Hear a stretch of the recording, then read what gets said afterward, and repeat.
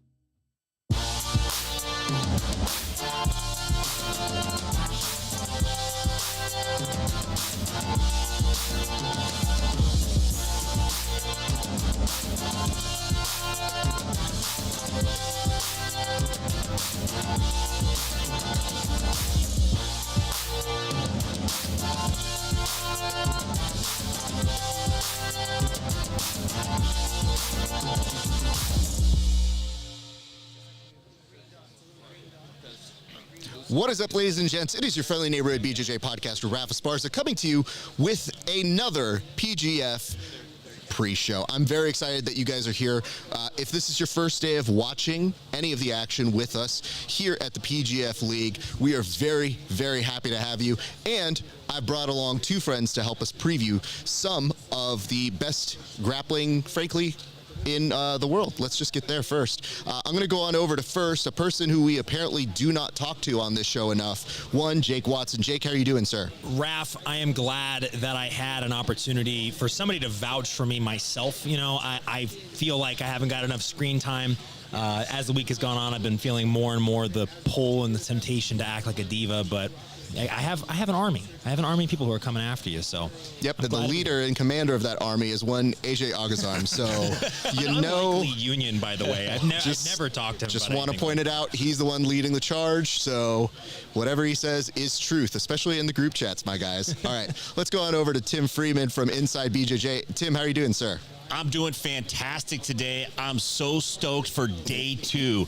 Day one was exciting enough. Day two is just about to happen, and we have three more after that, concluding with the big playoff. I can't believe it. It's here. Let's go, day two. All right, guys, let's not waste any more time. Let's get straight to the board. That's what you're here for here at the pre-show, and we've got an exciting one for you. Let's go ahead and start with our very first topic, which is, what does the scoreboard look like? Now, we have several different scoreboards that we want to go through. I know, it can be very confusing, but we're going to do our best to kind of walk you through it. We thought, though, we'd start by talking about who is ahead in the team standings. And we're going to start with you, Tim Freeman. Walk us through that, please. So, actually, we're going individual performers on this. So here we go. Individual performers, David Asare, 15 points from New Wave. This guy is putting on a serious clinic. He had the first bonus kill, which is you get your 6 points. Within the first minute, you get the additional bonus point. He also just missed it with Jamie Carnall. He was 2 seconds shy of getting that finish against Jamie Carnall. He would have had 7 points there. When you add in the team points that you earn as a bonus for each point that your team wins, the athletes get these added to their accumulated score. Asare's with 15. Varela's followed up with 12, which is crazy. He called that out yesterday. He said he was going to score 12 points. He did a nice job at that. We also see David Evers slipping in the pack there. I think he's around 9. Daniel Sattler's at 11, and Ben Eddy's in there at 4. So we got some names that we thought would be there, and we have some names that we didn't think should be there. And I don't want to forget Jett Thompson, the kid. He's also on the board with 4. Very good. Thank you so much much for that recap. And now we're actually going to go down, and I'm going to do the teams. My apologies, sir. Did I say you were going to do the teams? Yes, sir. Uh-oh, yikes. All How right, dare you. senile is happening real quick. Didn't know it. Got to do more crosswords in between the shows. All right, I'm going to walk you through the teams. So we went through the individuals, but there are teams, and this is an important aspect to know because the teams basically are going up against each other in duels. So if they do end up getting people who maybe didn't get a submission, they could still get a point, as Tim mentioned. But in the standings on that, you have Black Rifle with 0. The pressure is on them today. You have Epic Roll with 12, First Form with 13, and leading the charge. A lot of you thought, not very impressive on paper, ex-Marshall, and yet here they are at 22 points. So just goes to show how much people actually know. You got to see it play through. And yes, we're going to show you how much people can or cannot know because we ourselves did a fantasy draft. So to give you an update on that, we go to Jake Watson. Yeah, we're going to take a look at the fantasy draft and the teams that were put together. Let's pull up the first team because we each had our own team. Team Freeman, Mr. Tim Freeman put together Elijah Carlton, Cam Hurd, Mike John, Jett Thompson, and Samson Phommabout. And I got to say, all those the people on those teams, I believe every one of them, minus Jett Thompson, struggled a little bit in their first day at the PGF World, but Jett Thompson really came up with a big victory. He's somebody we'll talk about later. Let's move on to let's move on to how much points they actually scored. Let's pull up that unit right here. Once we have it. Sorry, to how many points they scored, Raph? Right up here. 7 points. That's the total for Team Freeman. So, Tim, looking okay, I would say. Looking all right. But let's move on to the next team. So, if we look at the next team, actually my team, John Combs, Renato Canuto, Daniel Sathler, AJ Agazarm, and Nathan Haddad. Now, I picked my team, and I was very confident in my team, and I think that they're still going to do well. I think Daniel Sathler really showed out in a huge way. When I got to pick him in the fantasy draft, I was sure that he was going to do a great job, and he really came out guns blazing. So let's take a look at my point total, because I believe Daniel Sathler is the exclusive point provider, and he scored 14 points. So pretty good day for Team Watson if you're thinking about the head-to-head between me and Tim. Anyway, moving on. Team Egghead, he's not here on the pre-show with us, but he is going to be featured on commentary, so keep an eye out for that as well. But he picked PJ Barch, Max Hanson, Davis Asare, Jamie Carnall, and Matt Elkins. Another tale sort of similar to mine where Davis Asare was the main point provider there, and PJ Barch, Max Hanson both being a part of Team Black Rifle. 0 points yesterday, but they're poised to do some pretty good work today. We'll see. And Matt Elkins had a pretty all right showing as well yesterday. Very impressed with him, actually. Let's take a look at Egghead's total. 15 points for him. That puts him in the lead. That's one more than you. That is one more than me. I can do math. Okay. I want to make sure we're no, you're not number one. No, listen, I understand that. Let's take a look at Team Esparza. So 26 point total for Team Esparza right off the rip. If anybody was wondering how much better he was doing, Raph, Andy Varela, Kevin Beuhring, Ben Eddy, and Kevin Sherrill, and David Evers. I mean, he picked two pretty good picks right there, Andy Varela and David Evers. It's a pretty, I just got to say, I think every single one of these guys scored some points, right? Yeah, so that's nice. Go back to your seat. So that's a fantasy draft. Raph, why don't you move on to the next segment and take your seat of humility Wow, what back. a good moderator, Jake. A moderator in waiting that you might be someday.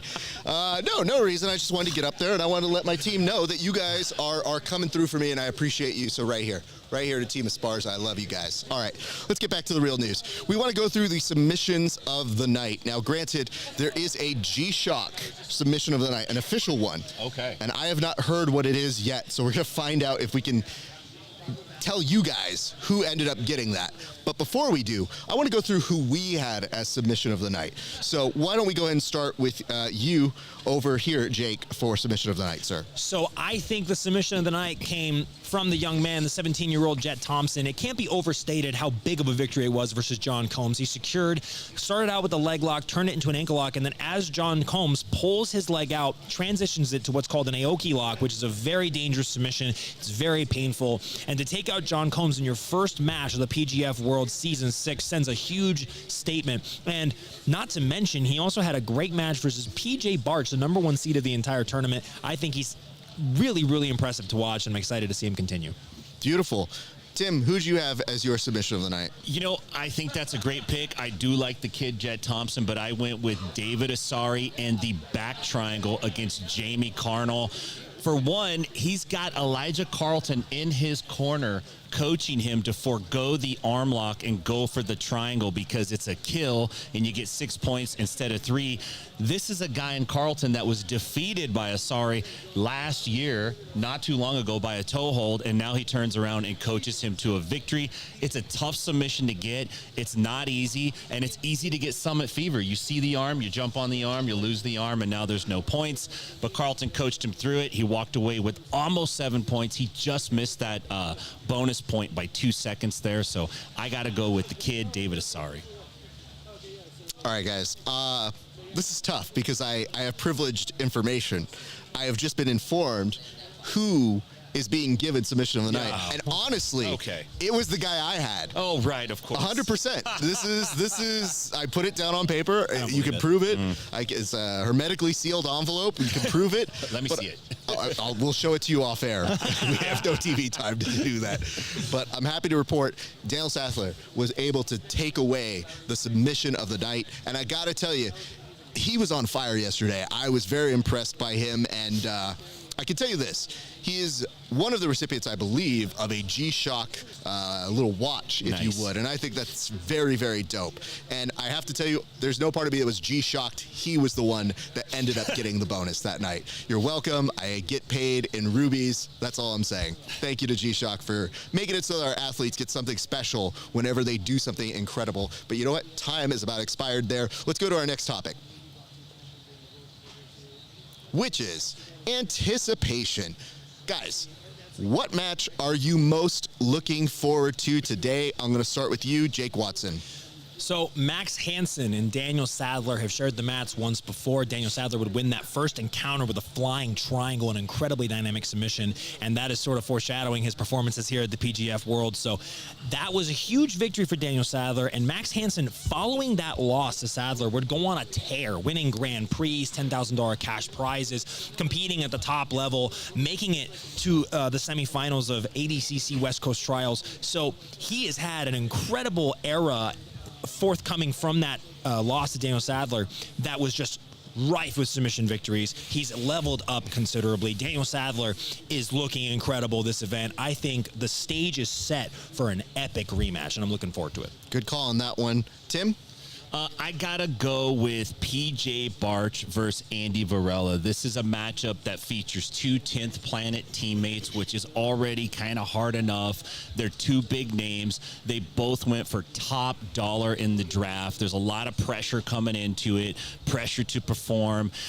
The tension's so high that their coach, Eddie Bravo, their actual coach in real life jiu-jitsu and regular day-to-day jiu-jitsu, basically pulled out from being a coach of the event to avoid this exact scenario where he would have to coach one over the other. We know that Varela barely edged Barch out at the West Coast Trials in 2022. I'm sure Barch would like to get that back. Varela's already told me this morning that he predicts 12 points, and God willing, he'll walk away with 18, which means he would really like to put a choke on PJ Barch. But I think we're going to see a different Barch today. I think he's going to come out and make a statement. That's the one I'm looking for. Great idea. All right, guys, I got to tell you, I don't like to ever say that I trump you unless it's in fantasy. Right. But I got a better matchup that I'm actually very, very excited to see. And it's one that comes from the streets. This is breaking news, of course. But there has been a lot of chirping in the chat between Kevin Sherrill and Elijah Carlton. Like, it's actually bleeding into real life at this point. They have been going back and forth. Kevin has recently updated his social media to show some of the conversations that's happening privately. And I got to tell you this. As long as everything ends up on the mats, great. But it is part of the reason why I think today you're going to see a more aggressive stalling call series from not only our commissioner, but from some of our judges and referees. So if you guys were looking for any matches, we'll try and have a camera on at all times, but I can tell you with some confidence that's becoming a reality. And I'm letting you know that I believe Kevin Sherrill did offer to waive the mat fee if Elijah Carlton wanted to go visit his gym, which at this point, guys, I'm going to get like Power 106, the local Los Angeles rap station, where we got to increase the pace, guys. Let's all be chill. Let's just beat each other up here, and let's hopefully not kill each other. But if you do kill each other on the mats, on our screens. Thank you very much. Appreciate that. Let's go to our next one. Our next topic is this. Stock. What we want to know right now is we want to know whose rankings went up and down based on day one performances. I'm going to start over with you, Jake. Who had one up and who had one down? Man, so I would say if stock is going to go up, I'm looking at Nathan Haddad. And I know that that is a name that a lot of people probably weren't considering coming into the PGF world, but nearly submitting PJ Barch to the triangle and displaying not only incredible grit, but incredible submission defense. Yeah, he didn't score any points, but no one scored points on him either, and he did not have an easy road yesterday, so I think his stock went up.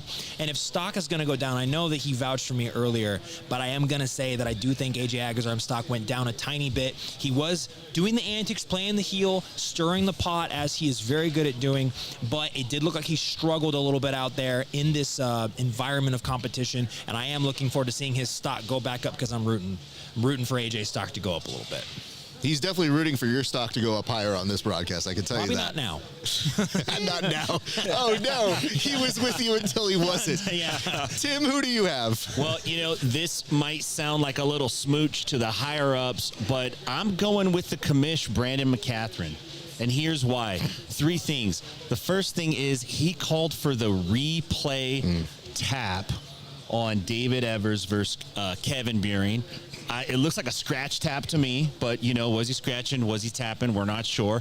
But he stepped up and he made a decision, and that's what is important. He took control of the situation when it needed to.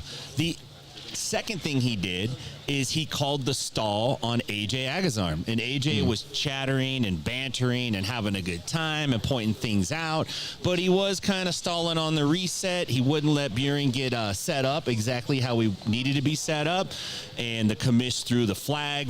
AJ didn't like it, but Brandon stuck to his guns, and I think it demonstrated that, hey, there will be some changes in Season 6. And then the last thing, which probably was the most controversial, is he called the guard jump DQ against Daniel Sathler in the final match there. And obviously it's a tough way to do it, but he made the decision. He did the replay. It looked like the right thing. And what I was most impressed with is that he called a meeting with the athletes after the event. He sat down and talked to them, explained to them what he was doing, and then he thanked them for being a part of the PGF Season 6 and being so great and being so sweet and being so forgiving. He pulled it off. My pick, Brandon McCatherine. It's times like this that I'm very happy I instituted a shot clock on this show because I was wondering how long the ass kissery was going to go on. But I think you're right, BMAC. I think it's a very tough position to be in. We'll see how they overcorrected today. I'll do mine very quickly. I think up, you got to look at Jett Thompson. I think down, and I want to qualify this. I think it's just because he came in as the number 1. PJ went down, but I think PJ had the best response, which is no pressure. It was day 1. And I want you guys to remember that in the chat. This is only one day of competition. You could still get as much as 21 to 27 points depending on how things shake out. So when you're really looking at day 1 action, don't get fixated. Things can happen very quickly. And the Butter Panther gave a great interview today where he said, I know I didn't get any points today, but I'm not even bothered by it. And I have to say, that's the right mentality. So that just goes to show how long he's been around the game. So props to you, PJ. We're all rooting for you on the show. Go do big things, brother. Let's go to our next one, which is return on investment. So I think we're just going to be all in agreement here. Yes. Is that what we're doing? I think so. So why don't we just do this one in 1 minute? And I'm going to actually give you 20 seconds each to say why. Tim, why are you picking who you're picking for the best return on investment? Do you want me to tell you who I'm picking? Yes. I'm picking David Evers. Yeah. Easy. The guy was a steal, and he came out and scored 7 points for his team. No question about it. David Evers, best value of the tournament so far. Jake Watson. $200 to draft the Season 3 champ, and you're going to get that value out of it. He's coming with the desire to absolutely take this entire tournament. He's leveled up so much since season 3, and he's showing it, Rav. You absolutely are correct. And I want to give a big shout out to a friend of the show who actually texted me, one of the geniuses. And I say that and I do mean it. Like, he's legit one of the funniest human beings in all of jiu-jitsu. But the very funny guy behind MMA, or mixed martial artish, Bobby, sent me a note that says, shout out David Evers, who's already clocking in at 35 points per cost in 1,000. So what that means is his return on investment at 35 points for every 1,000 that they spent on him has been incredible. So Bobby, thank you so much for that stat. I was so geeked that other people are playing this well in the fantasy element. It shows that they're really trying to figure out, like, who was bet and who was bet on, and how are they returning on that. And I just love that. I love these stats coming in. So feel free to go ahead and give me more of those to friends of the show. Let's go to a little thing called Say What. I want to know, because I'm hearing strange things around the mats. There's a lot of grunts. There's a lot of like crazy things that are being uttered or said. But I want to know what it is that you guys have heard either around the mats from the athletes or just around this place in general that maybe the audience doesn't know. I'm going to start with you, Jake. So AJ Agazarm's stock did go up in terms of being very interesting to watch on TV because, my gosh, the guy can talk.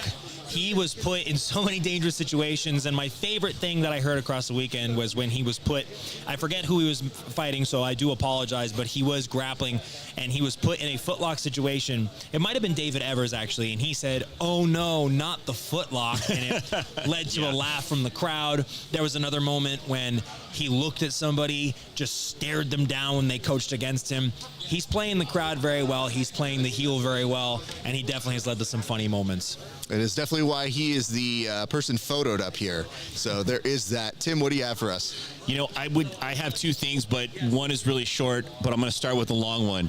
The long one is Jett Thompson asking his dad if he remembered to write him a note so he could call out of school. He said he's got a home ec test that he can't miss.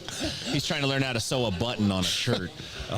Yeah, man, this kid had to take a week off of school to get out here and to overhear that conversation made me chuckle. And the last one was something we actually all talked about last night, which is Jean-Jacques coaching Ben Eddy to do the thing, Ben Eddy, do the thing. I mean, legitimately, I've heard that a lot, so I know what the thing is. I just love the fact that if you're him, you can just produce that magic very quickly. My person is actually John Combs.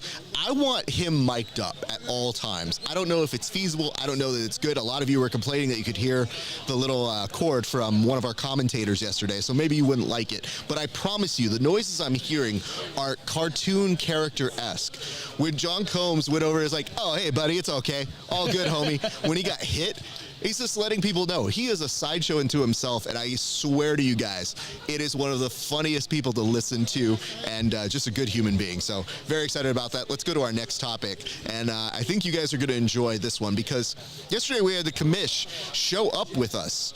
And I got to thinking, he was explaining his whole thought process on what it is he did for his call and why those controversial moments could be reined in.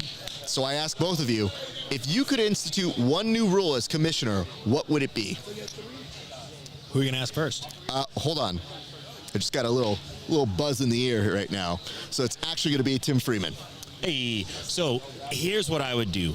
Because the commish came out and said he's going to be more aggressive with the stall calls. There's a lot of finger pointing and people going to start trying to call stalls themselves. It would be the he who smelt it dealt it rule. And what that means is if you call a stall, you get a stall.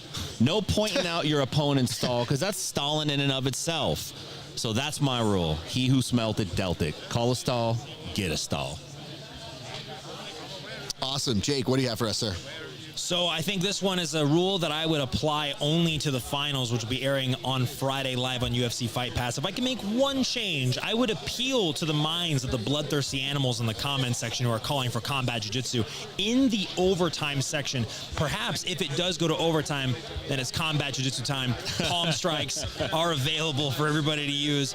I think it would add to some interesting dynamics. Maybe some people would really fight hard for overtime, but with the pressure of the stalling call, it'd be harder to get there. I think it would force the action, and it would definitely be interesting and bridge the gap between the people who love MMA and the people who love jiu-jitsu. All right, here's my version of what I would do if I was commissioner. It's pretty simple. A lot of these guys like to plead their case. And yesterday with Brandon, we were saying, you know what you should do? You should take this spin-off element and you should create a law court show, like a courtroom-esque drama. So what I'm thinking is, if these guys are really complaining about stalling, they should be able to make their case to a court.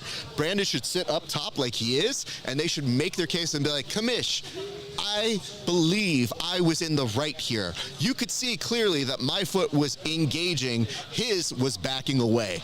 And then you let a prosecution and defense. You can not only get the sponsors to be a part of it, but they could actually be the prosecution and defense lawyers. So no off portion to the genius switch up here, guys. Just letting you know, that's something that I would contribute, and that's why nobody has made me commissioner of this league yet. Let's go to our next and final topic, everybody. And our last one is, what have people been saying online?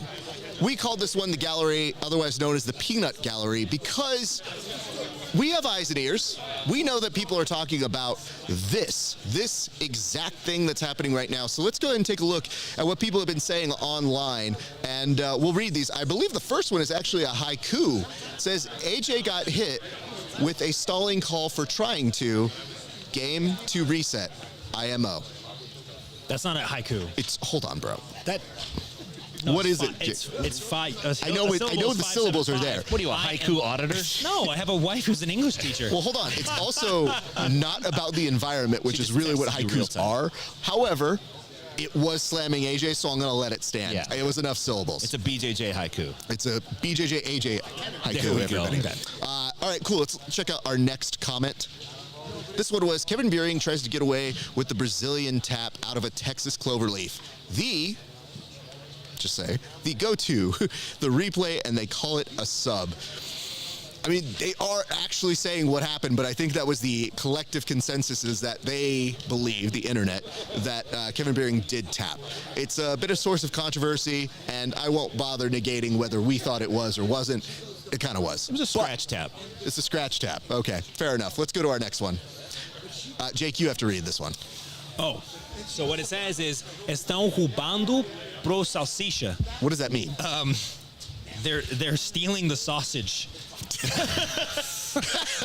What? I don't know. Better get someone on that. I heartily disagree with the usage there. Okay. Yeah. But I don't know. That's just. I'm trying to see if there's. Nope. We're good on the Google Translate. Where did you actually pull that comment from? I don't know. From the UFC Fight Pass YouTube comment section. Let's pull up our next comment. And somebody put up, is this boxing? It is not, sir. I'm very sorry. Usual civilization destroyer. This is not boxing. We do have a version of that called combat jiu-jitsu, which you can see TJ and Brandon always commentating. Yeah. And it's very good. We even have Eddie Bravo here, so we have that. And the last one, guys. I think this one's my favorite. It says, no lie, I don't train every day, but I would beat a lot of these guys, respectfully speaking. You know what's funny? You know what's funny? It's good. You know what? I believe you. I want to point this out. It's the respectfully speaking at the end that I think solidifies it. Jake, what were you going to say? I was going to say that after this comment, he got roasted so hard that he didn't comment again. And it was like, everybody was like, where's your videos, man? Where's your YouTube channel with your rolling footage? I feel kind of bad a little bit, actually. You should. Why do you feel bad? I don't feel bad. I just feel like people like that are allowed to drive. I'm just saying. You know? This guy said he's going to take you, dude. Okay. That's when you see this come off and become a gi very quickly. The streets from the black belt Jake Watson. Don't forget that, people. Yeah. All right, guys. Well, that's pretty much going to do it for us here. I want to thank Jake. I want to thank Tim. You guys have been excellent. And we will be back here after the action tonight. So don't go anywhere. We are going to start with day 2 action. We have some banger matches. It has been a pleasure chatting with you guys. We will see you a little bit back after that action. We appreciate you. My name is Rafa Esparza. It's been a great day for grappling. We'll see you back on the mats.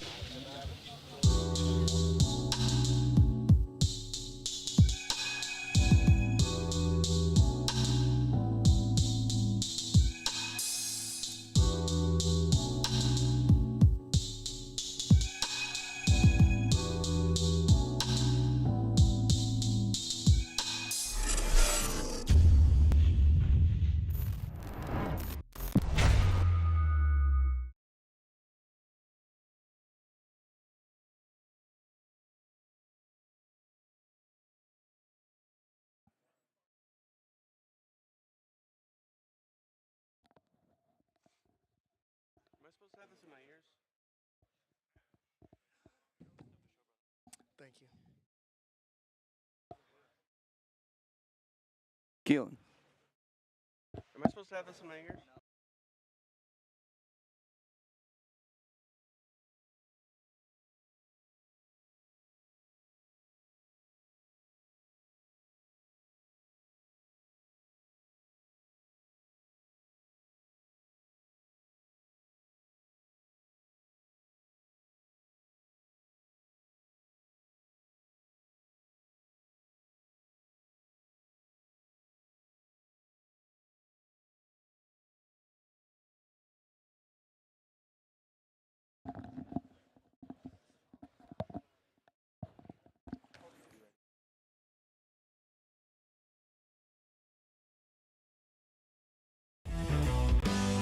PGF World Season 6 is underway, and Tuesday brings us Match Day Tuesday.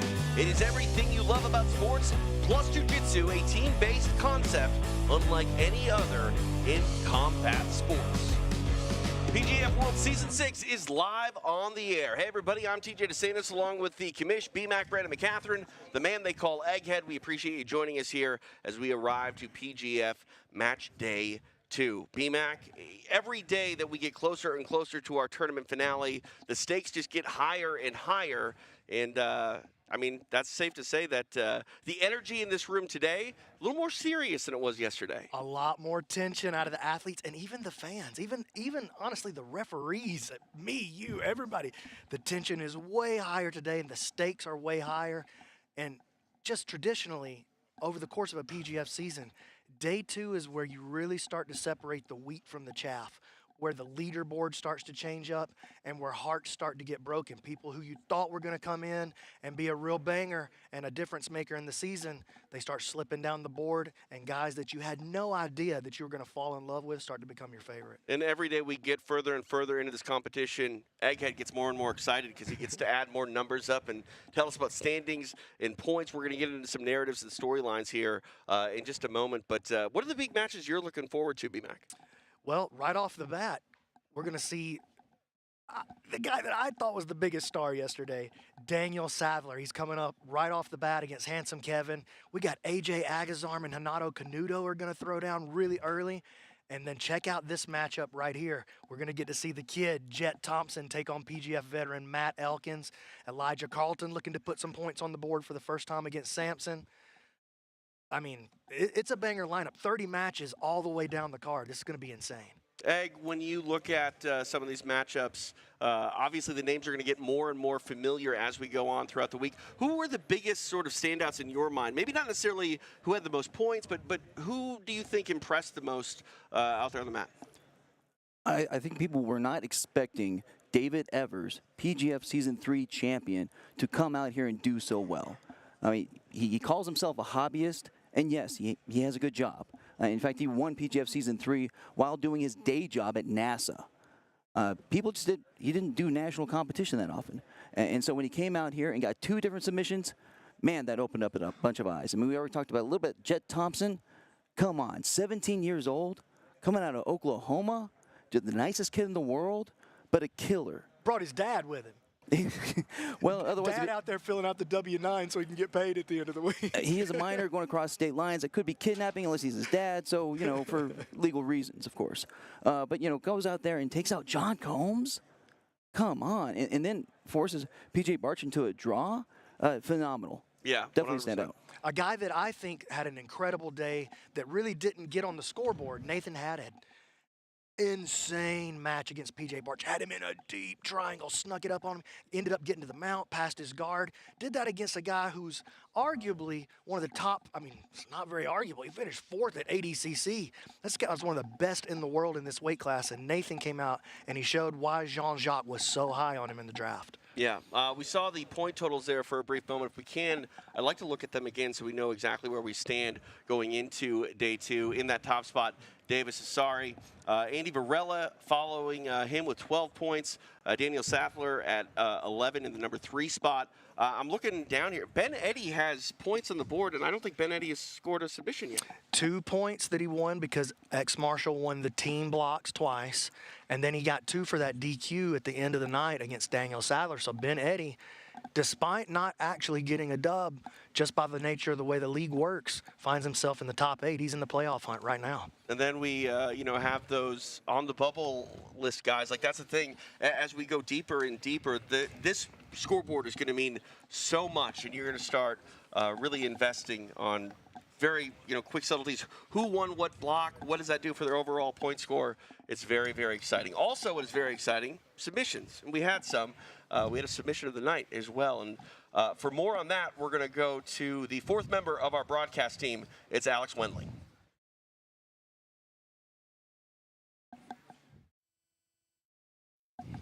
Yesterday, you got the flying armbar and then the rear naked choke. You officially got sub of the night with the rear naked choke, but are either of those, which one was your favorite? I would say the rear naked choke because it was faster and more points. Yes, everything comes down to the points, and now you have another matchup coming up here against Kevin Sherrill. It's Epic Roll versus First Phorm, so how are you feeling going into this first matchup? I feel good. I feel very confident. My opponent is a very tough opponent as well, but that's why I'm here for, to face the best, and to prove I'm the best as well. And yesterday the tension was very, very high amongst the competitors, but how was the energy today? The best energy as possible. We just got here, warmed up with the teammates, and everybody looks sharp, everybody feels good, and I believe the team is gonna, not only me, but the team today is gonna bring very good results. Awesome. Well, you look good, you feel good, and you guys are gonna fight good. We cannot wait to see you in action. Thank you, Daniel. Thank you. Back to you guys. Thanks, Alex. We will check in with her as our night continues. It is match day 2 here in PGF Season 6. B-Mac, any big predictions? What should we expect from our athletes today? I think we can expect to see some of the guys who came up blank yesterday start putting points on the board today. I think we're going to see a pretty good day for Elijah Carlton. I think we're going to see a new, rejuvenated PJ Barch. I think that's the main thing. But I think another thing that we're going to see, we're going to continue to see the rise of these unknown stars. David Evers, Nathan Haddad, Jett Thompson. Jett might be the people's favorite. He's the people's champion right now in the chat and the social media. Everybody loving Jett Thompson, and for good reason. Yeah, 100%. We're going to see the flag today, too? We can see stalling penalties? You know what? Let's talk about that a little bit. Yeah. We're definitely going to see an increase in the aggression from the referees on the stalling penalty. I was a little bit conservative yesterday, letting everybody get their feet wet.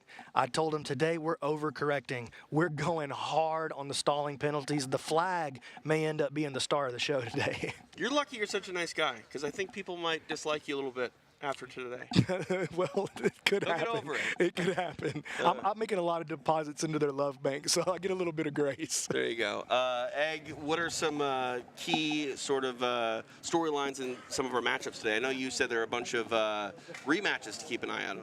Yeah, most definitely. So with the rematches, there's a bunch of them. So 2 world champions in Renato Canuto and AJ Agazarm. Again, both world champions facing each other. They faced each other before twice. One was a draw.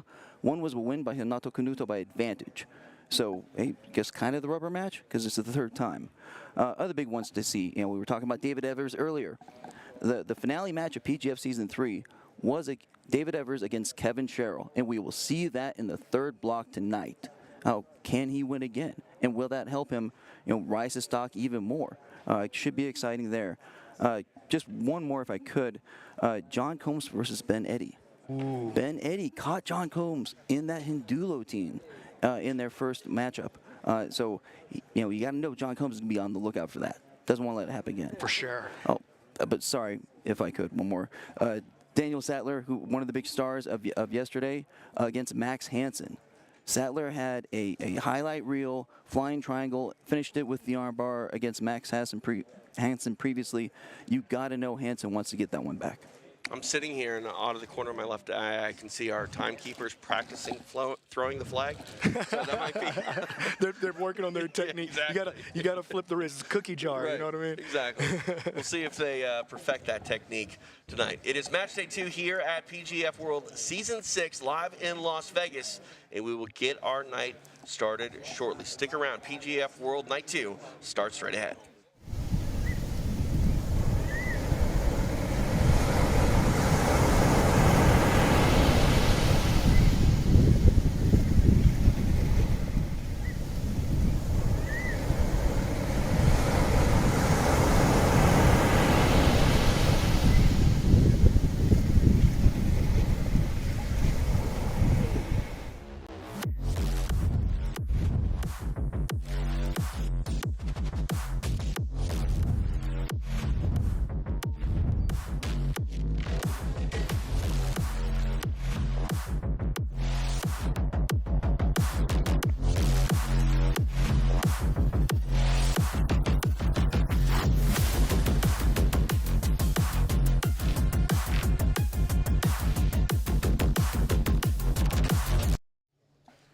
Welcome to night 2 of the Professional Grappling Federation, brought to you by Once Upon a Coconut. It's time for our first match of the evening.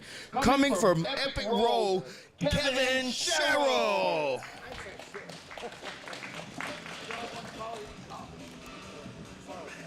Kevin Sherrill making our first walk of the evening. The runner-up for PGF Season 3. And Stephen Aiken will welcome his opponent. And his opponent, representing First Phorm, Daniel Sathler. Daniel Sathler taking the mat. Interesting day for Daniel Sathler. You know, had some highs and then had that DQ. You know, not quite 24 hours removed away from that call. B-Mac, you still feeling good about it? Yeah, I mean, it was the right call. You know, you can disagree with the rule itself, but it was absolutely the right call. Thing I'm interested in is how quick are they going to get after it with these stalling penalties? Oh, he puts Daniel down on the couch. So the D1 wrestler asserting dominance. Sherrill went on the scholarship to the University of Northern Iowa. Oh, look at that. They're getting after it early. Daniel comes right back at him. Oh, Kevin getting in on an outside heel hook. Nice attack by Kevin early. Daniel slips his knee line. Here he's going to try to make a move to the back now. Kevin going to have to be super careful. Daniel's excellent at this technique. Kevin trying to pull him back into a leg lock exchange. Wants to recapture that knee line. Kevin got to be careful he doesn't get trapped up in this toe hold battle. Does end up. Oh, Daniel still on the move with him. Nice play here by Kevin Sherrill to defend that. Ends up on top. And now Sathler working into it. Sherrill working on Aoki lock. Straight ankle lock versus Aoki. The leg lock shootout here early, just past 1 minute into the match. And you want to talk about tempo and aggression. It has been on display in this one, definitely setting a pace for night 2. Sathler still, okay, he's moved on now. He was playing for that heel hook on the outside. Great attack from both guys. Little wink from handsome Kevin there to the crowd. He's known for his wings. All right, going to get a reset here in the center of the mat. Nice action right off the bat. You know, a lot of the athletes had some critical things to say about Kevin's performances yesterday. They felt like he was stalling, and there's no stalling coming out here. He's coming out ready to make some moves, and he thinks he's got this match in the bag against Sathler. Coming up on 2 minutes of elapsed time.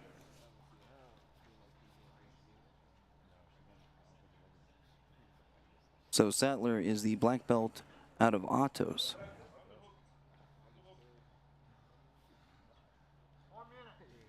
Remind me again, Egg, where's Sathler in the overall standings?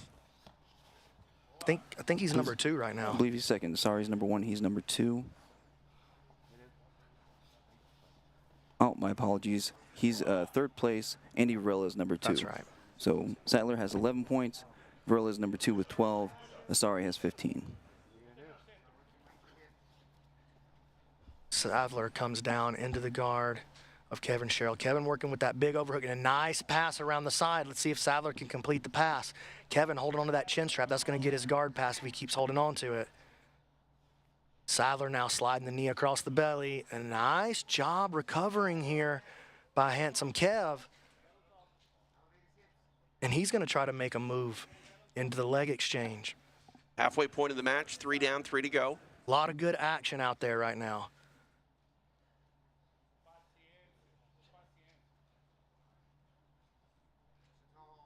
Kevin looking to switch off to a toe hold. He's got a good grip on it, doesn't have control, and that's going to offer up his back, and Sathler starts the climb. Kevin struggling to get his back to the mat. He does escape his hips.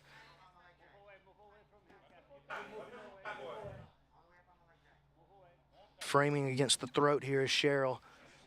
Sathler clears it, coming up on top. Just climbing the body, excellent control, good tactical jiu-jitsu being played here by Sathler. Neither athlete giving anybody any opportunity to accuse them of stalling or give them a warning or anything. You say that, but the table just issued the first warning. There we go. That is quick. And they issued it against Sherrill on the bottom. I thought we were doing all right.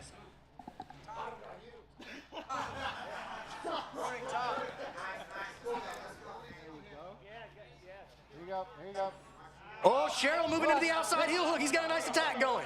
Sathler on the run. Trying to get that knee clear.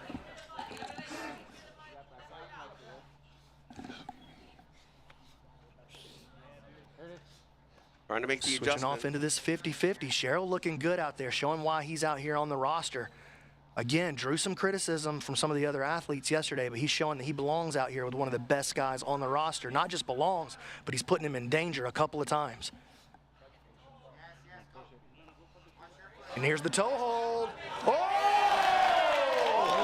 Sathler counters the 50-50 attack with a toe hold. Excellent play. Daniel Sathler scores again. Phenomenal stuff for Daniel Sathler, and to make it official, we go to Stephen Aiken. And your winner, representing First Phorm, Daniel Sathler. More points banked for Daniel Sathler. All the credit in the world to Kevin Sherrill, who was pushing the aggression, but again, you start to get aggressive, and sometimes, it leaves openings for Sathler. He was able to grab a hold of a sub, take it home with him, and most importantly for him and his team, put some more points in the bank. Yeah, and let's take a look at this replay. Kevin moves it over into the 50-50, but it's that free leg, and this is the same thing you saw happen with Nicky Rod versus Gordon, when Nicky Rod was able to grab up that toe hold inside the 50-50, put a lot of pressure on him. When Davis Asare beat Elijah Carlton and broke his foot, same position. It's the free leg in the 50-50. If you let that leg get bent while there's a toe hold on, that's exactly what can happen. 3 high-level examples of it happening. So if you're at home, you're a jiu-jitsu player watching, take note. That toe hold inside the 50-50 on the free leg, big trouble. 3 more points for Daniel Sathler. Egg, where does that put him? That moves him into second place. And just like that, he gets a break, he moves up 1, threatening for that first spot. All right, good to know. Our night continues. Our second match of this first team block is up now. We go back to Stephen Aiken.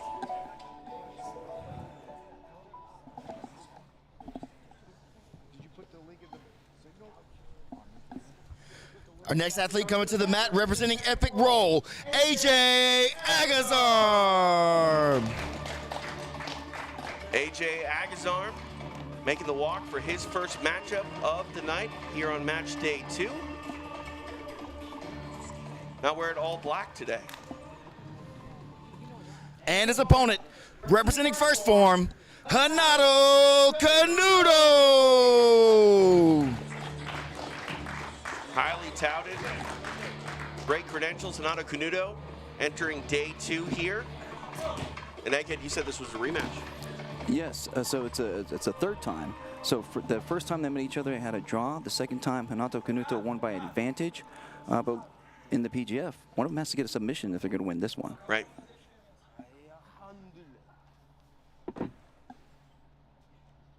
I love the way Renato walks out on the mat. He throws that foot down, charges up, gets ready to go.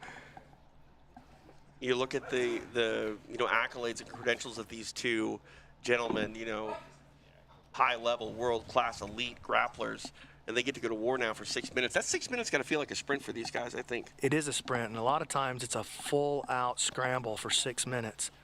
Canuto pulls guard, takes the leg, and sweeps AJ. wow. Look at that.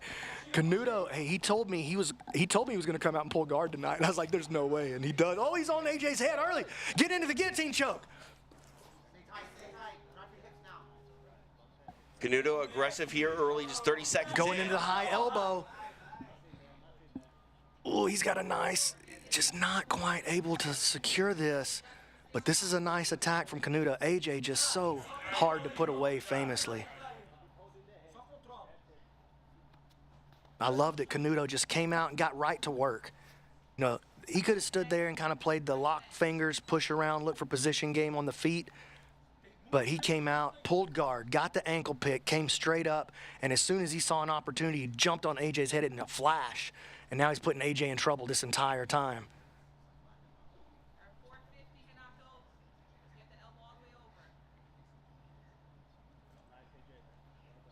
Looks like Hanato's thinking about maybe moving on off of this guillotine, but starting to take position with his left arm behind the elbow, though. May look to take this. Look at the grimace on the face of Canuto. He's really working right here. Yeah, how much is this burning out his arms, B-Mac? Well, he's not squeezing on it, but he is trying to hold it. Agazarm back to his feet. And we're going to get a reset here. Nice attack early. Canuto wants to head back at Agazarm. Referee going to force AJ to give it back.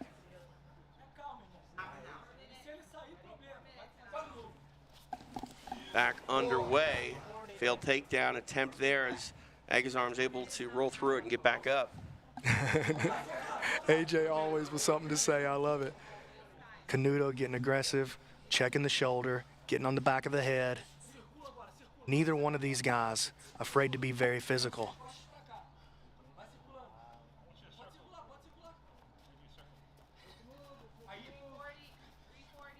Just heard a soft warning issued from the table here. Oh, hard collar tie from the left hand by AJ. Anything about that And left look at hand, my this, goodness. Canuto with another good takedown. Spin around. Oh, he's got the arm. Agazarm trying to hang tough in a very tough spot. Oh, wow. wow. Dude, he's incredible. Wow. Defensively, just incredible. Great play by Canuto. Super aggressive. This is the Renato Canuto that we wanted to see yesterday. And credit to Agazarm, able to get free. Pulls guard again, makes a move to the back. AJ looking to set up the Kimura on the far side. He's got a grip together. Canuto breaks it, steps onto the inside, sitting back on an inside heel now. Just past the 3-minute point.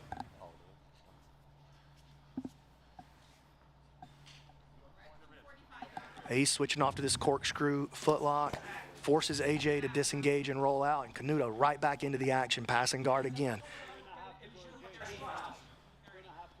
And man, you can feel the pressure of the aggressive, just the warning that we were going to be more aggressive with the stalling calls has got these guys coming out and doing work. Also the pressure that both these world champions don't have any submissions yet on the board. That's a great point, Egg. That it's got to feel so weird to come in way down the leaderboard. Like, yo, I'm a world champion. I finished second at ADCC. I wrestled at a very high level in college, and I'm all the way down the leaderboard behind a couple of purple belts and like newcomers and guys you've never heard of. Incredible amount of pressure just to get busy. And Renato Canuto got the message, and to AJ's credit, he's been on the defensive end of this match, but he's not sitting back and just doing nothing. He's playing the game too. Under 2 minutes remain in this match. AJ kicking those feet, trying to find the position that he wants. Canuto coming in. Got a grip on that foot over there. We may see him take a risk on a rolling toe hold, perhaps. Oh, look at this. I told you. He's going to make a move on the toe hold. That's a good bend. AJ survives it. Nice attack by Canuto. These guys are coming after each other. I love it. Canuto, super offensive here tonight. AJ with the snap down. They'll reset back to the middle. Touch over a minute remains here in this match. This is the kind of match where it almost, obviously to the athletes it matters, but if you're watching as a viewer, it almost doesn't matter if there's a submission because it's been so much action and offense. The whole Canuto's so exciting. That's the reason that Renato Canuto is here. Just non-stop offensive action. That's exactly what we want to see from this guy. Touch over 30 seconds remain. But Agazarm finding a way to survive each of these insane attempts. Hey, this is Agazarm's MO.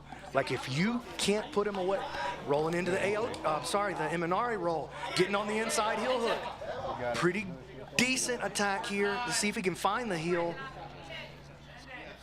Short time, touch over 10 He's seconds got a good remain. bite on that heel, jerking hard on that finish, trying to get this thing done, put some points on the board. 5 seconds. Toe hold counter now by AJ. Nice bend on the foot. Wow. What a match. I mean, absolute fireworks. No submission there, Incredible. but I think we just saw the match of the season thus far. That was incredible by both guys. Man, there's no way to be disappointed in a match like that. That was incredible. High level work from both guys. All right. Let's go to Stephen Aiken. Guys, I'm telling you, I got to calm down after that one. Ooh, son. That was amazing. That's dude. everything you want in a 6-minute match. And we're going to see both of those gentlemen later tonight. But I got to believe, we talked about that pressure. Still no points for either man, and they're going to be feeling it. If that was a motivated Renato Canuto, we're going to see an even more motivated Canuto in a second match. And I tell you what, if we see that version of Renato Canuto in any match, all these guys are in big trouble. Yeah. Handsome Kevin's staring me down right here, I know. TJ. I know. He just gave you a wink. He's over here complaining about the stalling call. Yeah, that might not be the first time it happened. It's going to happen a lot tonight. All right. He's still handsome. All right. Let's go back to Stephen Aiken. Representing Epic Roll, the Ninja, Andy Varela. Andy Varela making the walk. He started the night in second place. Now officially in third. Correct? Varela? No, yes, you're correct. I'm sorry. 3rd place. Get the number. 12 points. Representing first form, Kevin Beuhring. Here comes Kevin Beuhring. So Kevin Beuhring, the purple belt out of 10th Planet Atlanta, facing the black belt out of 10th Planet Las Vegas. Beuhring involved in what was definitely the most controversial call of the night yesterday. Maybe the most controversial call we've ever had in PGF history. He says he didn't tap. My mom definitely thinks he tapped. Well, Varela asserting dominance. And Varela passed the guard early and all over Kevin Beuhring into this north-south position. Beuhring framing on the hips, trying to invert and recover his guard. Varela blocking the hip, got the body lock underneath. And this is Varela's MO, man. Early action, nonstop, putting a lot of pressure on a guard player just makes them fight, just to stay involved in the match. Varela had my favorite quote in the group chat. Said, listen, man, rules, no rules. I'm trying to turn someone's face sideways. Let me bang, bro. He gave it to let me bang, bro. He did.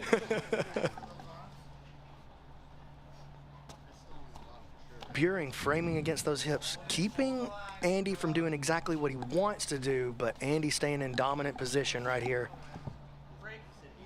They're going to break him, bring him back to the center of the map. As we said, Varela in 3rd place. He has 12 points. He got 2 kills.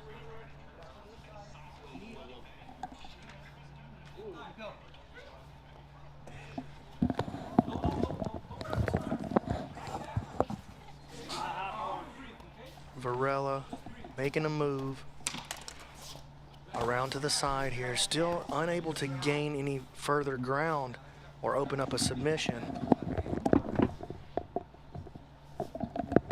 out here in this twister side control position. Kevin's starting to sneak that right elbow back to the inside just a little bit, but his left elbow way out of position. I know Andy really likes to attack the head from this position. He's hoping he can get Kevin to turn away from him, potentially.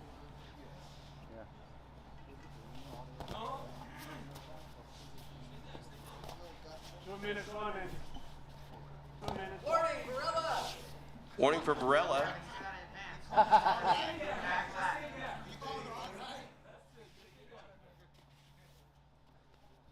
B-Mac, is that a stall warning?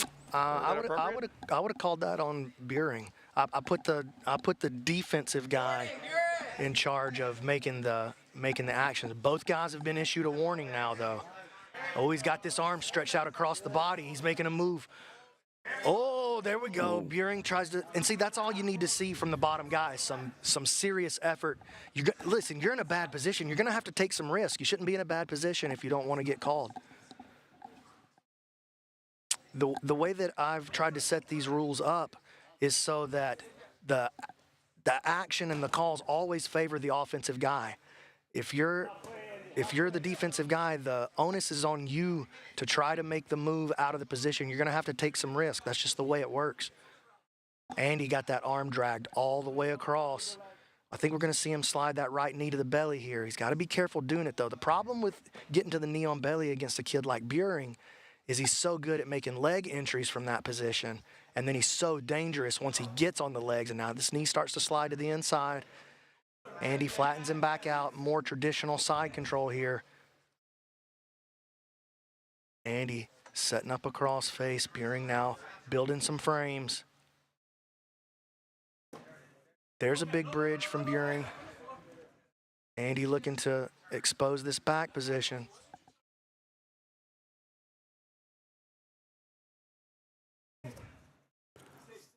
And Beuhring was a PGF Season 3 veteran. Yeah, he's a veteran, but Andy's a veteran of everything. This is a guy that's been on the big stage at ADCC. And he just got bronze in that West Coast Trials, and he only gave up 2 points the whole time, just one takedown.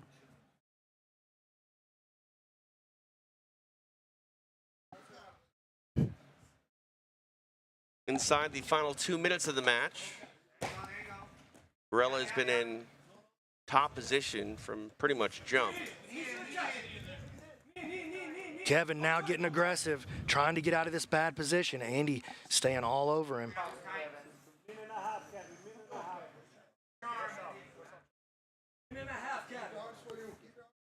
Varela's new to the rule set, but he has to know a draw is a loss. Okay, there's a flag. There's the first flag of the night. And let's see what the referees are going to do with this.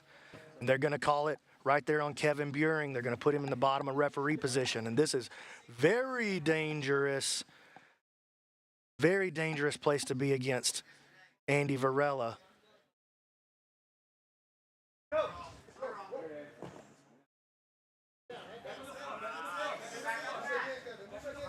First hook is in.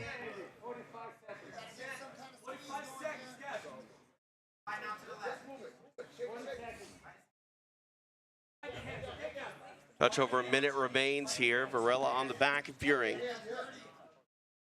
He's got that left hook in. Oh, this is trouble here for Beuhring. Good amount of time here for Varela to work.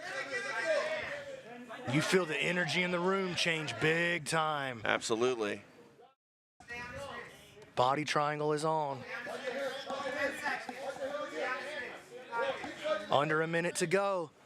Varela doing work, trying to make something happen. Kevin trying to slide his hips out, create a good angle. So yesterday, Kevin was the beneficiary of one of the stalling calls. Today, he's on the bad side of it, and he's got Andy Varela breathing down his neck, literally. 20 seconds remain. Andy thinking about switching off to the arm triangle, maybe. Is that wise with short time, B-Mac? Yeah, he's got to do something. Now 10 seconds. Kevin makes a nice hip escape, gets back to his guard. Andy smashing those knees together, frame against the head, and a nice recovery by Beuhring. A little check on the shoulder, and that's the end of that one. Time expires, no points awarded. Stephen Aiken will make it official. 6 minutes, this match finishes with a draw. All right, so we see a stalling penalty for the first time tonight. Egg, what were your thoughts on the stalling call and how it affected the match? Well, it definitely gave Varela a different opportunity, another chance to advance his position. But you kind of wonder, he's going for the kills. He has 2 from last night, and did he possibly give up a break, or possibilities at a break, at the cost of going for that kill and ending up with a draw? Right, and as you've said, and we've said, all the time here in PGF, a draw's a loss. Indeed. Draw's a loss. All right. Our matches continue. We go back to the mat with Stephen Aiken.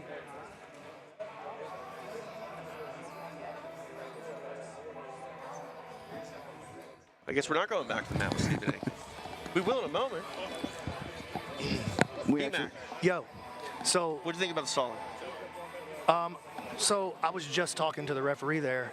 We're not going to be calling stalling on the offensive guy. If you're in a bad position, you shouldn't be in a bad position. The stalling is always going to be against the defensive player. So we're just making that little move there. And from now on, when they hit that warning, the shot clock is starting. You'll see the shot clock on the screen. Oh, wow. All right, so we are cruising along through match day 2 here in Las Vegas for PGF Season 6. He's the commish, BMAC, Brendan McCatherine. I'm TJ DeSantis, along with the man they call Egghead, 20-pound brain, right? That's right. Tell me, your thoughts on sort of, how the, well, actually, you know what? We haven't really done this yet. Where are our team points at right now? Our team points. Take a look at that. Currently, we have ex-Marshall in the lead, a fairly commanding lead from the first day, with 22 points. Next up, now, first Phorm got a few more. They got 3 more from that break earlier on from Dan Sathler, but they're in second place with 16 points. Okay. In the third place, we have Epic Roll with 12 points. But very surprisingly, Black Rifle Coffee Company. I mean, the commission's choice to win it all. Let's say that was your team to beat. Hey, it's a long season. It's true. They got PJ Barch, they got Max Hanson, Mike John, Jamie Carnall, Samson Phommabout. It's a long season, and we ain't even seen them yet tonight, guys. Calm down. Well, you know what's interesting? I got confidence in Dean Lister. You know what I'm saying? You said this yesterday to the guys in the chat and said, those athletes that had a great, day 1, they might, lay an egg on day 2. And those who didn't have a great day 1, they might have the best day 2 they can even imagine. And that's what this is really about. We talk about the gauntlet. I mean, mentally, I think it's as draining as it is physically. Yeah, well, that's the beauty of the league format. We're going to see underdogs rise. We're going to see storylines develop. It's a long time to go still. I mean, we're literally into now we're going to see the 4th match of day 2, day 3, and day 4 still out in front of us. You're going to see a lot of things change on this leaderboard as the week progresses.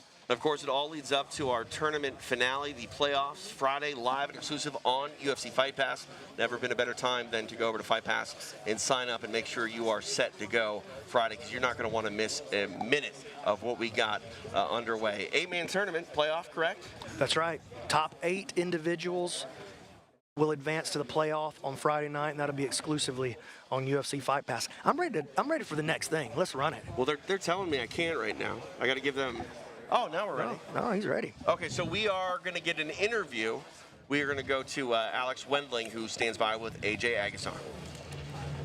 Standing by here with AJ Agazarm, and it's not very often where we get a draw, yet it's still the most exciting fight of the night. So how was it against Renato? It takes 2 to tango, and Renato and I, this is our third go at. This is our first time in the PGF format, which you got to, that was exciting. I like the on the couch right next to the action. We actually faced each other in the World Championship Finals at black belt. He edged me out on an advantage, and then we had a draw in the Kasai. But this was I was hungry for it. But Renato loves to. He's like me. We just love to bring the action, no matter what. Kill or be killed. That's the motto. And respects to him, because like I said, it takes a lot of these guys out here are just kind of comfortable sitting and getting a draw. Not me. Not Renato. We want the kill, and that's the products. That's what it shows. What do you think of it? I thought it was very, very exciting. I thought when he had you in an armbar for a second, I was a little scared for you for a second, but you're so hard to finish. So what do you attribute that tenacity to?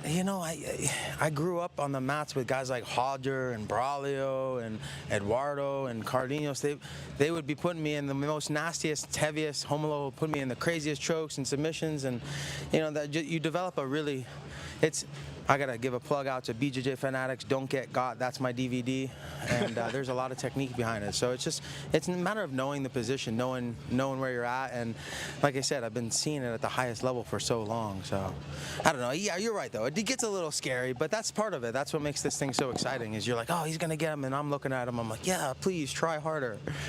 So. Exactly. And when you look at people who kind of look at you as a fighter that wins by points sometimes, are you looking to get some points on the board with submissions and shut those people up? I mean, wait, people say what? They say, what about who? They say that sometimes you win matches based off of points and that you're not finishing these matches. Well, I have a lot of wins, and they're all via, various, methods. I think I have over 300 matches at black belt, and there's a good ratio of submissions on there. So just look at the facts. I mean, it's tough. I know Brandon put a little bit more fire under the guys' butts on the bottom to get a little bit more action oriented, and that's gonna, that sort of promptness is going to initiate the submissions more likely, the higher likelihood of submissions, which it's only 6 minutes, so it's a burst. Everybody's got to go as fast as they can. You can't really take no stops, and I'm always looking for I want to get in and out as fast as I can. As much as you guys think I love to showboat and stay out on the mats, I'm getting paid by the second here. The less seconds, the better the pay. Well, we know that you've been casted as the heel, but I love your energy. We love the energy you bring to the mat. So, AJ, we cannot wait to see you out there. I'm like, when do we have a face turn? A face turn? Yeah. I go heel to hero. Yeah, you're going to go to hero at some point, as long as you're not asking questions about how this is scored. I know you missed the rules meeting, but were you actually confused about how things were scored? No, I was just wondering because when I was in the middle of the mat, it was like I saw him going for the leg lock, and I was like, dude, you're going to get more points if you go for the choke. Stop, quit trying to get my foot. So. Always talking trash. That's AJ Agazarm for you. Okay, all right. Whatever it was, that's AJ, and we're going to see him 2 more times tonight. So we'll send it back to you guys. I'm always talking trash. If he's not always talking trash, he's always talking. AJ Agazarm. Dude, he's great. Yeah. People can say what they want about AJ. I got to tell you, I love having AJ here. He's been an absolute pleasure to be around for me, actually. Oh, this is full face turn for AJ Agazarm. He's a new man. All right, let's turn it back to Stephen Aiken for our next match. Our next speaker coming to the mat, representing Epic Roll, John Combs. John Combs making the walk. Egg? He's a black belt out of Zapatero top team. He was previously out of Easton Training Center in Boulder. He's the 2019 ADCC West Coast Trials winner. A very seasoned vet, but like a number of our seasoned vets, doesn't have any submissions yet. We'll see if we can change that now. Stephen Aiken will welcome his opponent. And his opponent, representing first Phorm, Cam Hurd. Cam Hurd, a PGF Season 5 veteran, a purple belt out of the Silverback Academy in Ascend Nova, D1 wrestler out of Virginia Tech. Also has no points on the board, but at PGF Day 2, a night of rematches. They faced each other twice before. John Combs getting the submission both times. You got to think he's trying to get that third one. We are underway. Combs and Hurd, great matchup. Both very skilled guys. And I don't know if you guys noticed it or if you can see it on the broadcast, but Cam Hurd in his match with Davis Asare yesterday, he caught a nasty shiner over there on his right eye.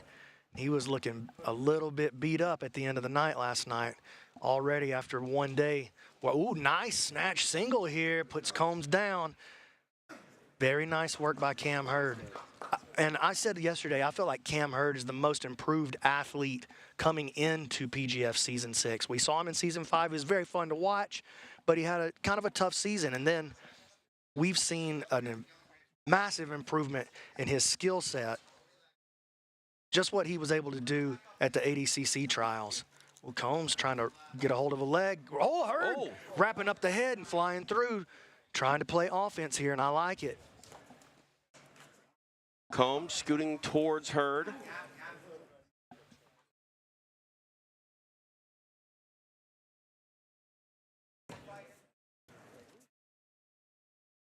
And we said before, the favorite thing we saw in his other competitive matches was when he actually sat guard. He got a very quick arm bar. I wouldn't say that was my favorite thing that I've seen from him, but what I would say is I love that we've seen the growth and the expansion of his skill set. Hurd going back and forth. Oh, here comes a guard pass around Combs. Combs wrestling up. Nice work, and he ends up with Hurd jumping on his head again. Good exchange by both guys there. Oh, look at Cam Hurd getting active. Hurd gives up his back. And I think Hurd is saying to the referee, I wasn't necessarily giving him my back. I was trying to walk back to the mat.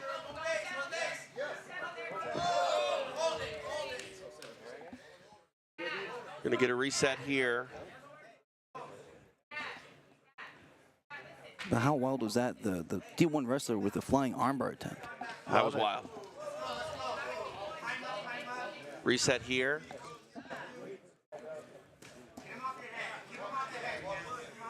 Man, what a huge change in the energy from night 1 to night 2, huh? The tempo has definitely picked up here on match day 2 at PGF World Season 6.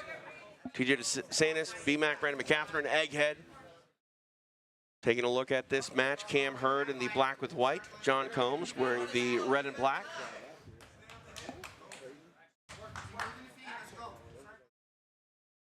Oh, nice job. Cam Hurd getting in on the single. Puts him down, and Combs wrestling back up. Now Hurd working on the guillotine choke. Jumps on Combs' head. Stepping over. He's got a pretty good shot right here. Halfway point of the match, 3 down, 3 to go.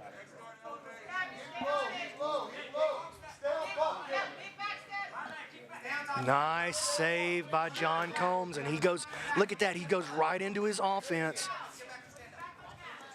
What a pace. Warning, Hurd!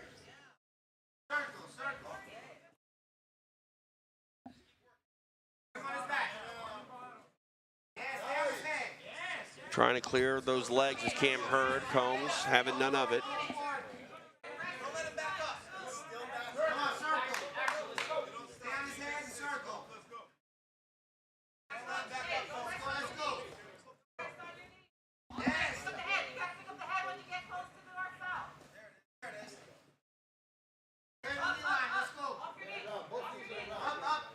Touch over 2 minutes remain.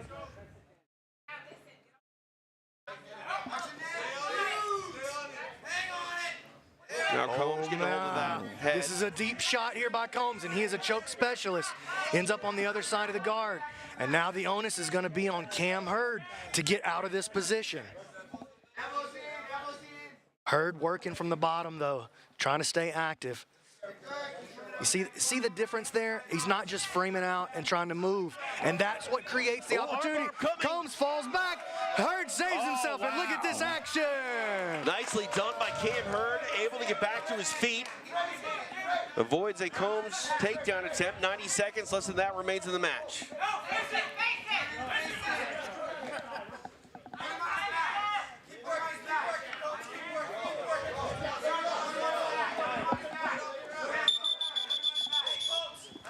There comes the flag. They're gonna hit Hurd for circling the guard right there at the end. Gonna restart here. Referee's position. Trying to take that back here. Both hooks in for Combs. Forearm almost under the neck. Hurd able to stop it for now. Oh, what? Oh, it looks like Combs might be hurt. Let's see what happened. I mean, is this a verbal submission? Is it a hamstring? Oh no! Oh, tore muscle. Oh no! What a bummer. Not the way anyone wanted this one to end. Oh, they're going to continue. They're going to. Hey, and listen, that's a good thing because that would have been 2 on the board for Hurd. If Combs can just stay out there and try to survive, he can save 2 points for his team right here. He's just going to keep that knee close to him for 45 seconds. Might not be sporting, but listen, doesn't go after you that got leg. to do what you got to do. Yeah. It's just a classic case of doing what you got to do, man. 30 seconds. Hey, after this match is over, You guys take it. I gotta go check on my guy. Understood.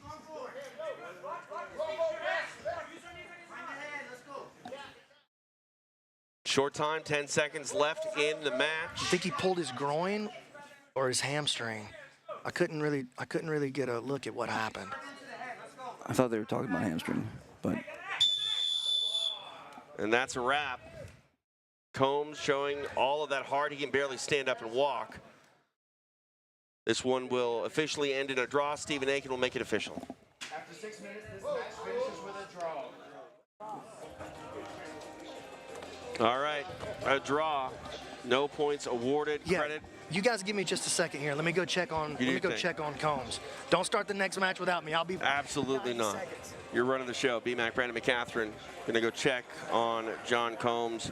Obviously, safety and a bit of concern here for Combs, who, at the very least, has a significant muscle pull. But you were kind of asking the question: should Cam Hurd target it, and is it sporting? I mean, it might draw the groans from some, nice guys out there, but this is still fighting at the end of the day, and if your opponent has a weakness, you got to attack it.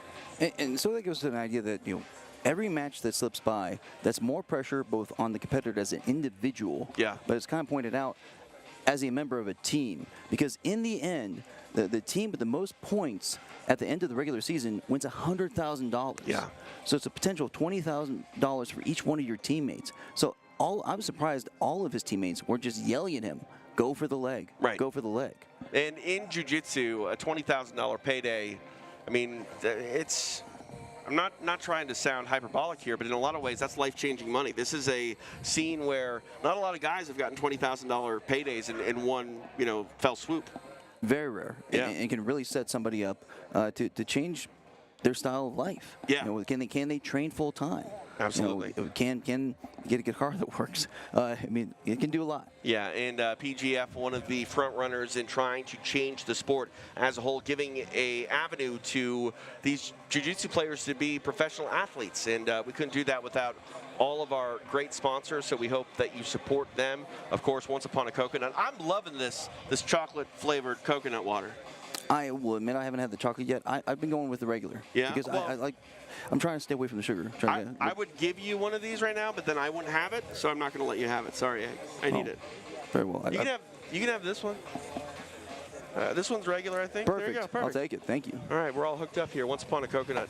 Go visit them. Support those that support us here at PGF World Season 6. Where are we at in our first block? Is the first block over? We have one more match. One more match. A very exciting one. So one of the standouts from day one, the kid.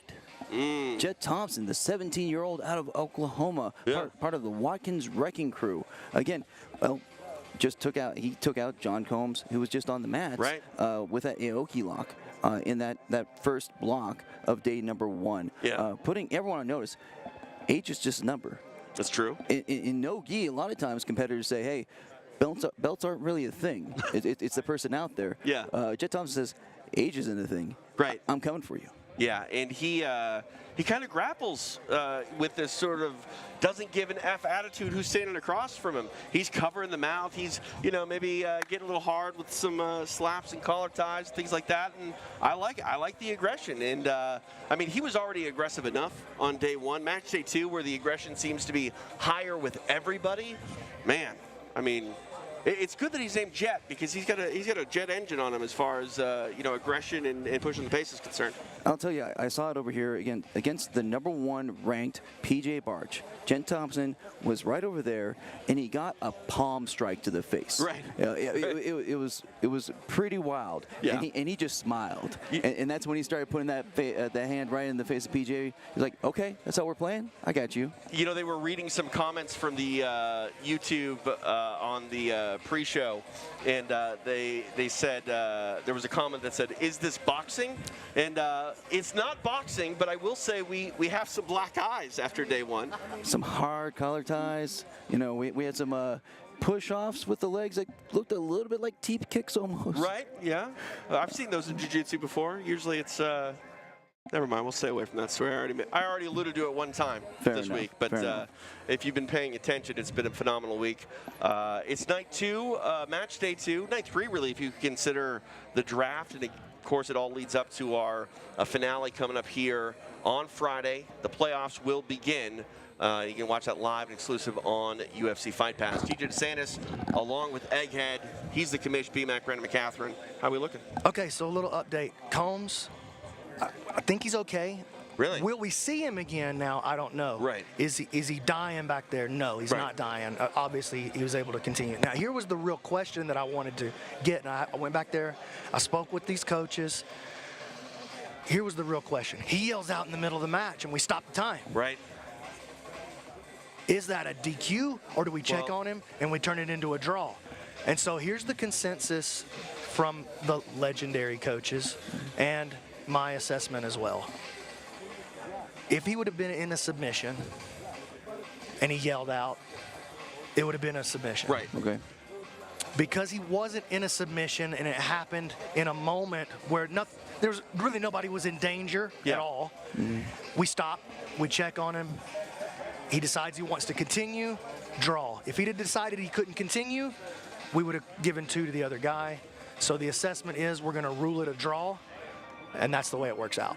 All right, I got a question for you going back to yesterday. Ben Eddy awarded 2 points due to a DQ. Let's say we were in a playoff hunt situation where Ben Eddy needs more than 2 points. Would you consider giving him the opportunity to decline the penalty? No. No. No, we're just going to play it by the rule that was written out before the week started. So if that would have been the end of his playoff hunt, that's it? That's it. Got it. See, we're learning on the fly here. The evolution continues of PGF. I've been told that we... I reserve the right to change my mind in the face of more information. You know, I respect that. I respect that. Let's go to Steve. I don't know if we're ready for... I've told we need 2 more minutes. He's looking at me. I hear you, but yeah, we're ready. Is he the boss of the We're program? ready. I'm the boss. You're the boss. Run it. That's true. Stephen Aiken, take it away. Our next athlete coming to the mat representing Epic Roll, Matt Elkins. So Matt Elkins, a 10th Planet black belt, leading up 10th Planet Birmingham. The only person who's been a part of every season of the PGF. 3 as a competitor, making the finale tournament every time, and 2 as a coach. And his opponent, representing First Phorm, Jett Thompson. Jett Thompson, 17 years old. Did I hear he was doing like his home economics homework? I didn't hear that, but I totally believe it. Sewing a button on something for school? By the way, I could not do that. I could not sew a button. I bet you Egg can. I bet you're great with like a sewing kit. Well, for wounds. Okay, perfect. That's the scariest thing you've ever said to me, I think. All right, we are underway. Final match of our first team head-to-head in our first block.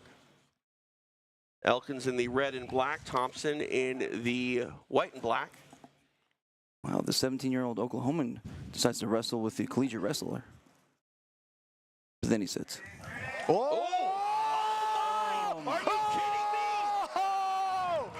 Jett Thompson is the real deal! So, yeah, that happened, and it happened yesterday, and maybe it'll happen again. Jett Thompson proving to be a huge name to keep your eye on. Stephen Aiken's going to say it and make it official. And your winner, representing First Phorm, Jett Thompson. There are no such things as lucky submissions, and man, there's nothing fluky about the 17-year-old Let me kid. get a look at that. Wow. Here's the replay. Oh, it's that dude. You know what? This is the same exact thing that Matt Elkins got caught with by Travis Thomas in season 5. The shotgun It's arm the lock. same mistake. He's reaching too deep with that arm lock, and he gets caught in that shotgun arm lock. Look at this. He takes that left arm, and during his passing, watch. He reaches with that left arm. Okay, you know what? Actually, Jett dragged it. Same move, but Jett got behind the arm there and dragged it in. So not exactly the same mistake, but the same consequence that happened with him against Travis Thomas during season 5. And that's his favorite thing. If you watch film of Jett, it's his favorite is to sit down and get that on. That is his favorite. Cow. Was that 4 points there? Was that a That's break? within 4, minute? under a minute. Wow. Okay. So if you don't know the name Jett Thompson, You do now. And we've already had the roof off this place blown twice now because of the 17-year-old kid, and he strikes again on night 2. What can you say? What can you say? You say the kid's a star. Yeah. That's what you can say. You can say welcome to the PGF Jett Thompson. Absolutely. Man. Where's he at, Ag, now in our points? So right now he is still tied for 5th with 8 points, but that extra 4 moves first form up to only 2 behind X Marshall. X Marshall still in the lead with 22 points. They haven't gone yet, but first form's right there with them at 20 points now. And how quickly things can change in the PGF. That's 1 submission difference right there. Insane. Yeah. Phenomenal stuff. All right, are we ready for our next team head-to-head? I think so. Let's have a look here. Let me see if I can find Bobby. Where's he at? I don't know. Yeah, let's don't make the move yet. Let's don't make the move yet. We're going to find Bobby, both of them. Yeah. Get him in position. But again, how crazy was that? You know, a black belt, head of an academy, being taken out by a 17-year-old. Again, the person being taken out, such a veteran, having done more than 40 matches in the PGF format, and that's match number 4 for Jett. Do we know how long Jett Thompson's been training? I think he said he's been training since he was 8 years old, so 9 years under his belt. Wow. Yep. And that's where we're at now. You know, these kids are well past blue belt before they can even qualify for blue Yeah, belt. well, it's almost unfair to call. I mean, Jett's a brown belt, right? Right. Yeah. It's almost unfair to even call him a brown belt, man. Like, he's got so much experience. I saw on his Instagram, he's got something like 400 and something matches already. It's insane. Yeah. All right. Oh, so I was going to say, he's just a little bit over a year competing, or maybe about a year and a half competing with the adult division. But again, he just racked up so many matches. That competition skill you've talked about before, the competing itself is a skill, and he's definitely mastered it. Yeah, for sure. All right, we are going to take a quick commercial break here in Las Vegas, and on the other side, we'll come back with our second head-to-head team matchup in Block 1. It is match day 2 at PGF World Season 6, and we'll be right back.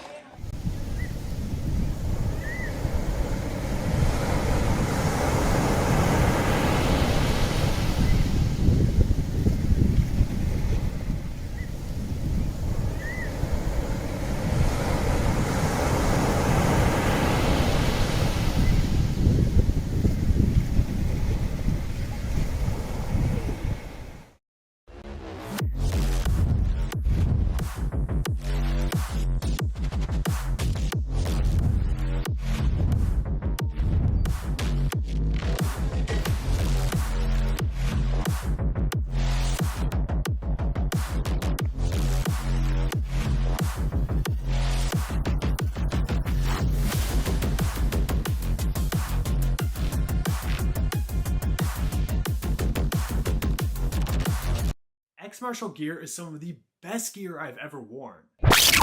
But wait, there's more! Fasten your Nogi shorts belts, because X Marshall's Dojo Roadshow is hitting the road, and it's nothing short of epic. Imagine this, an X Marshall team, an RV, and a mission to visit gyms far and wide. We're talking challenges that'll have you in splits, literally and figuratively. Meetings with the biggest personalities in the jiu-jitsu world, and a tour so wild, you'll wish your life had a rewind and watch again button. This isn't just a road trip, it's a rolling jiu-jitsu carnival, and it's all captured on our YouTube channel. Picture the funniest, most thrilling parts of jiu-jitsu, packed into an RV and sprinkled with that special X Marshall flair. The Dojo Roadshow is where the mats meet the road, and every stop is a story waiting to be told. So, subscribe, like, and get your laugh on, because X Marshall isn't just about changing the game, we're about making it hilarious. One dojo at a time. Don't miss out on the movement, the sponsorships, and the roadshow that's making history. One epic YouTube episode at a time. Welcome back to the PGF, and I am standing by with Ninja Andy Varela. Now, Ninja, you made a YouTube video talking about some of the matchups that you had, and you knew that Kevin had called you out. Before the match, you told him, this is what you wanted, boy. So what are your thoughts on that match? Yeah, just be careful what you ask for. I was supporting him. He's from another 10 planet, and I was happy that he was on the come up. He's a little purple belt, you know, so I was like, hell yeah, that's cool to see. And then I see that he calls me out, so I'm like, we get on the mat, so I'm like, this is what you asked for. before. This is a different kind of animal, and yeah, kind of figured that out. You guys definitely brought the action. And another 10 planet matchup that we have coming up is Ben Eddy versus PJ Barch. And then after that, it is going to be the highly anticipated Andy Varela versus PJ Barch. So what are your thoughts on that matchup coming up between you and PJ? Yeah, PJ is a stud. We're cut from the same cloth, both wrestlers, both very good everywhere. It's just going to be a tough 6-minute match, and we're going to flip the coin and just kind of see what happens. And you guys weren't able to score any points in the block there. Did Roger Gracie have any advice for you guys going into the next block? Yeah, he just wants us to sell out, be as aggressive as we can, throw everything out the window to try to get these points on the board. And I think he's right. You know, it's easier said than done. But we got to try something because our team hasn't scored anything. I'm the only one 12 points on the board right now, and I don't know. I got to try to motivate these guys somehow. Well, you got some impressive kills yesterday. We cannot wait to see you get more. Ninja, good luck. We'll send it back to you guys. Thanks so much, Alex. Appreciate it. We will check in with her as our night continues. And it's time for our second head-to-head matchup here in our first block of the night. And to get our athletes on the mat, we go back to Stephen Aiken.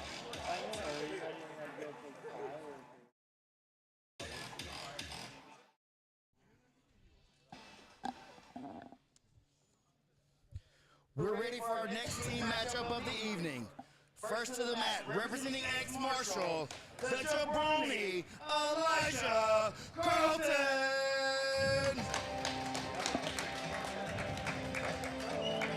Elijah Carlton, all business as he walks to the mat for night 2 of PGF Season 6.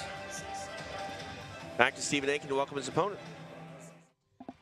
And his opponent, representing Black Rifle Coffee, Samson Phommabout. Samson Phommabout would love to pick up some points. It would be the first for him and his Black Rifle Coffee Company team, headed by Coach Dean Lister.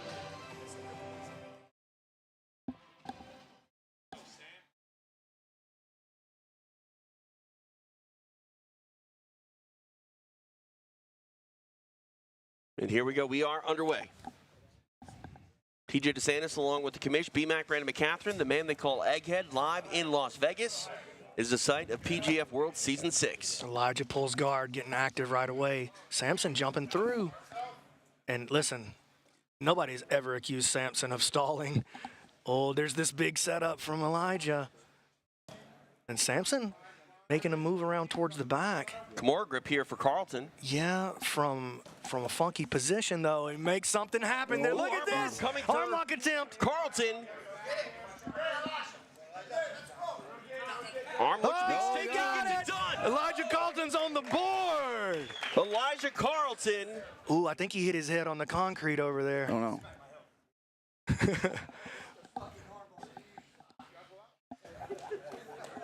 All right, no pain, no gain for Elijah Carlton. He gets some points, but he smacks his head in doing so. Stephen Aiken going to make this one official. Your winner by submission, representing ex-Marshall, jabroni, Elijah Carlton. Big submission for the jabroni grappler. Samson Phommabout giving him the jabroni salute. And yeah, huge one for Carlton. Obviously, he's been the poster boy early on here in the history of the PGF, and some huge points there. That was within a minute, correct? That was, yeah, under a minute. Yeah, so under 4 a minute. points. Yeah, right back in the game, Elijah Carlton. And again, boom, things change quick in the PGF. They can change quick. Yeah, we're getting to that point, BMAC, where we're almost going to have to be looking at the leaderboard after every match, and that's my favorite time of year when we are doing the PGF. So, but look at this. Let's walk us through it, BMAC, the replay. Well, I want to see the setup again.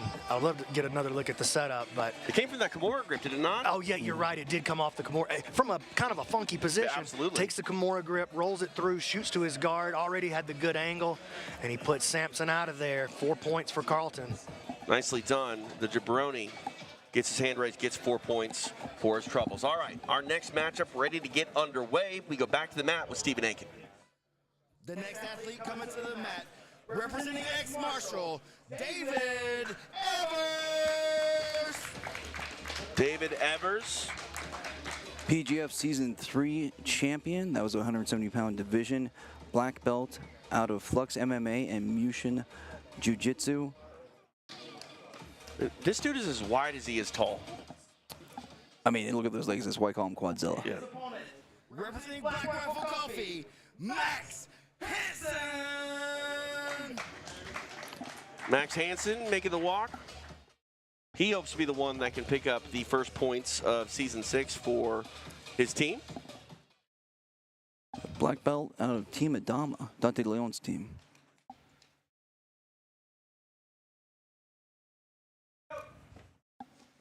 Man, what a crazy, huge statement it would be right here if David Evers can get in here and get a win against Max Hanson. But you got to think that Evers, such a good leg locker, that's his best route to victory.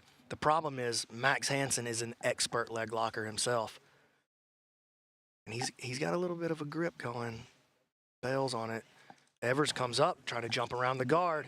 Max tries to pull him into a leg lock. Evers quickly evades, right back to the top position. Max definitely shown a lot of favoritism for his guard. He's at least in day one, and then we see that continuing so far here in day two against Evers.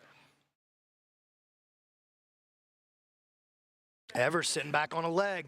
Oh, he's got a good grip, and again, man, just so strong, so powerful. Max navigates it expertly. Very good work by Max Hanson. Unfazed by that gorilla strength of David Evers when he grabs a leg lock. First minute has expired.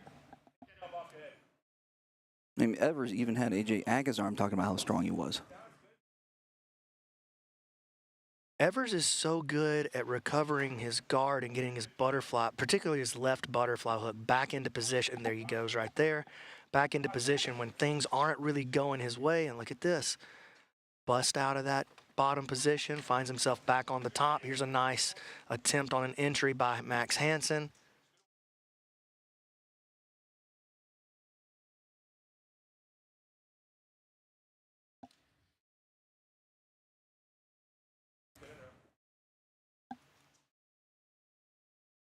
So this doesn't have the same like frantic feel and pace to it that the other matches had, but there hasn't been any lull in the action at the same time. Just this, oh, look at this. Evers getting into this outside heel hook. He's got both feet on the outside. He's got to watch. Hanson very good at finding the back from this position, but Evers very good at breaking the leg from this position. He's starting to get a grip. Hanson reaches through. Got his defense on. Got the protection on now. And now Evers switching off to the other side. Man, Hanson very good at navigating these tricky, dangerous leg lock positions from David Evers.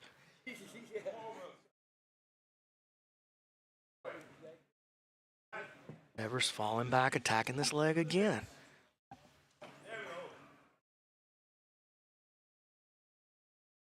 Hanson back to the feet, going to reset him right in the middle.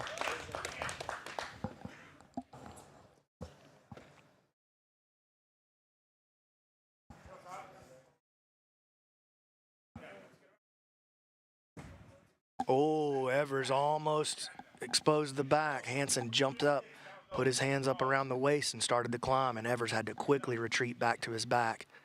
Just past the halfway point of the match. There he goes again. Uses that knee shield, sets his frame, and then goes back to his butterfly guard. Takes that out now. Finds himself on the bottom of half. Oh.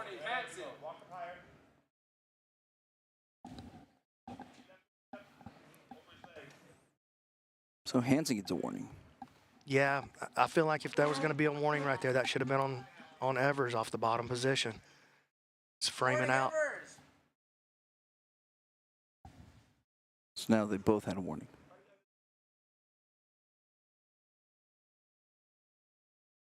Evers just framing him out here. He's going to have to try to take some risks to get moving. Shot clock is down to 10 seconds now. Here's the guard pass.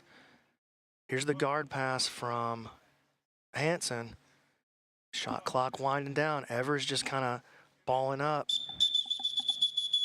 Here comes a flag. So we will restart here in this referee position with Evers on bottom.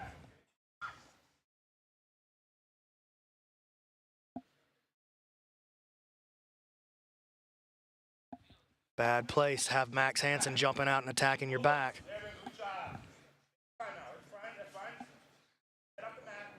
Ooh, Hanson gonna try to shoulder lock him from here. Oh, he got Karen K. Chuck this way. That's a good call. He did. I forgot about that, Egg. Thank God we got you here. 90 seconds left. Evers got to watch out. That elbow's starting to get out behind his back or behind his head.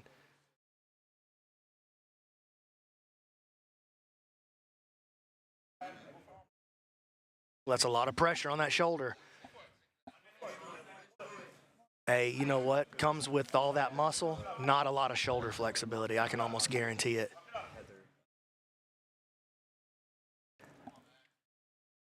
I like that attack set from Hanson. Getting that shoulder up behind the head. Oh, thinking about switching off to the arm here. Nope. Ooh, nicely done. Evers able to escape. Now comes out in top position.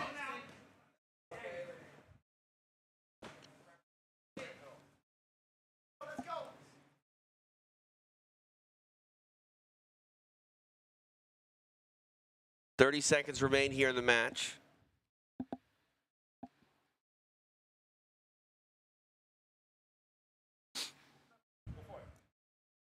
Hanson. Oh, he's going to look for this Aoki right here.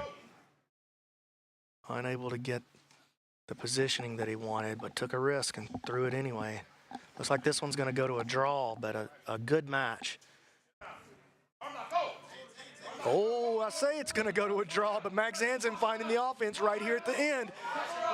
Time expires. Oh, Hanson was close. Evers survives. No points awarded, as this one will end in a draw.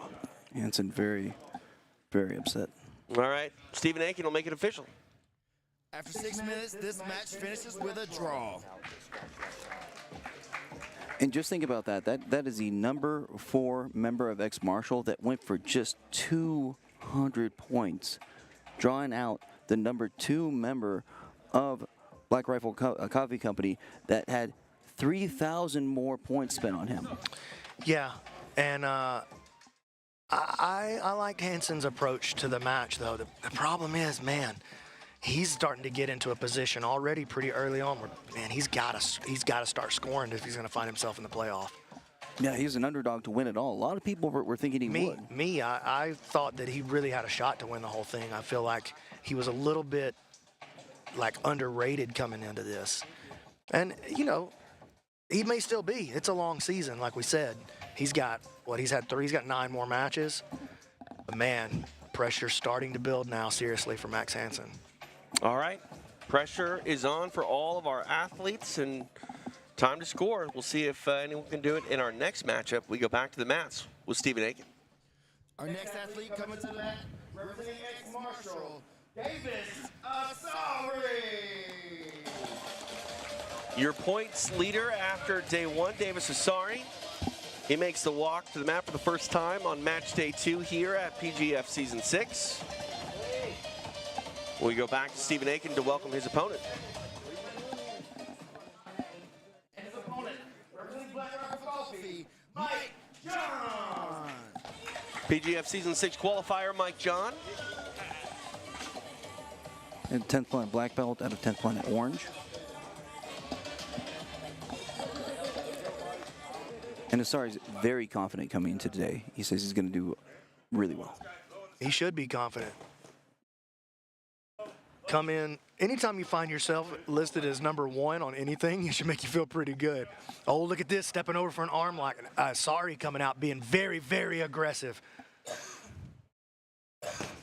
Putting a lot of pressure on Mike John right here. There's the pass.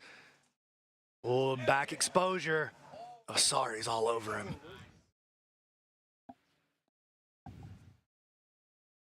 Asare is a purple belt of New Wave Jiu-Jitsu. That New Wave camp, I mean, you can make a very, very easy argument that that's the best camp on the planet. He's in the room with certified killers every single day, multiple times a day. And he's one of their most highly touted prospects. Mike's going to have to get busy or he's going to end up getting called for stalling right here. Oh, there he starts to make a move, and now that threat of action. Oh my. And this is very similar to the sequence we saw from him earlier. Is it going to be an arm lock here? Running out of real estate to work, but it'll be real hard to reset them here. Oh! Oh, what are we going to do right there? I think you got to restart him in that spider web, right? That's a wrap. All right, submission break goes the way of Asare to make it official. Stephen Aiken. And your winner with a break, Davis Asare. I didn't really have the best look. He got the arm extended there at the end. Yeah. But, I mean, keep going until they tell you to stop, I guess, right? Yeah, for sure, for sure. And, you know, that's what the referee, not the referees, but the coaches and athletes requested. They're like, listen, if we're close to a submission, you got to let us keep working right there at the edge. And that was really close. I mean, the arm was almost all the way extended. The grip was almost broken. So, more break points for Davis Asare. Points on the board. 3 more points for the leader thus far in PGF Season 6. And 4 points for his ex-marshal. So there's the it arm. looked like he got in there and put his hands, the referee put his hands on the situation, and I couldn't hear the audio. I wonder if they said, if the athlete said, no, go, go. I don't know. Well, referee's decision is in this case, standing. In this case, yeah. Yeah. All right, back to Stephen Aiken. The next athlete coming to the mat representing ex-marshal Nathan Haddad. Nathan Haddad making the walk for ex-marshal. His team has already added a few more points to the overall standings in this first block of our match day 2. Currently, they are tied with first Phorm, both of them having 7 points. So if it stopped right now, both teams would get the team. And his opponent, representing Black Rifle Coffee, Jamie Carnall. Jamie Carnall. Brown belt of Grass Valley Jiu-Jitsu. Did a really great job in that qualifier. Got 4 different submissions. Yeah, but he finds himself swimming with the Sharks out here during the regular season of PGF. Nathan came out and had an insane match against PJ Barch. Looked like an absolute dog. Put PJ in that seriously deep triangle. And you'll go back and watch it. You'll hear me just screaming on the broadcast like, oh, my God, he's got it. He, in fact, did not got it. But I don't know how he didn't got it. Even mounted PJ later on in that match.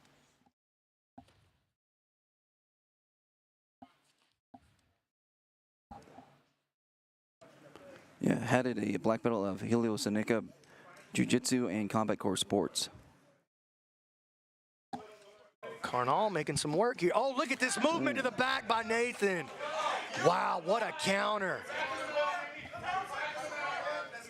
Oh, man, he's getting deep right here. He's going to take a run at it. Oh, he's got a chance. Right here. Oh, he got it under a minute. He got it. Inside the minute, the extra points. Nicely done. Huge submission victory. Stephen Aiken will make it official.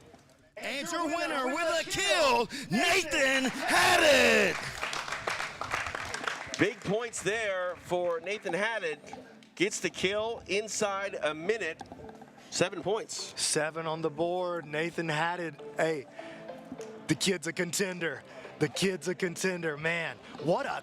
It's so fast with the counter, too. Look how deep he got on that rear naked choke. And look at the scream at the end. Primal from the Helio Seneca product, Nathan Haddad. He's fired up for good reason. He should be fired up, man. Huge He's making big moves for himself and for his team right now. Yeah. Making big moves towards that $100,000 and making big moves towards $20,000 for himself. And correct me if I'm wrong, Egg, does that pretty much lock up the team? Does. Yeah. Yes. So that's huge. 14 points for right there. ex-marshal. Wow. Again. How many overall points does ex-marshal have? They have 36 now. Again, going out to a commanding lead, 16 points ahead of first Phorm that has 20. 16 points ahead. Wow. Almost double the points. That's insane. Man, ex-marshal, that Jacques Machado draft day, he's looking like a genius right now. Absolutely. All right, let's go back to the mat, Stephen Aiken. Representing ex-Marshal, Ben Eddy. Ben Eddy, he comes into his match day 2 of PGF Season 6. 4 points for him.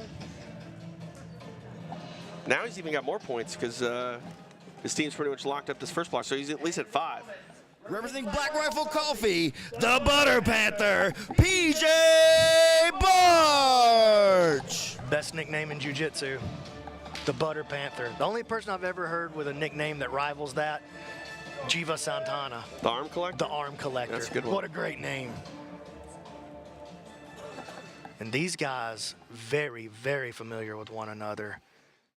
They're not just 10th Planet teammates, but they've spent tons and tons and tons of hours on the actual training mats together. You know, a lot of 10th Planet guys, it's a big association, so 10th Planet guys, we're pretty used to facing one another, seeing each other in brackets. It's just kind of the 10th Planet way. We like to get after it. You know, oh, Ben pulling him down into her. But these guys are actual teammates for years and years. Ben, of course, now at 10th Planet Austin. PJ still running it at 10th Planet South Bay, got his own academy out there in the San Diego area.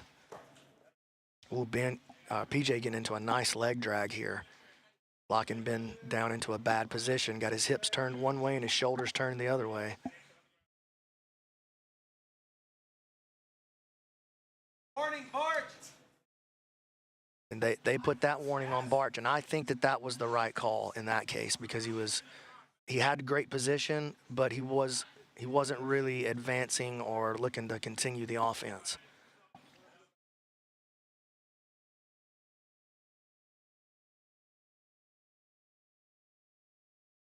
Oh, look at that. Nice play by Barch. Oh, and PJ is a master of this Kimura grip, but Ben able to stay alive on it. PJ now has him into a really nice passing position, takes his hand, turns Ben's head the opposite direction. Oh, PJ very good at falling back on that inside heel hook on the 50-50 position, so Ben is going to have to be very, very careful. PJ passing out the backside now, controlling the foot, trying to expose Ben's back. Ben flattens out. Build. And they're getting quick on the trigger back there, and it's exactly what we wanted. That's what the athletes wanted. That's what the coaches wanted. That's what the viewers wanted. So we told them, get quick on those stalling calls. Barch here in side control as the flag comes in. And it looks like we're going to get a restart here in referee's position with Ben Eddy on bottom.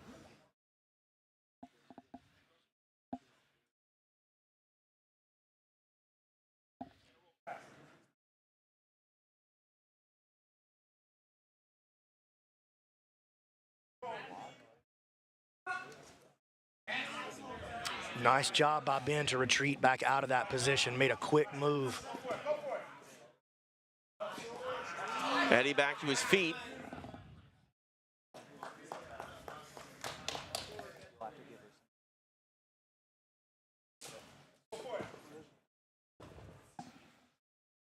And you can see there on the scoreboard, Ben Eddy now has his penalty applied. Got to be careful. If you rack up 3 penalties during the course of the match, and it does end up going to a draw, you still get the 0, but your opponent's going to get 2. Wow. That's the way we've got the rules set up. If you accumulate 5 penalties during the match, we stop the match immediately, and it's a DQ. If you get 5 penalties in a 6-minute match, you're not here to fight. Right. Just get off the mat. Let's move on to the next guy. Halfway point of the match.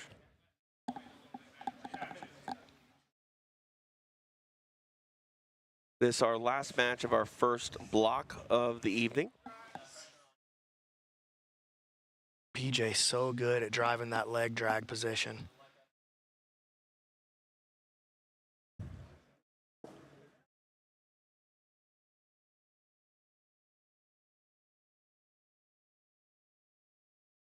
PJ making side-to-side movement on the guard. And I love the way that PJ slaps that arm out of position.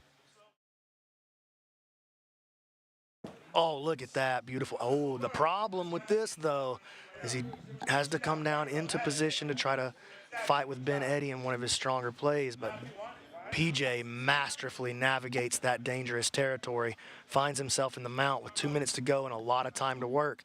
And Ben already with a penalty on the board, he's gonna have to be very careful. If he's gonna shell up here and get defensive, he's gonna have to watch himself. Ben starting to get his elbow exposed up over the top.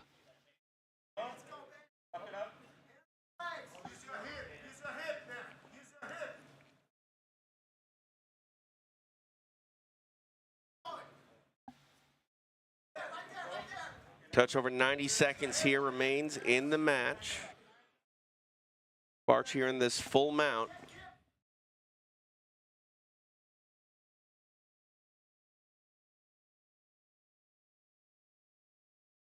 Ben's going to have to take some risk right here. He's going to have to take some risk or they're going to call him again.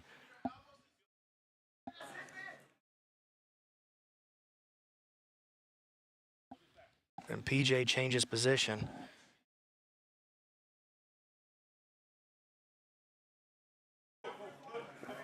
Barch sat back for that leg, missed it. Stays in top position as we are inside the final minute of the match.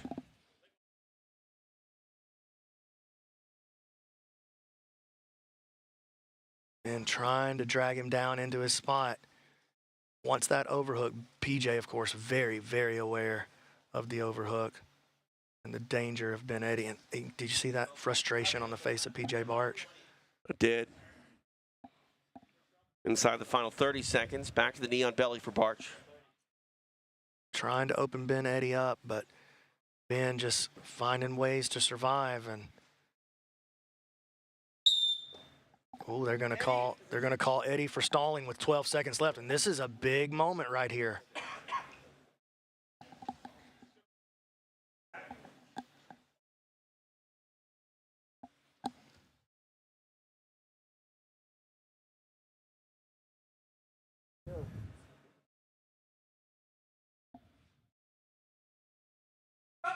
Reset, short time. Oh, look at this. PJ chooses to jump over on the front headlock attack instead. Running out of time.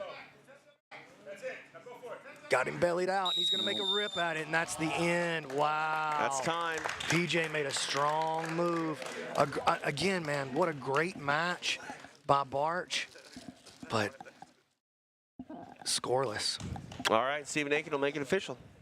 After 6 minutes, this match finishes with a draw. All right, block one in the books here in Las Vegas. TJ DeSantis, BMAC, Brandon McCatherine, Egghead. One block down, 2 to go. Kamish, what are you thinking after one block's done? I'd actually like to, I know what I'm thinking, but I want to hear what you guys are thinking. Right now, as it stands, looking at the rankings, we'll have something that if it stopped today, we'd have something we haven't seen since PGF Season 3. What's that? Every member of Team X Marshall would make the playoffs. Wow. All 5 are in the top 8. Yeah, right now. Right now, I mean, we're still early. It's but very, very early. But it's impressive. It's cool, yeah. And now cool. they've won, 3 out of the 4 blocks. Yeah, that's huge, man. Yeah, I mean, guys, it's a story so far after one block on night 2. The rich get richer with X Marshall, and the poor still don't have anything with Black Rifle Coffee Company. So I can almost guarantee you that Dean Lister's going to be having some words for his guys to motivate them as much as they can for our second block and as we go on. How do you guys feel about the change in the action with the stalling? I love it. Yeah. I mean, we have a tempo that has increased immensely. It's so much anxiety for me because I have like this balance of like, I have this desperate need to try to be as fair as possible, just out of just standards and principle. But I don't want these guys to be so mad at me that I gotta hear it later. Let me say this. This is what I think is the most important thing when making decisions like this, Brandon, is you are telling these athletes up front, look, you got to push the pace or we're going to push the pace for you. I don't think we've seen anybody lose a match yet because of a stalling penalty. I don't think we've seen anybody put in a bad position that they didn't necessarily deserve to be in, because even if the impetus is on the defensive player to improve the position or you're stalling or get out of it, not just be solely defensive. And, if you feel comfortable being, solely defensive, you're going to make that position almost worse for him at times. Yeah, listen, I'm feeling pretty happy about the way that the action played out right there. I feel like that was our most action-packed block of action so far through the first 2 days. Let's see how it shakes out in block number 5. Guess who opens up block number 5? Who's that? It's your boy, Daniel Sathler. I love this kid. He's going to be great to watch, man. We will get to that here in a couple moments, but first we're going to check in with Alex Wendling, who's with Rigan Machado. I am standing by with Rigan Machado, the head coach for Team First Phorm, and you've had some standout competitors. One of them whom you were so excited to get, Jett Thompson. Yes. He's had some impressive submissions. So what are your thoughts on his performance so far? I think Jeff is the surprise for me because he's 17 years old and he have 3 submissions. And for me, he gonna surprise. I believe he gonna still have 2 more fights tonight.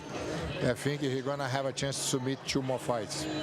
And Daniel Sathler, he got the sub of the night last night, and then he came out here, started things hot for you guys with a nice toe hold. So what was your thoughts on his performance? I don't have to worry about him. He's one of the alpha from the group. It's kind of nice because I have opportunity to put everybody together.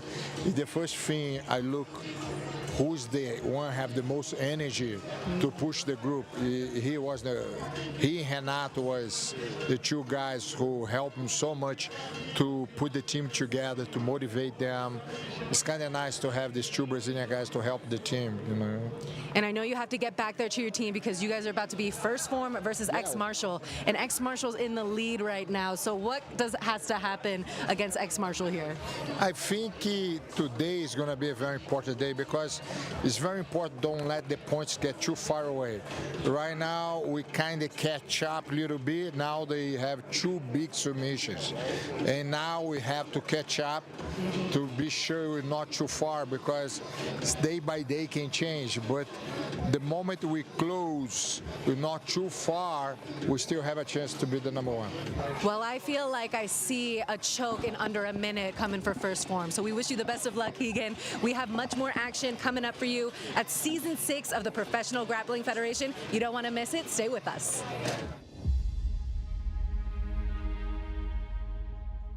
Oh, he's going to flip Carson with that. He's making him turn with it. There's a tap. Oh, my goodness. Wow. Look at Landon Torville.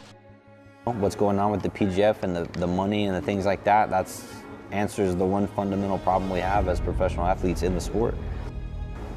I mean, it could change everything about the sport.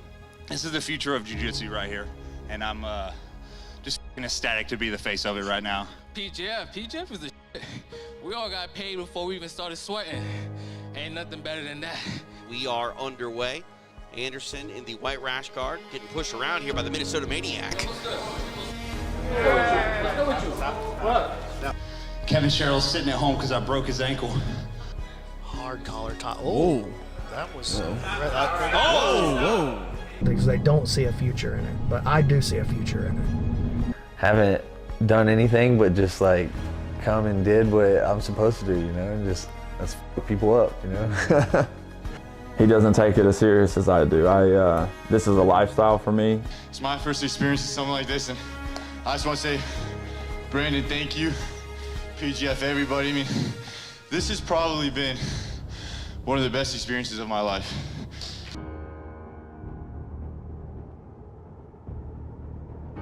It kicks you into this state of, like I said, excitement or fear or nervousness or happiness. And then when you get to the battle, you get to the competition, all that stops. Travis's scariest attacks, he's in. He's got it. It's almost like a feeling of nirvana. I think I'm just addicted to the high of competing and winning, and it's fun. I think I'm an addict by nature. I just enjoy the thrill of it. And right now, PGF's sitting by itself. It's that lone soldier, you know? So I think that if the PGF can gain enough traction, it could potentially change the competitive scene in jiu-jitsu as a whole. We're going to keep building this until everybody can get paid what they're worth in the sport of jiu-jitsu. We will have the biggest jiu-jitsu promotion on the planet.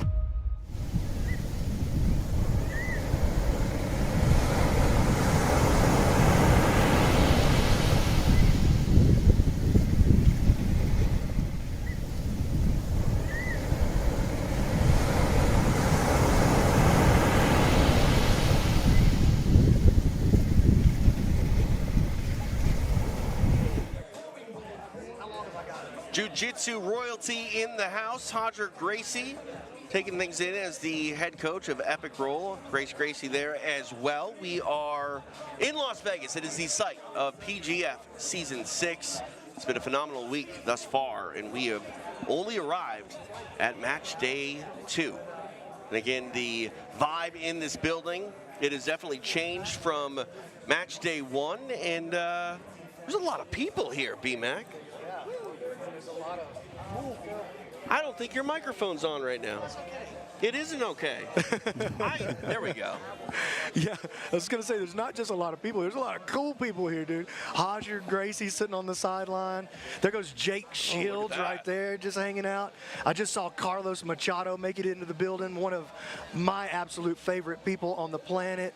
Man, star-studded. If you're a jiu-jitsu guy, this is a star-studded event. Yeah, stars on and off the mat tonight, and I think we got some star power in the booth. We get the man they call Egghead, to my right. Big-time star. Yeah. I mean, I'm intimidated by his intelligence, I'll tell you that. Don't be too intimidated. I'll take it. Thank you. You're welcome. I appreciate it. All right. Let's review the scores. I want to hear like who are my leaders individually, and let me hear the teams again. Most simply, as I mentioned before we left, all of X Marshals in the top 8, led off by Davis Asare, coming out of New Wave Jiu-Jitsu there. He's at 19 points. First Phorm, Daniel Sathler, one of the big stars from yesterday, came out today, and he has 14 points. Epic Roll, Andy Varela, he was making that case why he should have been the first ranked guy in everyone's preseason rankings, but he's up there in the top 3 with 12. David Evers and Nathan Haddad, both with 10. And Commish, you said Haddad 10 or 9. I see 9 on the. So I don't think the team points are added to this one. So I've added the team points already from that first block. Okay. So both of them have 10. First Phorm Jett Thompson has 8. Ex-Marshal Elijah Carlton has 7. And Ben 80 right there in the 8th spot with 5. And Ben, just by nature of being on Team X Marshall, finds himself in the playoffs just for being on that team at this point. That's right. Here's what we got coming up. Go ahead, TJ. I was just going to say, our next matchup, Renato Canuto going to take the mat again against Ben Eddy. Cam Hurd going to face the Season 3 winner, David Evers. Jett Thompson, man, anytime Jett Thompson's coming up, I get excited. Yeah. 17-year-old kid doing big things, takes on Davis Asare, your team leader, or league leader thus far. There you go. I'm not going to go down every individual match because it delays us from getting to the next match. Yeah, I'm ready to get this thing going, dude. I'm just waiting for the cue that we are ready to go here in Las Vegas. Moving closer and closer to our second block of the night. Again, match day 2, PGF Season 6 in Las Vegas. And $100,000 on the line. I know. And it's almost kind of like the buried narrative here when you think about the playoffs. But I mean, so much money hangs in the balance for all these teams, and I guarantee you that they are feeling it in the back, and they want to rack up points as much as possible so they can lay claim to that big cash prize. All right, we are ready to go to kick off our second block of the night here on match day 2. Back to the mat with Stephen Aiken.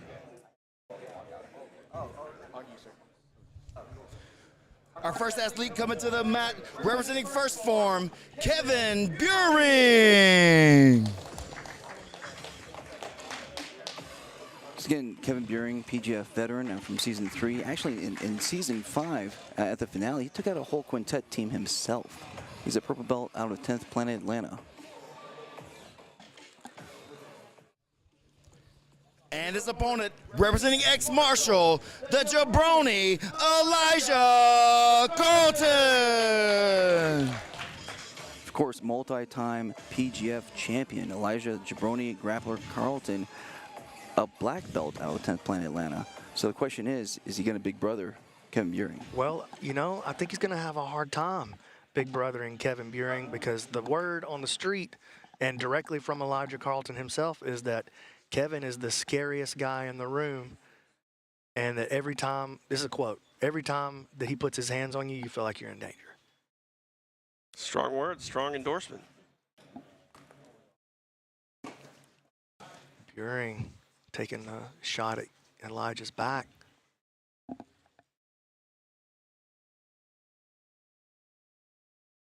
You know what I love about these 10th Planet Atlanta guys, though? They're just not afraid to get in here and get to work. And nice entry here by Elijah Carlton.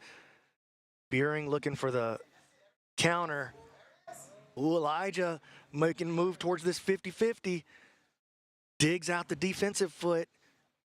Going for the straight ankle. And here's the counter from Beuhring. Nice. And Elijah has to bail on the position because of the counterattack from Beuhring. Beuhring in top position, 1 minute of elapsed time here. Oh, look at this.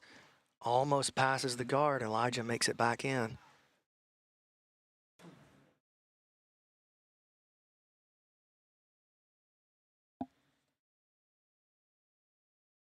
Elijah's so good at this inside spin, setting up the inside heel hook with that.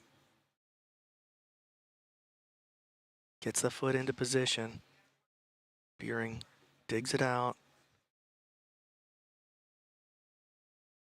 Elijah has such an interesting guard attack right here.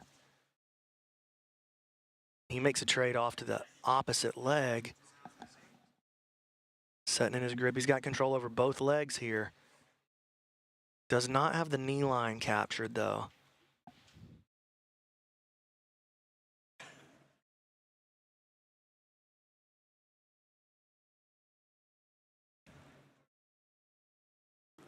Beuhring back to the top position. Here's that inside spin from the jabroni. And again, Beuhring. Oh, this is dangerous for Elijah. Got to be careful here.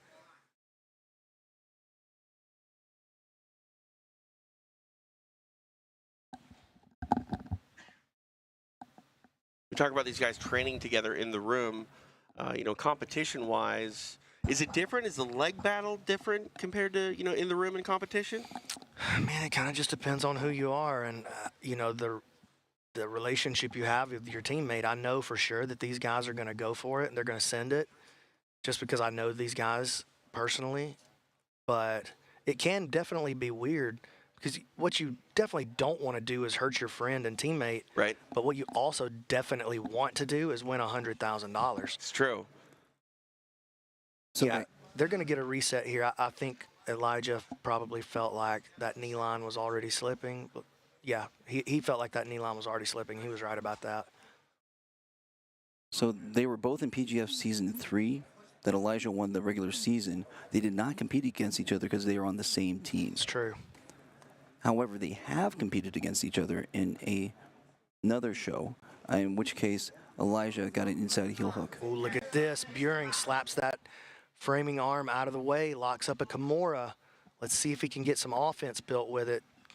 Just that knee shield in the way from Carlton, really creating a problem for him. Decides to bail on the Kimura grip.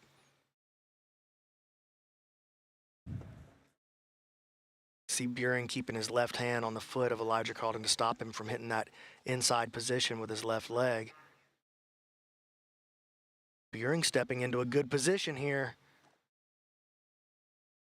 Elijah expertly navigates it, but then ends up in his own leg lock, you see Elijah putting a little heat on that. Ooh. Both guys throwing good leg attacks at one another.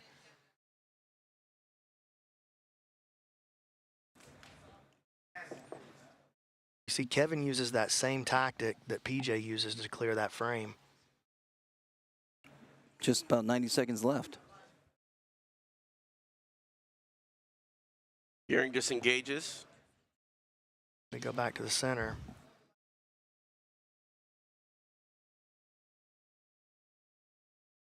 Oh, look at this. Pass by Beuhring. Elijah got a little bit lackadaisical. Putting a good crossface down on the jabroni.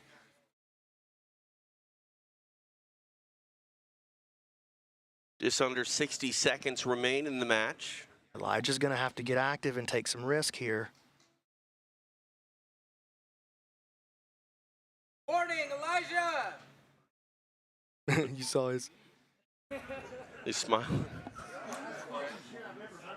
A little salty about that call.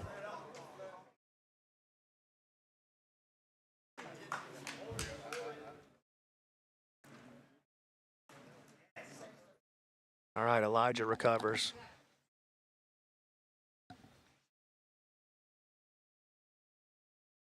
"20 seconds till it's a loss for both of them." Explain what you mean by that. Pardon me, because in the PGF format, a draw is a loss for both because they both lost a chance at points. With only 12 matches, each match is precious. You need to put this is more bad points. for Elijah here. Time expires. No points.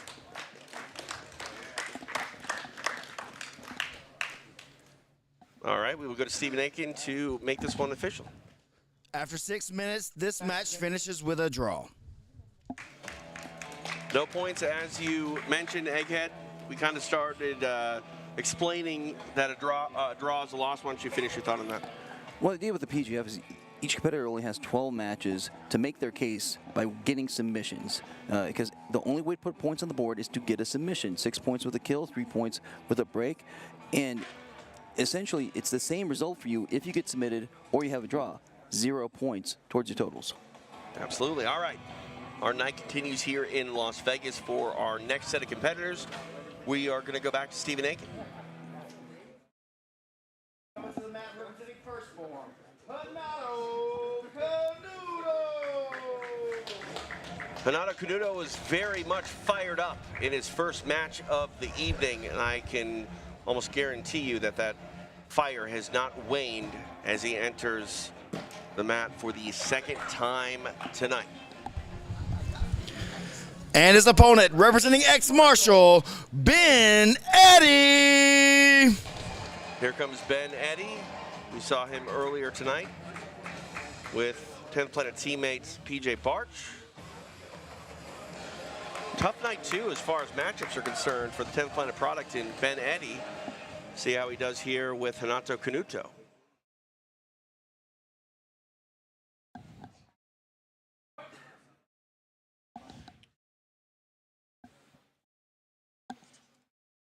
Man, Ben Eddy gonna have to be very careful. Canuto was fired up, and he looked like a world beater in that first matchup with Agazarm.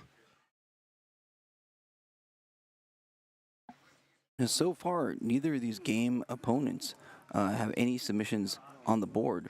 But by virtue of that DQ and being on Team X Marshall, Ben Eddy's in 8th place with 5 points.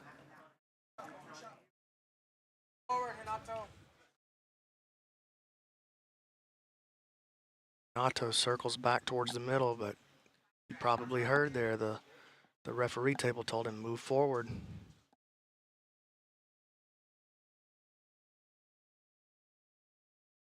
And that's just what Ben Eddy wants. He wants you to come forward and come into that rubber guard. He needs, and look at this, Canuto decides to pull guard. Gonna try to get busy with Ben Eddy here.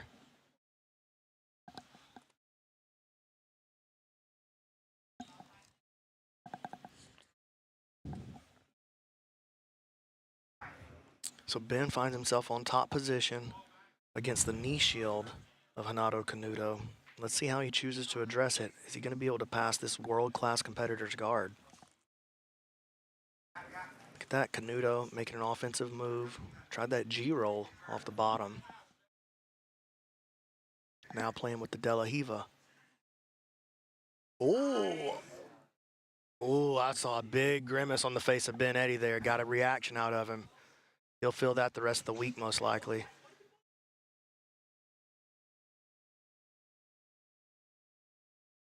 As you said, that sense of urgency for Renato is definitely there. Oh, moving towards an omoplata. 2 minutes down of elapsed time. Ben pressing forward, head down, just trying to plow through the guard.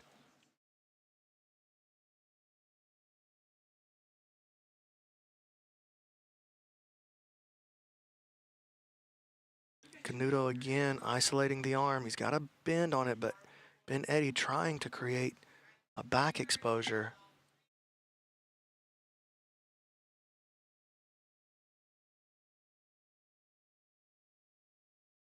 Canuto. Oh, is he working this Caltera style footlock? I thought about it when he rolls that De La Hiva guard in and tries to lace up the ankle.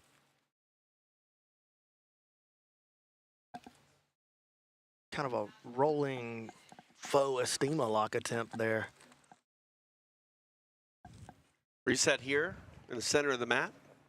Halfway point of the bout. 3 minutes down, 3 to go.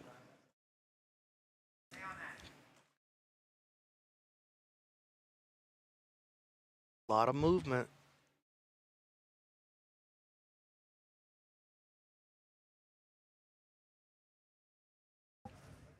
Ben taking a tumble, tries to move towards the back. They'll reset back to the middle.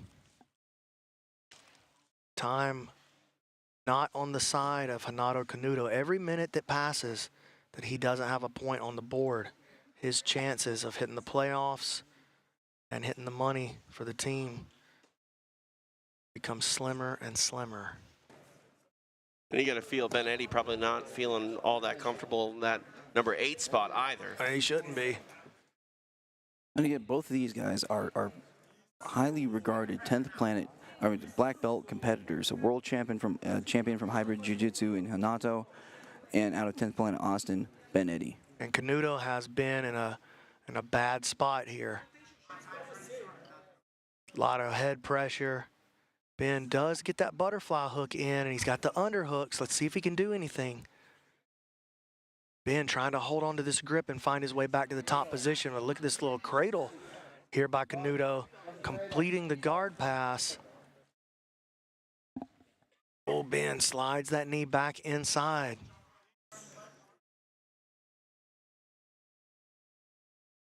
Passes around the other side now. Nicely done by Canuto.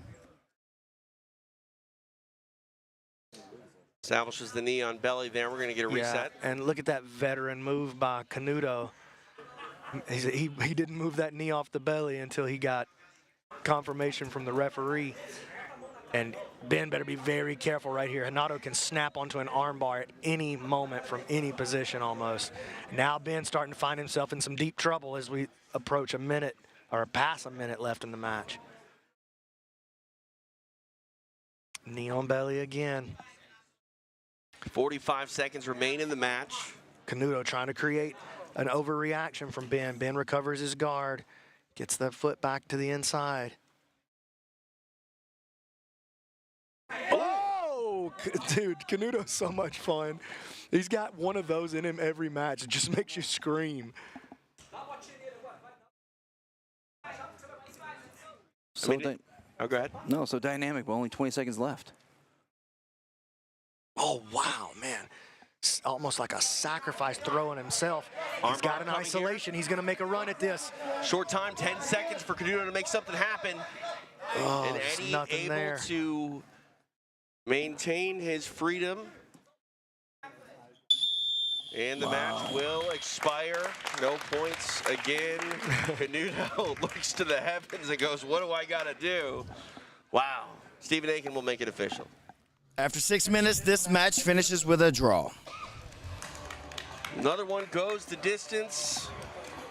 But a fun fight, fun match. You know those sort of Hail Mary jumping, leaping submissions, B-Mac. They're almost like half-court shots that hit the rim a little bit. You know yeah, what I mean? Dude. A basketball reference. I know, I'm learning, right? Dude, yeah, way to go, man. Yeah. Oh, look at this. We got Mika, Carlos Machado sitting right there. Mika, that's Zol's coach, old Zotan's coach. Mika Sipoli. Oh, man. Legend here in Las Vegas. The stars are out here in Sin City, the fight capital of the world. We turned it into the grappling capital of the world this week for PGF World Season 6. B-Mac, Brandon McCatherine, I'm TJ DeSantis. This is the guy they call Egghead with that 20-pound brain. We are into our first team matchup of our second block of the night, and we're going to continue right now back to the mat with Stephen Aiken. Our next athlete coming to the mat representing First Phorm, Cam Hurd. Cam Hurd representing First Phorm. He's back out here for his second match of the evening.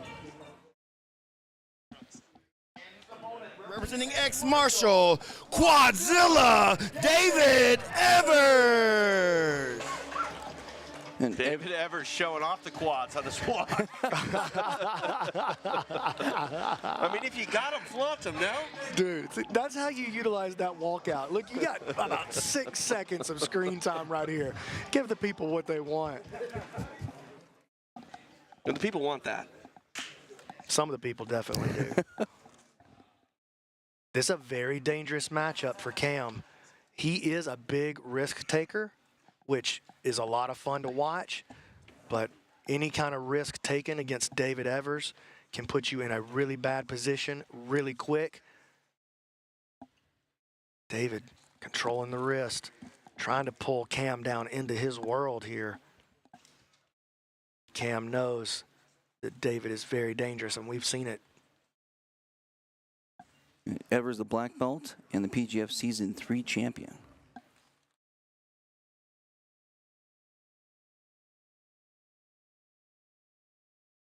And he made the playoffs and pretty much won the title. He's got the scoop grip out to the other side. Oh, man, this is big trouble. Cam finds his way through that initial entanglement, he's got his knee line free. Great job, Cam Hurd. Oh, but now Evers moving into the 50-50. Toe hold counter by Hurd. No.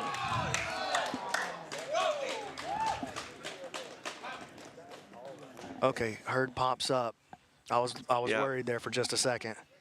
All right, we got a break to make it official. Stephen Aiken. And your winner with a break, Quadzilla David Evers. Some more points racked up for David Evers. Style points on the walk with the flexing in the quads, and points for the overall league with the break. Hey, and I tell you what, if you would have told anybody that the former PGF champion that was going to come out here and do the most damage was David Evers, not Elijah Carlton, nobody would have believed it except David Evers. Man, did you see the extension on that heel hook on that replay? Can I see that replay one more time? Here it comes. Watch. So, first of all, Cam tried to go to that 50-50 toe hold, which we've seen successful. Watch the extension on this heel. Great bite. Now watch the knee right here. Cam just stayed on that toe hold thinking he maybe could save himself. Oh, my God. Oh, that's tough to watch in slow motion, guys. You know what? Cam Hurd popped right up and walked off the mat. I would have quit jiu-jitsu if that would happen to me, bro. You'd have never seen me again. You know, real quick, I just want to take a moment. You talked about, you know, how the veterans are doing. You know, PGF, it's been around for a while. This is the sort of leveling up of it here in Season 6. But the veterans, they got to be making you proud of their performances thus far here this week in Las Vegas. Yeah, you know, it's easy when you're sitting out on the West Coast or on the East Coast in these big cities like, oh, those little rednecks down there, they're not in the big cities. They're not on the big shows. They don't know what's going on. But I know, because I spend my time down there in the training room every day, and I get a chance to see the highest level of jiu-jitsu in multiple promotions across the world every weekend. I know that the level of jiu-jitsu down there is very high, and David Evers is really proven that to be the case right now. Absolutely. And with that, Heather Gracie hanging out with Jake Shields. Grace Gracie hanging out with Jake Shields over there. Go ahead. And pardon me, with that submission, David Evers takes away third place away from Andy Varela. Oh, wow. Oh, very interesting. And also with that, ex-Marshall is has almost twice as many points as the next team. And they're in the lead on this block, too. That's right. All right, let's go to Stephen Aiken. Our next athlete coming to the mat, representing First Phorm, Jett Thompson. At 17 years old, Jett Thompson, he could already call this week here in Las Vegas a huge success with what he's done. But that's what's scary. He's not done yet. And we'll see how this one shakes out for him. But so many great takeaways for the young kid here at PGF World Season 6. Back to Stephen Aiken. And his opponent, representing ex-Marshall, Davis Asare.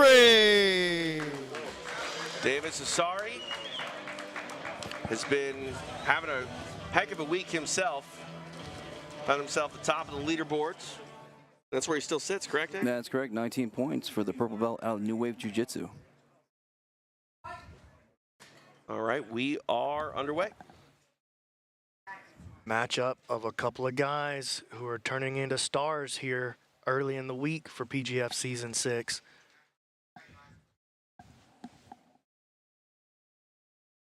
I mean, B-Mac, how much of this is a feel-good story for Jett Thompson, or how much are we underselling that he's a factor that could go very far in all of this? It's hard to, it's still early, you know. I think this match will actually tell us quite a bit about that true story here. Asare trying to push past his guard, but not able to get through the defenses of the young man so far. And Thompson gave him a little grin. You see that?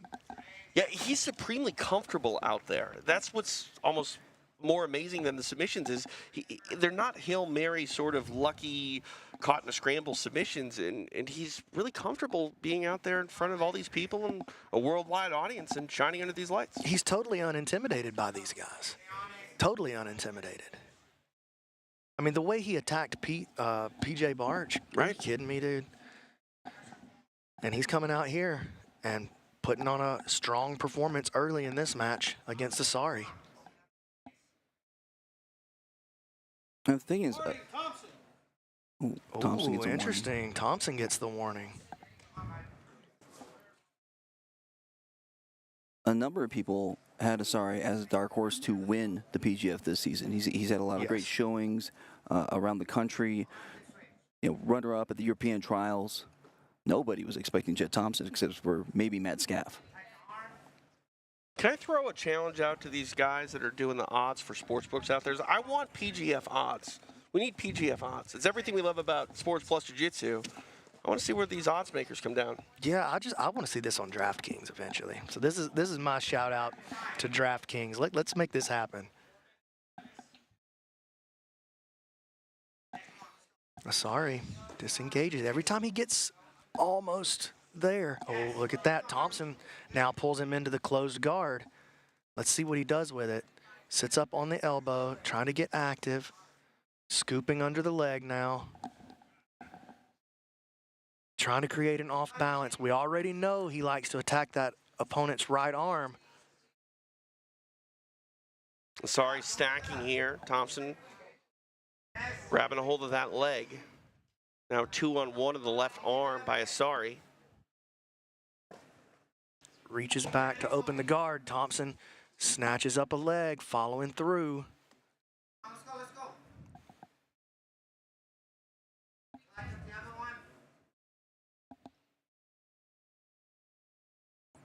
He's got to be careful. Asare's, has his leg lock game as well. He broke Elijah's foot. Yes, he did. He also lost to Elijah by heel hook. We talk about that break that he got against Elijah, but he also lost a match against Elijah not that long before that. And then even in the match that Elijah lost, Elijah had him in bad trouble right before that. Had a good look at a leg lock on him. But in the PGF this season, it's been all Davis Asare so far. 2.5 minutes remain in the match. Asare tries to crash in, but meets the left elbow frame of Jett Thompson.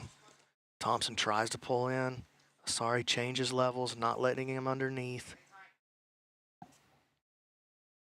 Very tightly contested matchup, and this is a warning on Asare for not advancing more aggressively against the guard, and that gets his action level up immediately.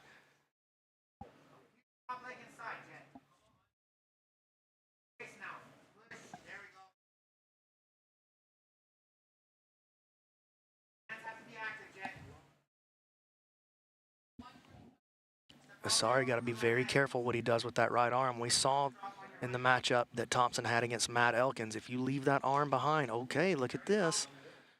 Uses it to get into his closed guard, now creating an off balance. Pretty good angle early on here in this attack for Jett Thompson. Let's see if he can do anything with it.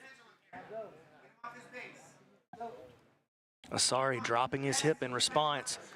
Nice reaction, pulls that on. Oh, this is his play. Push off the face. Asare with a nice leg drag. Knee lands on the teeth. That's going to knock out a couple of more of the Oklahomans' teeth.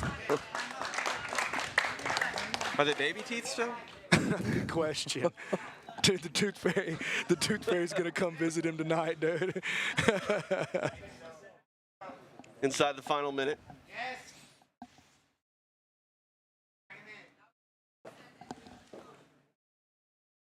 Asare took a couple of steps backwards there. I looked over to the referee table like, I'm not going to do anything. But he jumped right back into the action, so it wasn't a problem.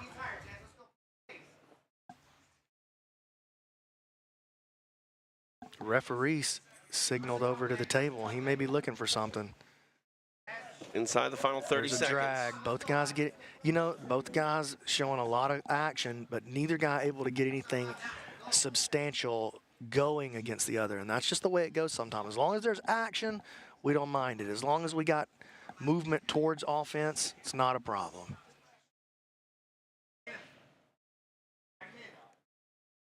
Time is going to expire on this one, and we go the distance. Ends in a draw. Ends in a draw, but a big statement again by the kid.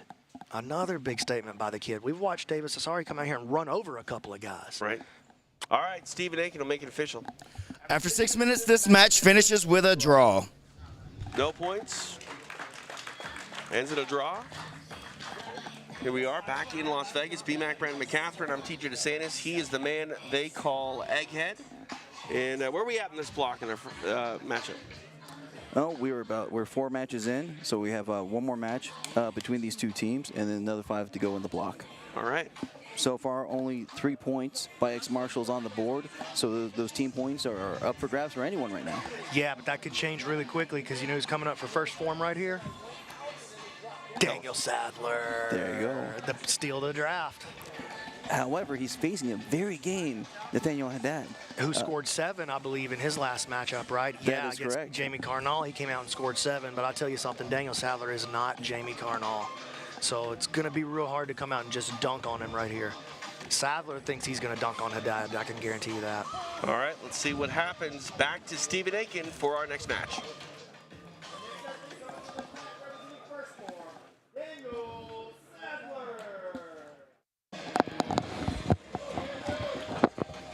Here comes Daniel Sathler. Egghead, remind me how much he went for in the draft? 1,100. 1,100. Only 1,100. Every coach had 10,000 points to go, so average would have been 2,000. He went for 1,100, the steal of the draft. And his opponent, representing ex-marshal, Nathan Haddad. Nathan Haddad coming back to the mat tonight after securing a huge victory and 7 points in the process. With the Helio Seneca black belt, will have a very tough opponent facing the black belt out of Atos and Daniel Sathler.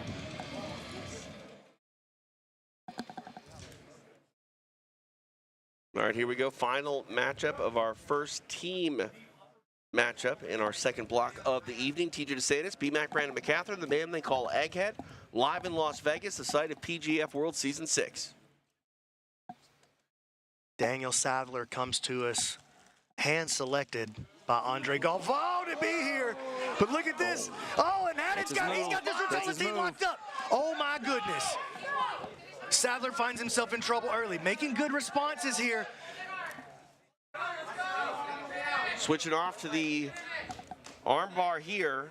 He's got his foot caught in between the legs, though. It's going to be hard to dig out a finish from here. And check out our referee, PJ Montano, protecting the head. Letting him work here off the mat. That now trying to take the back. He does. No, he doesn't. Almost He's going to too slide high, off. Sathler, excellent defensive awareness. Going to get an exposure on the arm here. Attacking that arm again, trying to Oh, come up great top defensive position. play. Now playing the deep half guard. Montano doing a great job right there at the edge of the mat. Excellent work by our referee. All right, so now we're going to get a restart here in the center of the mat. Wow, an explosive first minute and 20 seconds, we'll call it. Deep half guard now by Sathler. First time we've really seen the deep half guard employed here this week. He's got those legs tied up, and he's going to try to use this to sneak around towards the back. Kimura grip. Opens up to Kimura.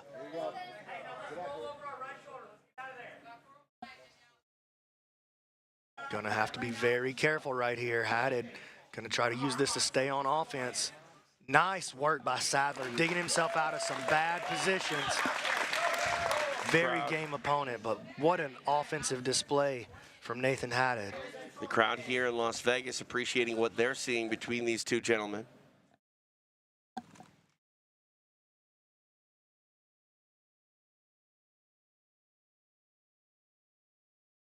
Underhook on the left arm of Haddad. He's going to have to be very careful. Watch for Sathler's left foot to swing over the top if he can get a good grip together under that far side underhook.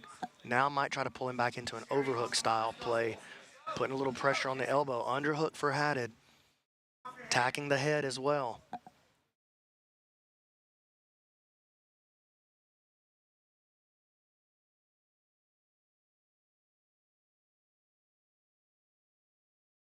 Haddad now wrapping the arm over the outside of the arm, moving into more of an arm-in guillotine anaconda style attack. Sathler punches in that butterfly hook, saves himself.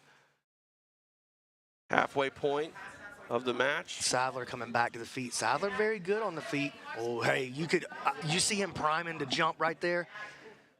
He had that great flying arm lock on Matt Elkins earlier yesterday. Got DQ'd. Oh, Haddad got to be careful there, taking steps backwards.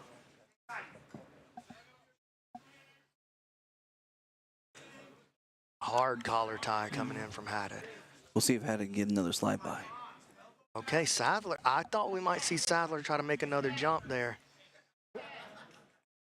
Sathler motioning something to his teammates off on the side.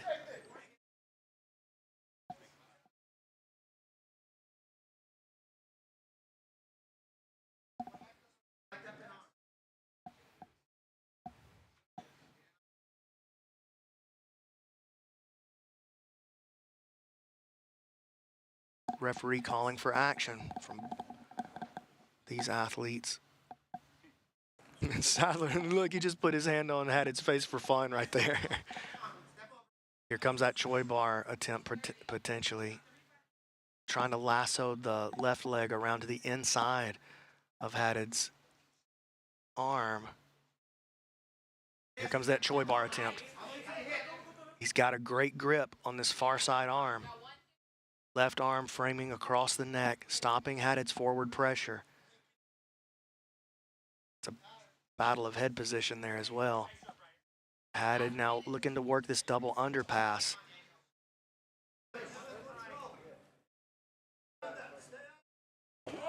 Lifts him, flips him, jumps on his head. Oh, he's going for this rear side triangle.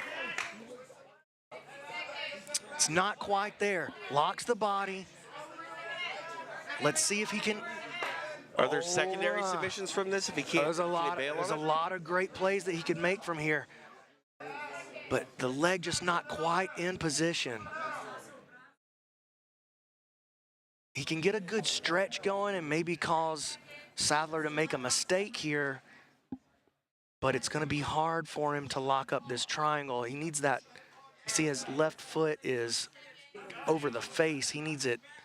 Now, this is a little bit better if he can clamp it down from there. Okay, this is a little bit better of a position now for Nathan. Reaching through, locking the body. Oh, no. This is a little bit better. He's starting to create some stretch here. 15 seconds to go. Squeezing, stretching. Short time. And he's going to survive. Wow. What a match. These guys put on a heck of a show here in Las Vegas. No winner, no points, but everyone happy with what they saw in that one. What a match. Stephen Aiken will make it official. after that match, we're going to have to go to a draw. 0 points, guys. Sorry. What a match. What an effort. That was incredible. Yeah, absolutely. Stephen Aiken almost sounded disappointed that he couldn't get both guys. That he couldn't award some points to both guys. Hey, Nathan Haddad, this kid's the real deal, man. You know, I actually heard some people go before, who's this guy? Why is he in the roster? No one's going to ask that question That's anymore. why he's in the roster. Yeah. You think I don't know what I'm doing? This roster is my magnum opus. I mean, how exciting is that for you to not only have, the veterans and the, well-established guys, but these guys that maybe people are having to look up when they see that roster released, that come out and show out in a way where it's like they're not going to be under the radar in any tournament they're ever in again. It feels good, TJ. I feel good about just the way all of this is playing out.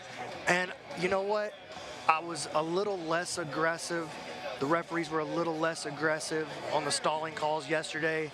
I warned these athletes, I warned these coaches, and the athletes and coaches warned me, to be honest with you. We want more aggressive stalling calls. So we gave the athletes what they wanted.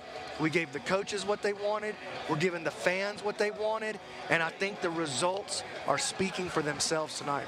One of the most action-packed nights of jiu-jitsu that I've ever seen across any format in any promotion. So, and I like the 6-minute matches too. There is no time. Well, you know what, man? The athletes are going to put out the same amount of effort whether you got 20 minutes on the board or whether you got 6 minutes on the board. Let's take that same horsepower, compress it down into 6 minutes, and let's just make a move on this thing. Let's get the show going, Yeah, 100%. And, I think that with everything, if you've been watching all week, you can tell the tempo and the heat and the pressure is definitely mounting. It's only going to get bigger and bigger as we move towards playoff night. Again, the PGF Season 6 playoffs are headed your way Friday, live and exclusively on UFC Fight Pass. And let's not forget, we're burying the lead, I think, Ag. I'll start with you because we were talking about it earlier. You're the numbers guy. The biggest number in PGF Season 6 is $100,000. It hangs in the balance, and you can guarantee every single grappler wants a cut of that prize. Absolutely. We said before, the team that wins the regular season gets $100,000 split between them.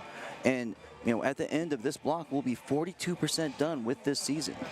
And so the pressure's just going to mount more and more and more as we go along. And going to that, so far in this block, we only have one submission. So right now, we have Team Epic Roll and Team Black Rifle Coffee Company coming up, and either one of them could take that team point. Black Rifle Coffee Company, no points on the board yet this season. BMAC projected them to do very big things. I know Dean Lister, who's a great coach, is going to try to motivate his guys and will them to get everything they can. I want to put you in a position to kind of put your coaching cap on, BMAC. If you were, the coach of these guys in this scenario, what are you telling them at this point through, halfway nearly of day 2? What are they got to do to get points on the board? Well, I think you just still got to approach it match by match. So as I look down the list, I see a lot of winnable matches right here, just based on what we've seen so far and what we know about the pedigrees of these athletes. Max Hanson, Matt Elkins, that's a very winnable match for Max Hanson. Mike John, Kevin Sherrill, that's a very winnable match. Carnall versus Agazarm. Agazarm's hard to score points on. Right. It doesn't matter who you are. Carnall having a tough run so far, but he's a scrapper. Maybe he can run out there and make something happen.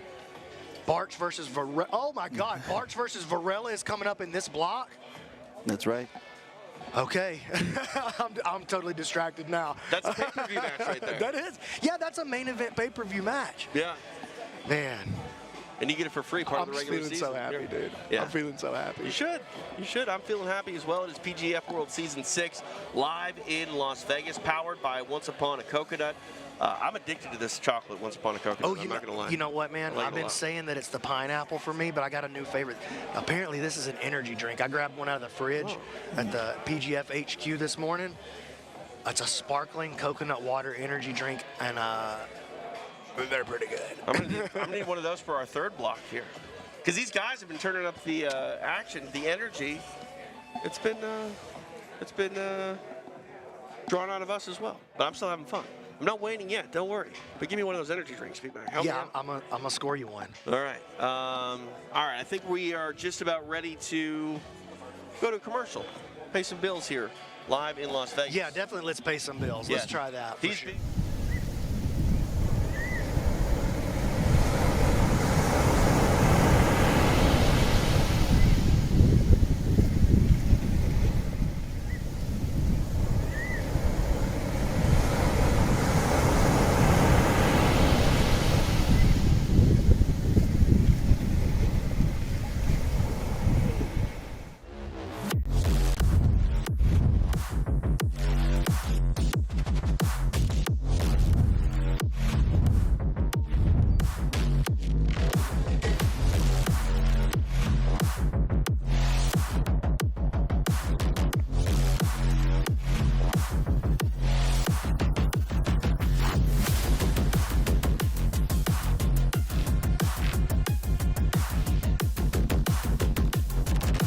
Martial gear is some of the best gear I've ever worn.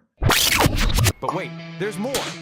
Fasten your Nogi shorts belts, because X Marshall's Dojo Roadshow is hitting the road, and it's nothing short of epic. Imagine this, an X Marshall team, an RV, and a mission to visit gyms far and wide. We're talking challenges that'll have you in splits, literally and figuratively. Meetings with the biggest personalities in the jiu-jitsu world, and a tour so wild, you'll wish your life had a rewind and watch again button. This isn't just a road trip, it's a rolling jiu-jitsu carnival, and it's all captured on our YouTube channel. Picture the funniest, most thrilling parts of jiu-jitsu, packed into an RV and sprinkled with that special X Martial flair. The Dojo Roadshow is where the mats meet the road, and every stop is a story waiting to be told. So, subscribe, like, and get your laugh on, because X Martial isn't just about changing the game, we're about making it hilarious. One dojo at a time. Don't miss out on the movement, the sponsorships, and the roadshow that's making history. One epic YouTube episode at a time.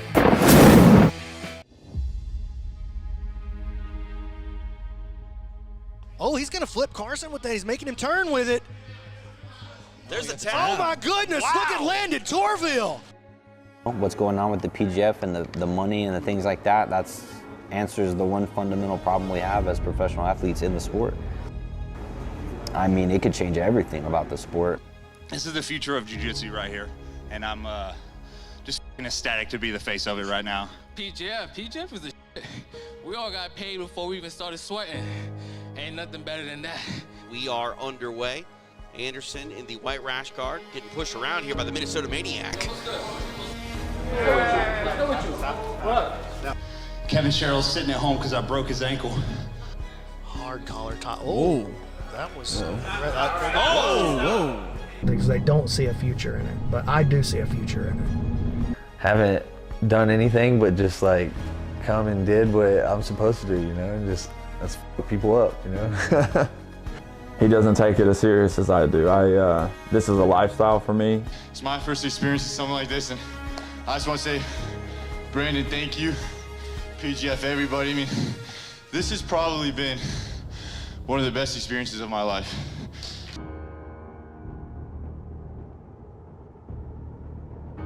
It kicks you into this state of, like I said, excitement or fear or nervousness or happiness.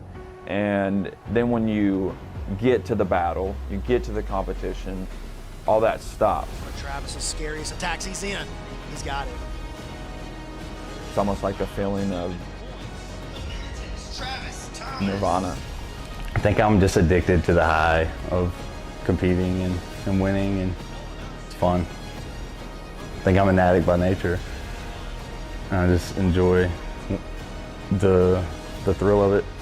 I mean, right now, PGF's sitting by itself. It's that lone soldier, you know? So I think that if the PGF can gain enough traction, it could potentially change the competitive scene in jiu-jitsu as a whole. We're going to keep building this until everybody can get paid what they're worth in the sport of jiu-jitsu. We will have the biggest jiu-jitsu promotion on the planet.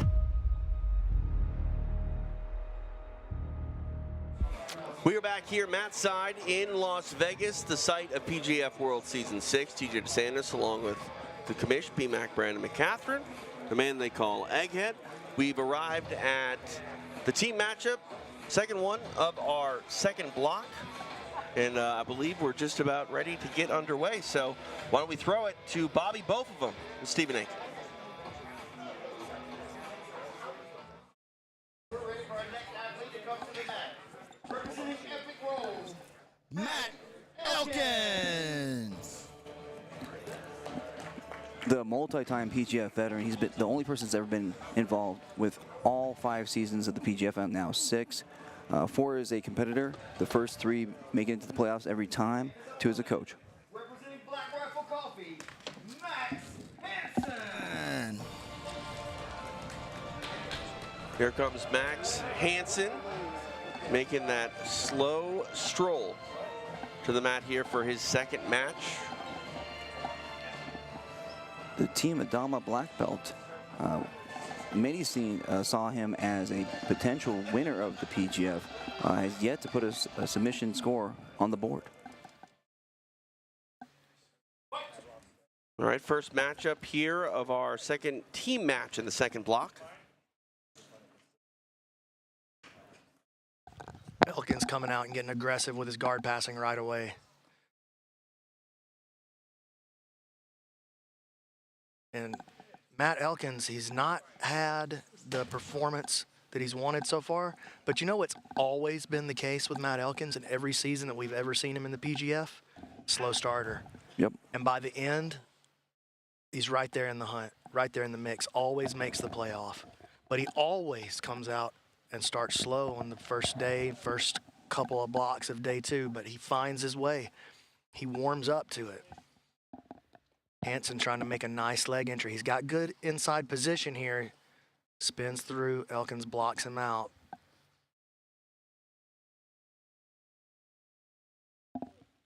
So the thing that helps Elkins is he's a very kill-heavy submission game. Yes. Out of the 28 submissions he's had in the PGF, 26 of them have been kills. Hanson gets a nice grip on this leg, dragging Elkins into a position here. Ooh, gets an exposure on the heel, and he's got the break. Nicely done. Points on the board now for Hanson and the Black Rifle Coffee Company to make it official. Stephen Aiken. And your winner with a break, Max Hanson. Some relief maybe for that Black Rifle Coffee Company. Points on the board here. 3 points in our second team matchup here. First points of the season for Dean Lister's team. And we see the replay there. Elkins forced to tap. Solid stuff there. For Max getting it done, Elkins tried to hang tough, but unable to do so. What was the time on that, too? It was like a minute 15. I've already moved away from the timer, so I'm not sure. All right, just missed that. I'll tell you what I'm having to do right here. I'm like, timeout. I need a break because I got to make a change. We've had to. John Combs, as you know, took an injury in his first matchup, so we've had to move Combs out. And we're moving Sam Schwartz, the first of our alternates, to make it onto the mat. And so when it gets down to the end here of this matchup, you're going to see Sam Schwartz versus Samson Phommabout. Real quick on Combs, is it just out for the rest of the day, out for the season? You know what? We're going to have to play it by ear with him, but day-to-day we're calling it? I think we're going to have to call it day-to-day. My personal assessment as a non-medical professional. I did stay at a Holiday Inn Express last night. That's not true either. It's not true. Yeah. I think we might have seen all we're going to see out of John Combs. Understood. All right. We are ready to get our next matchup underway. Back to the mat with Stephen Aiken. Our next athlete coming to the mat, epic roll. It's handsome Kevin Sherrill. Here comes the handsome one. Hair flip and the wink on brand and on the mat. Who's a brown belt out of Atlanta Top Team and LHM. Stephen Aiken will welcome his opponent. And his opponent, representing Black Rifle Coffee, Mike John. PGF Season 6 qualifier, Mike John. Hopes to keep the momentum on his team's side, who picked up their first points of the season in their last bout. Here we go. We are underway. This is a very good matchup, very even matchup. Could see either of these guys come out of here with points on the board. Think about the size difference here. Kevin, noticeably taller. Yeah, Kevin had to cut some weight to get here. Mike John came in underweight. Even for the qualifier, he came in underweight. You know, I was watching an interview he had with Rafa Esparza on the Grappling Hour, and he was talking about, yeah, they're getting off to the edge of the mat there. He was talking about how he was so comfortable at the qualifier because he was eating normally all day long and watching all these other guys cut weight. You mentioned Raf. Shout out to him and his team. Great pre and post show each and every day of the PGF, so stick around for that a little bit later on this evening. Kevin stepping into a really good leg drag position here. Takes Mike way out of position. Kevin on the hunt early. Nice recovery back to the knee shield for Mike John. He's going to get into his lockdown here. Got a nice scoop grip. Ooh, could be work. Okay, nice work by Kevin to undo that lockdown. Thought Mike might be working on an electric chair for just a second. Mike John, a black belt out of 10th Planet Orange. Bring down that pressure is handsome Kevin. Here's the lockdown again. Kevin drops down to his left hip to try to relieve some of that pressure. Mike John keeps that lockdown though. Digging under the far side. Uses it to come up on a dogfight. And a nice reversal here if he can make something happen. Got the body lock. Kev pushes him back down to the mat. Mike still working the body lock though.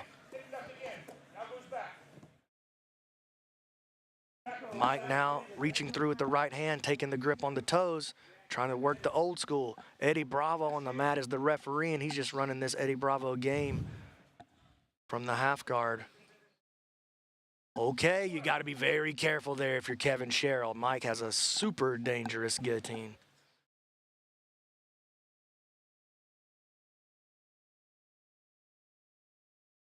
Well, handsome Kevin was our PGF Season 3 runner-up. Yes, lost to David Evers in the finals back at Epic Church in Season 3. And another good leg drag here by Kevin. Passes the guard. And you know what? Kevin a lot more active in his matches tonight. It almost felt like last night he was playing to not get scored on a little bit, in my opinion. Tonight he looks like a totally different grappler out there. Starting to isolate Mike John's right arm.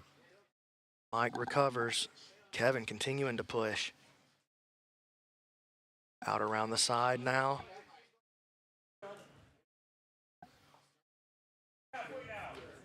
Okay, nice grip on the head. Mike John, though, using it to come up. Running out of space here. And now we restart. Nice job, Mike John. Mike John, aggressive, but not so aggressive that he took the action out of bounds. Right. Okay, got to be careful here if you're Mike John. Kevin working a toe. He's got a good bend on the leg. Nice job following through here. Outside heel hook attempt from Sherrill. Passes over now to the inside. And now we got a 50-50 battle. Kevin has the better position here. Here's a counter. And now Mike John back into the outside heel hook. Trading leg locks back and forth, these two. Just under 2 minutes remain. Action right on the edge of the mat here. Referee Eddie Bravo letting him work, and now he calls a halt to it for a reset. Taking a look at everything.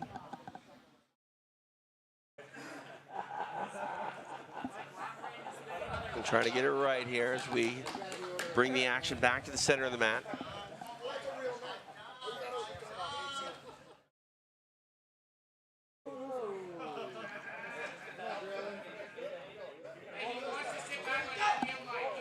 All right, good reset. Both guys felt like they got what they wanted. Eddie was satisfied. Mike attacking again. He may be working into this reverse closed guard. 90 seconds left in the match. Mike with the scoop grip on the far side. Kevin jumps over the top of it. Nice snap on the head. Aggressive by Kevin Sherrill. Mike John moves into the seated guard, trying to create an elevation, try to make a backside entry.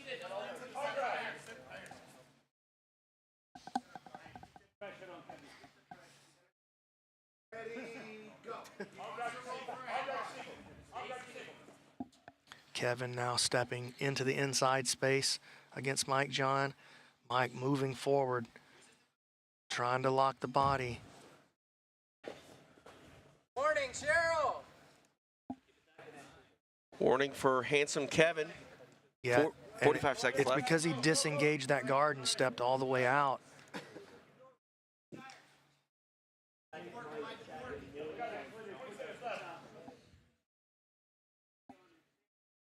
Mike John trying to wrap the head. Kevin very aware. Puts Mike on his back. Mike gonna get one last shot maybe.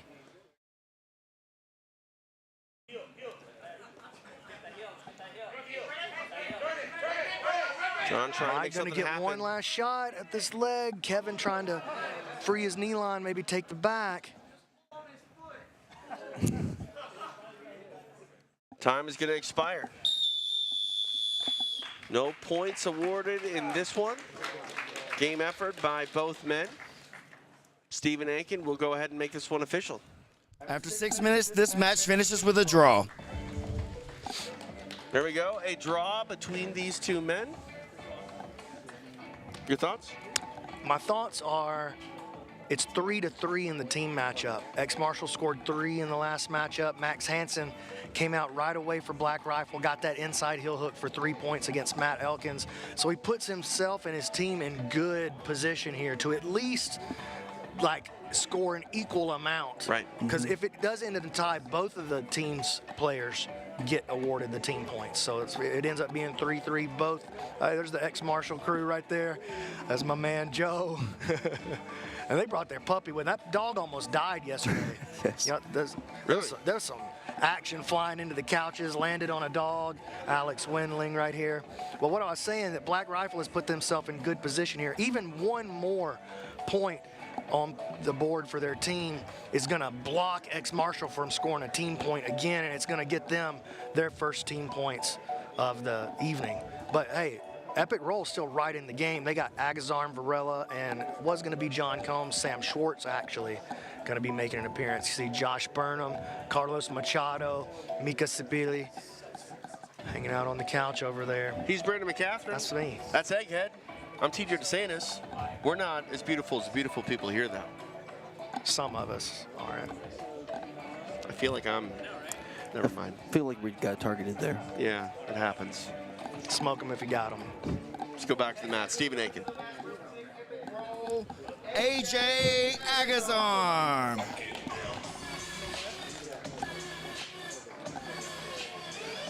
Agazarm looking to get some points on the board for the first time. You gotta think he's feeling like this is my match right here. Can I just say one thing about AJ Agazarm after being around him for a couple days here? This man is consistent on and off the mat. With character. The mat representing Black Rifle Coffee, Jamie Carnall. Jamie Carnall taking the mat here. See if he can evoke that raccoon spirit. That raccoon, do you think if he can invoke that raccoon Right? spirit? What a line. I mean, he brought it up at the draft. I love it. Raccoons are dangerous. It might take a raccoon's mentality to get some points here off of AJ Agazarm. We'll see if he can do just that. It definitely will. And man, what a moment this could be. Let's don't count out Jamie Carnall. We are underway. AJ coming out aggressive right away. Hard collar tie. Hey, Carnall's here for it though. Oh yeah, these guys going head to head, literally and figuratively. AJ snaps him down. hard underhook, really throwing that in there. It was I an like uppercut, that. I think. Yeah, Uppercut no, body. listen, that's the way you're supposed to take an underhook. I like it. AJ grabs up a single. Puts him down. Takedown off the mats. Referee gonna take a look at it. Oh. Trying to work this guillotine.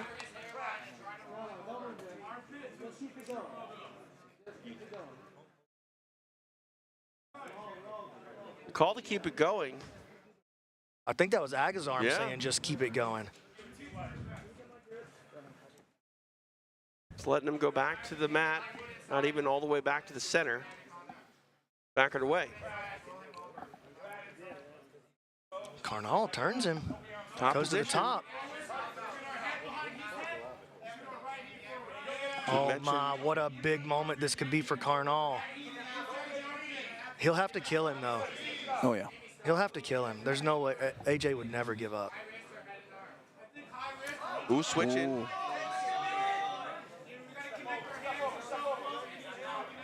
He's losing it. Action off the mat here. Referee taking a look at it. Think we're gonna get a reset here. Nice work. Hey, Carnall, the raccoon, getting after it. Let's see how quickly Agazarm gets to the restart. AJ just kind of nods his Sauntering over. head, pulled a kink out of my neck real quick.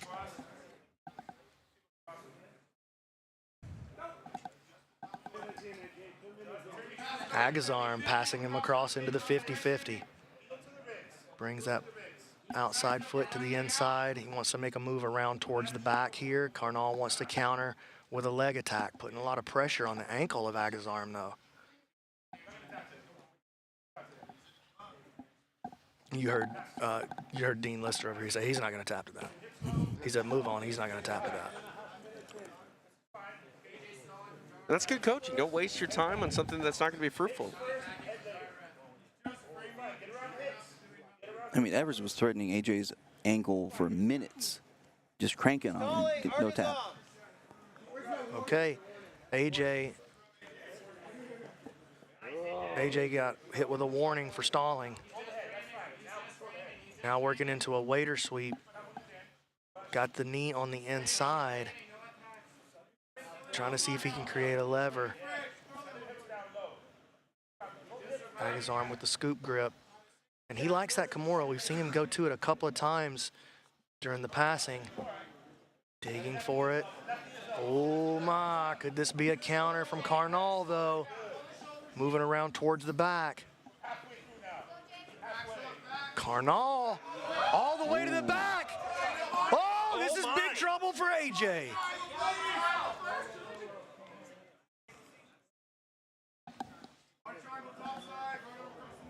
Okay.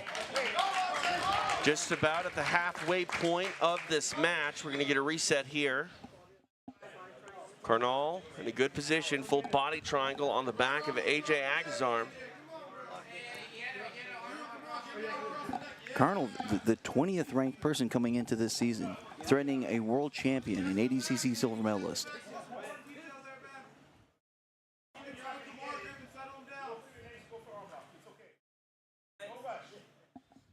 Oh, punch that through. That was a pretty good shot here. Oh, man.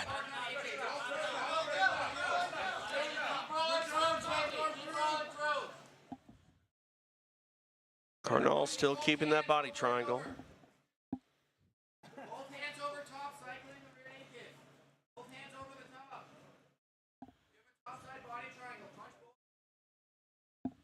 You can hear Max Hanson over on the side. You've got a top side body triangle. Cycle both of your arms back and forth from making the rear naked choke threat from both sides.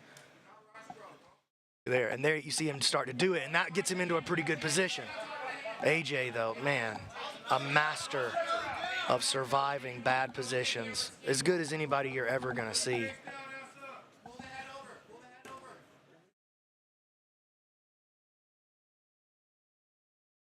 Hanson just keeps giving great advice.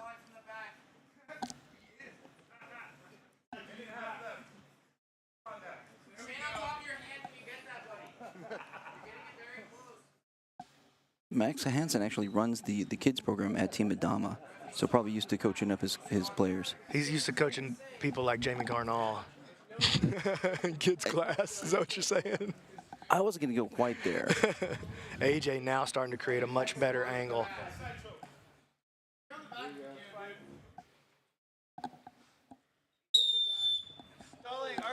Oh, wow. Interesting. Oh, you Flag thrown. Keep position, same position.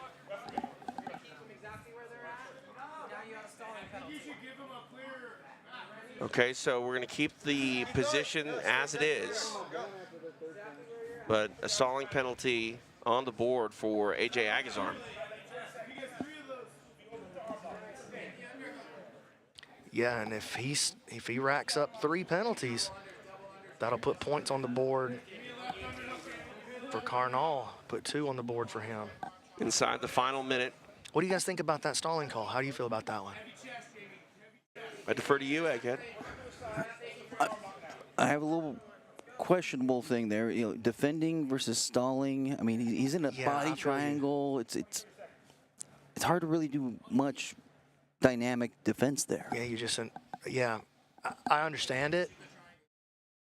I'm not mad at it by any stretch, because honestly, nothing happened because he was on the back. We're not gonna send him backwards to referee position, so it's basically just a warning to the way it's gonna work. Okay, Carnall gonna try it out, and something got said, and he started giggling. It looked like. Oh, AJ got a toe hold. Short time. Carnall able to get free. And time is going to expire. Good match. Carnall had some interesting looks there. Yeah, I mean, showed that he belongs out there. Absolutely. All right, Stephen Aiken will make it official. After 6 minutes, this match finishes with a draw. Oh, wow. And after 5 matches, an ADC silver medalist, a world champion, has no points.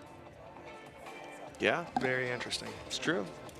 AJ Agazarm has to have, feel that pressure just mounting, just that cognitive dissonance of where he should be and where he's at on the board right now. And that was a match where he was primarily defensive as well. It's not like he, was close to getting points. I mean, if anything, he had to be defensive to not be beaten. Guess what's about to happen? It's that pay-per-view level match, isn't it? PJ Barch, Andy Varela. Yeah. All right. You ready to get to it? I'm super ready. Okay. I'm super ready. All right. Let's go to Bobby, both of them, and Stephen Aiken. Next athlete coming to the mat representing Epic Roll, the Ninja, Andy Varela. Andy Varela representing Epic Roll. Egg, where's he at on the scoreboard? He is in 3rd place right now. 3rd place. Oh, I apologize. No, Evers And his took him out. opponent, He's in 4th place. representing Black Rifle Coffee, the Butter Panther, PJ Barch.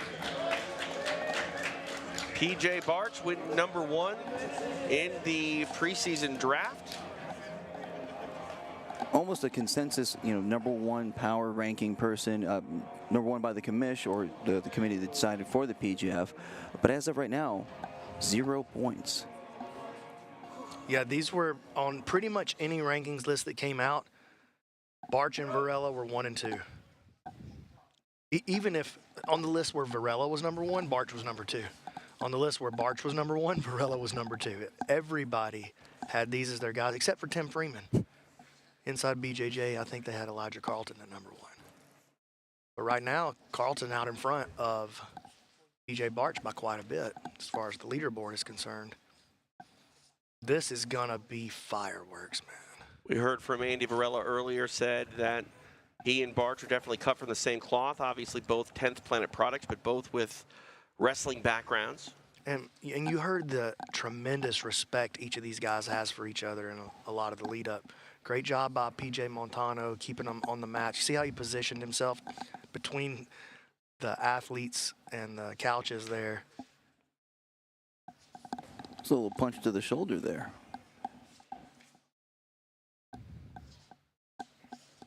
Both probing, looking for something. Hard collar tie by Varela. Snaps PJ down. Now they tie up in the center. AJ slides him past. Or sorry, Varela slides him past. And Underhook now for PJ. They've met in competition before, with Varela getting the ref decision win. Yes, that's right. And then they both end up in that 77 bracket at ADCC. And Varela ends up dropping in the first round. Didn't have the weekend that he wanted. PJ famously goes on to be one of the first guys to ever put it on JT Torres that weekend and advances into the semifinals.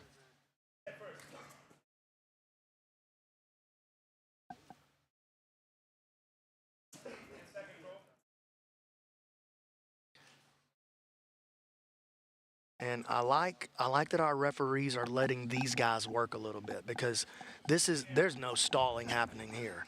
They're probing for openings, each guy looking for his offense.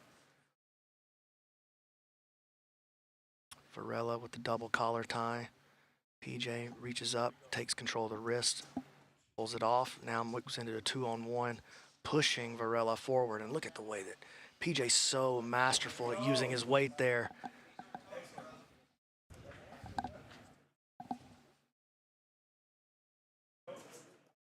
PJ moves into an underhook. Now a collar tie from Varela. PJ tries the slide by.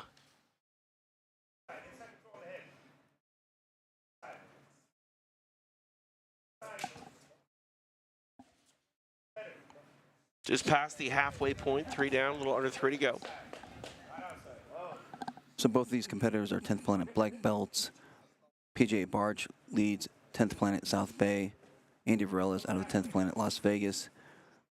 And they both kind of said it's kind of a question of who's the best 10th Planet competitor at 77 kilograms. And it's up for grabs right now.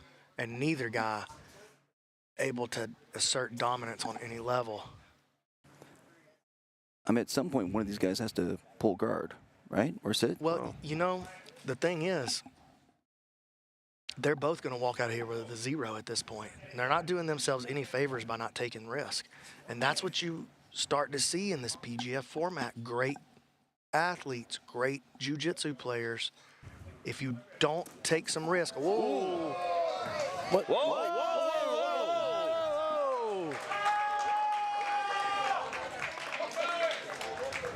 And PJ Montano sacrificing his life to get onto the couch over there. And both guys, look at that smile on PJ's face. Let's go. You know, Varela, I think, was trying to get the hooks in. Yeah, he tried. Yeah. Hey!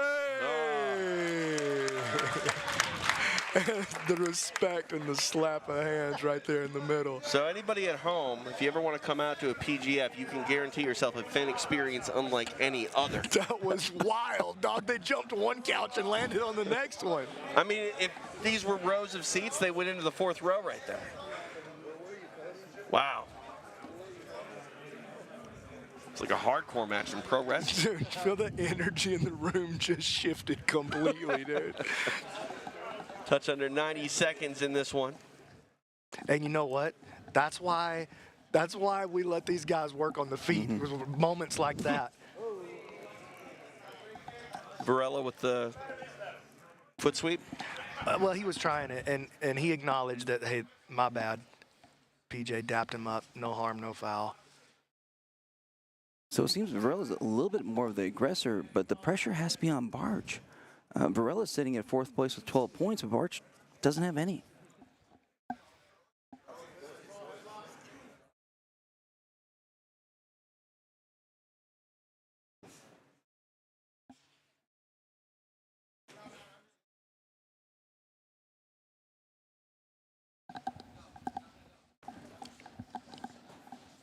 .30 seconds left in the match.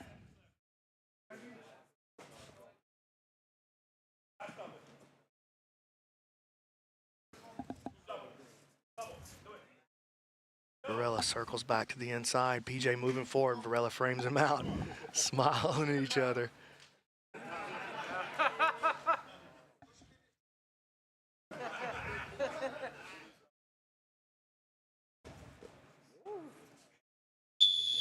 We go the distance, no points, but a whole ton of action. I'll tell you what, man. You know, they stayed on the feet the whole time. I got zero problem with that match. Zero problem with that. All right, to make it official, Stephen Aiken. After 6 minutes, that match finishes with a draw.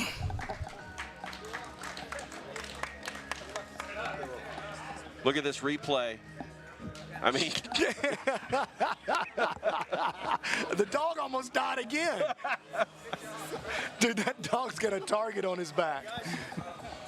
I mean, if anybody has seen anything like that before in jiu-jitsu, you're a liar.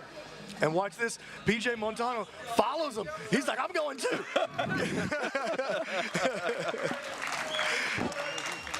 All right, Andy Varela. Gonna chat with our Stephen Aiken here out on the mat. Let's go to Stephen. My man, you want to talk? I got the mic. Let's let you speak now. Tell the people what you want them to know. I just want to appreciate everybody for coming out, bro. This is a super sick turnout. I think all of you guys are enjoying yourselves, so keep coming through, bro. This is gonna make big waves in the game, so let's make it happen. All right, I appreciate you guys for coming. Thank you, Andy. We couldn't do it without you, brother. Andy Varela showing some love to the people here in attendance in Las Vegas, and I echo those sentiments. I mean, this is shaping up to be, I mean, obviously you've drawn this up, but I don't think you could have drawn it up as good as it's turning out. You know, leaving night one, I was feeling a little like, I was proud, but I felt like the action was just too slow. Not enough points on the board. I want this to be an offensive event. I couldn't be happier with how this is turning out. This is phenomenal. Night 2 is incredible. All right, so we're at our final matchup of the team matchups here in our second block. Why don't you tell real quick, we've got a change here, B-Man. Yeah, we got a change, and this could be big. John Combs took an injury in his last match. Now, it didn't happen from a submission. It just happened, he pulled a muscle, it looks like. Pulled his groin or maybe even a hip flexor. He's gonna have it looked at tomorrow. So we're day-to-day with his We're day-to-day, we're day-to-day. Sam Schwartz coming in off the bench, season 5 veteran. He's in there for Team Epic Roll. Samson Phommabout is who he's gonna be playing against, okay? Ex-Marshall has 3 from their win against First Phorm. Black Rifle has 3 from the Max Hanson versus Matt Elkins match. They're tied at 3.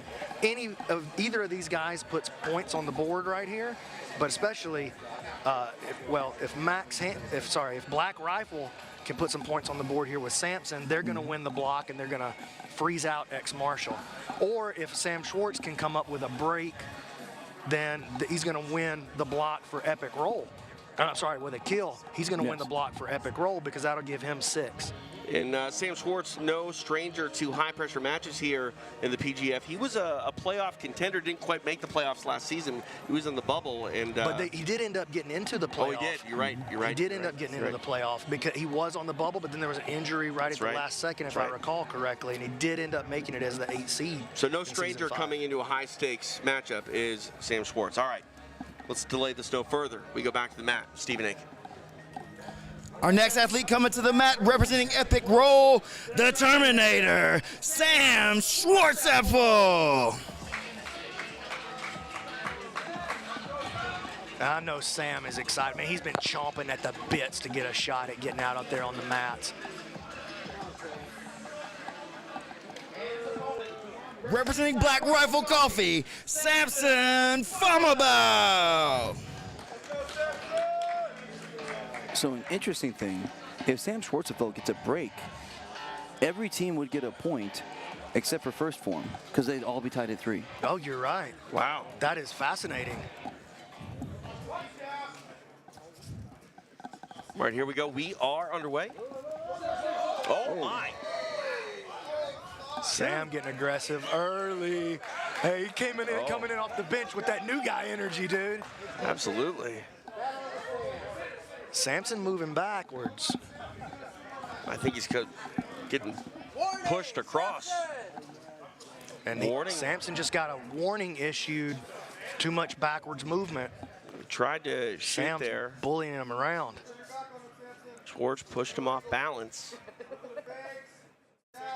Well, Sam isn't going to give up the standing game. Oh, He's an look at that knee All-American. tap. Oh! Hey, you can already see why Sam got invited back, huh? Absolutely. Yes. Was he the first to go in the reserves draft? He was, and they gave up 1,900 of their 2,000 points for him. I mean, you can see why. Oh, look at this.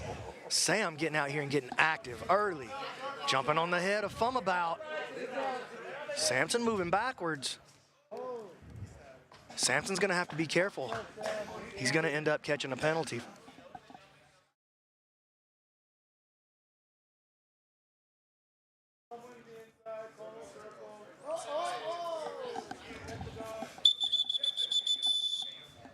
There's the flag. It is for Samson Phommabout, so we're going to restart here. Too much backward movement.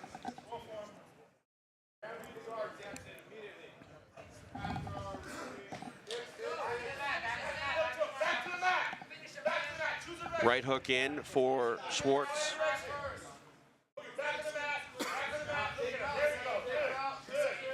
Samson with a nice escape.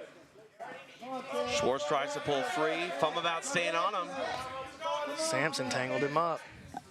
You want aggression, you got it.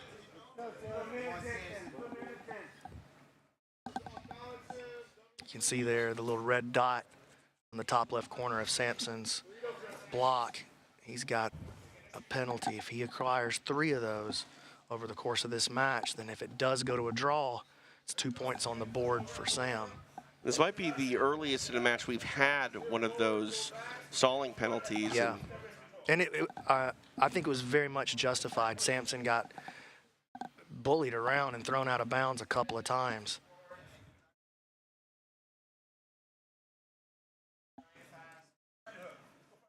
So Sam Schwartzfeld just comes in the 5th, match possible out of 12, but he could still make the playoffs. Yeah, I mean, listen, it's been a low-scoring season by virtue of what happened on day 1. And so anybody really at this point is still in the mix. I mean, he gets 1 kill. He's in the 8th spot. Wow. Ooh, looking at a toe hold right here. I mean, I want to point out, Sam has the same amount of points as a lot of people whose front runners have 0, 0 points for PJ Barch. 0 points for Renato Canuto. Warning, Sam. So there's the first warning on Schwartzfeld. They don't feel like he's being active enough with the guard passing. Arm drag by Phommabout.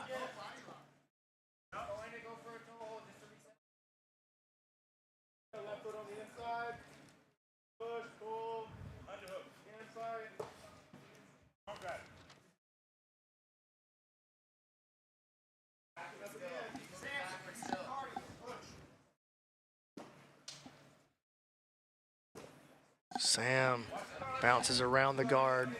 Phommabout recovers, puts that butterfly hook in. 4 minutes of elapsed time, 2 to go. It'll be a battle between veterans of the PGF. Samson from season 4, and it was said earlier, Schwartzfeld from season 5. And watch out for Sam right here. When he locks the body versus the double butterflies, he's got a crazy flip that he does where he ends up on the back. Watch him. See it? Oh, Look at this. Yep. On demand. Just about had it. Well, he got past the guard with it. Samson rolls out. I thought he was going to turn that corner for a moment, B-Mac, and actually get that back exposure. But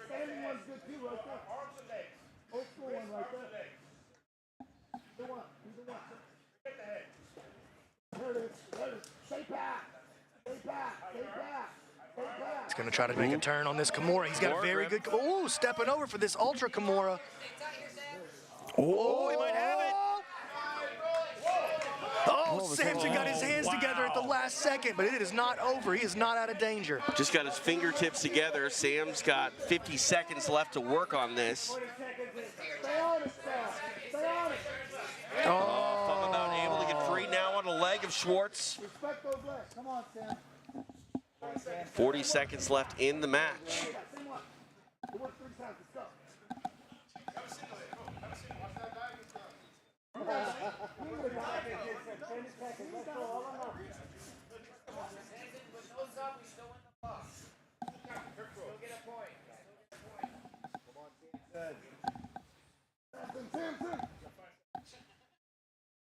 "15 seconds.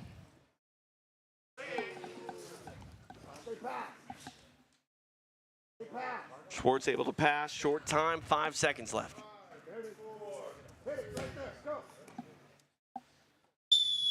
And we go the distance. Fun, aggressive match there, but again, no points awarded.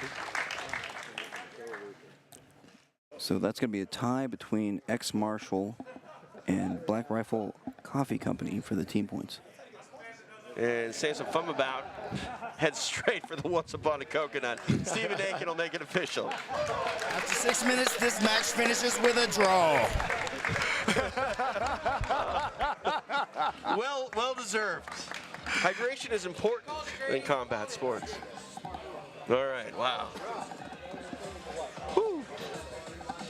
What a match between those two. The reserve, Sam Schwartz, he was waiting in the back, biding his time, and he tried to make the most of the opportunity. He did make the most, man. He came out there, got a couple of great moments.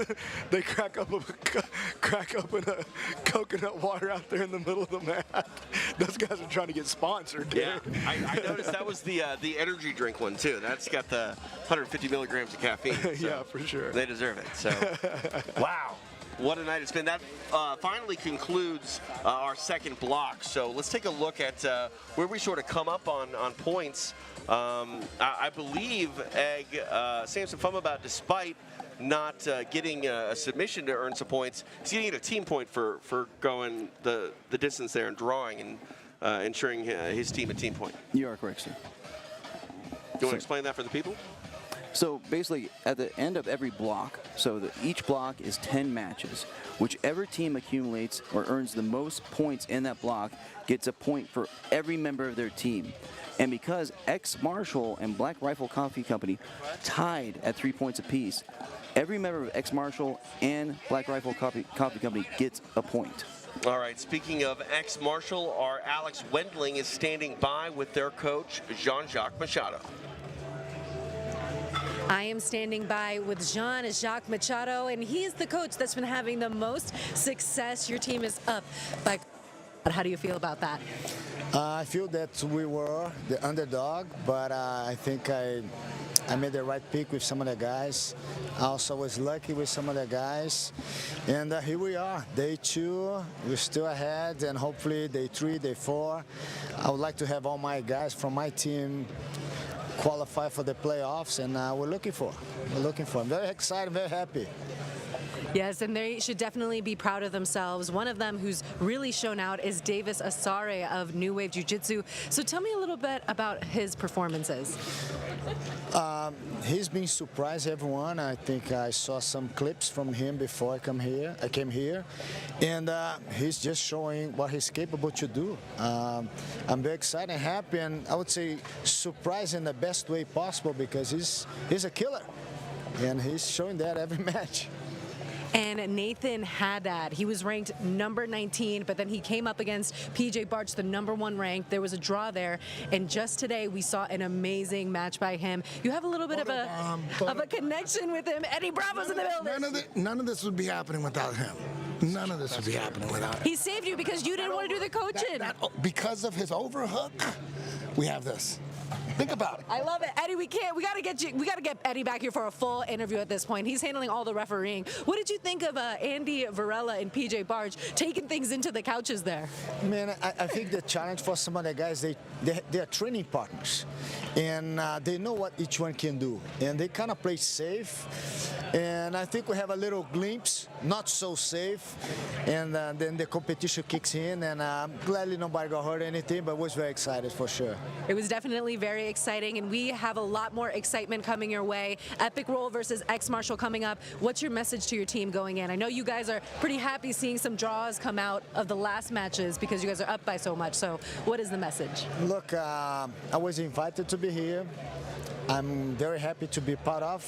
But like everything in my life, I came here to win. And all my guys are aware of that we came here to win. It's the only one thing we're thinking right now, and that's only one thing they're thinking right now. That's it, one thing, win. That's it. Option 1, win. Option 2, win more. Win some more. $100,000 on the line here at PGF Season 6. We'll have much more action coming to you soon.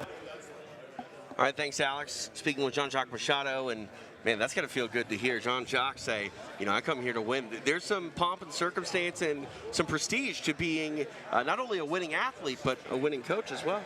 Yeah, I love it. His first choice is win. His second choice is win more. I mean, and listen, that's a guy, he's here because of that mindset that he took into his own competition career over and over and over, because of that mindset that he pushed out to Eddie Bravo. And Eddie made a great point. Yeah. He's like, think about it.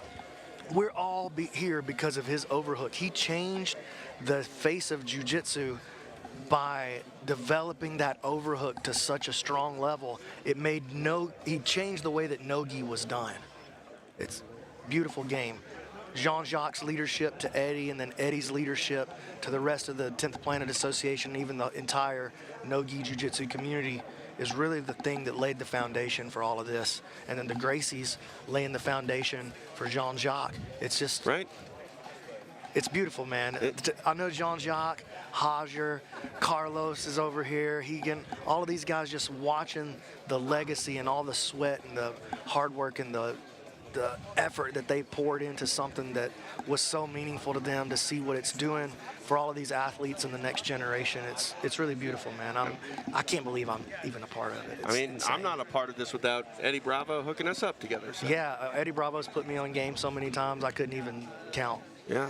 All right. Well, I love that, man. Our action continues here live in Las Vegas. 2 blocks down, 1 to go. A lot of points still hanging the balance, a lot of momentum. And again, that pressure is only going to get ratcheted up more and more. We're almost at the halfway point of our regular season. Think about that. Crazy. Yeah. I can't believe we even made it here. It seems insane, but here we go. All right, we're going to take a quick break, come back with our third and final block of match day 2. Live from Las Vegas, you're watching PGF World Season 6.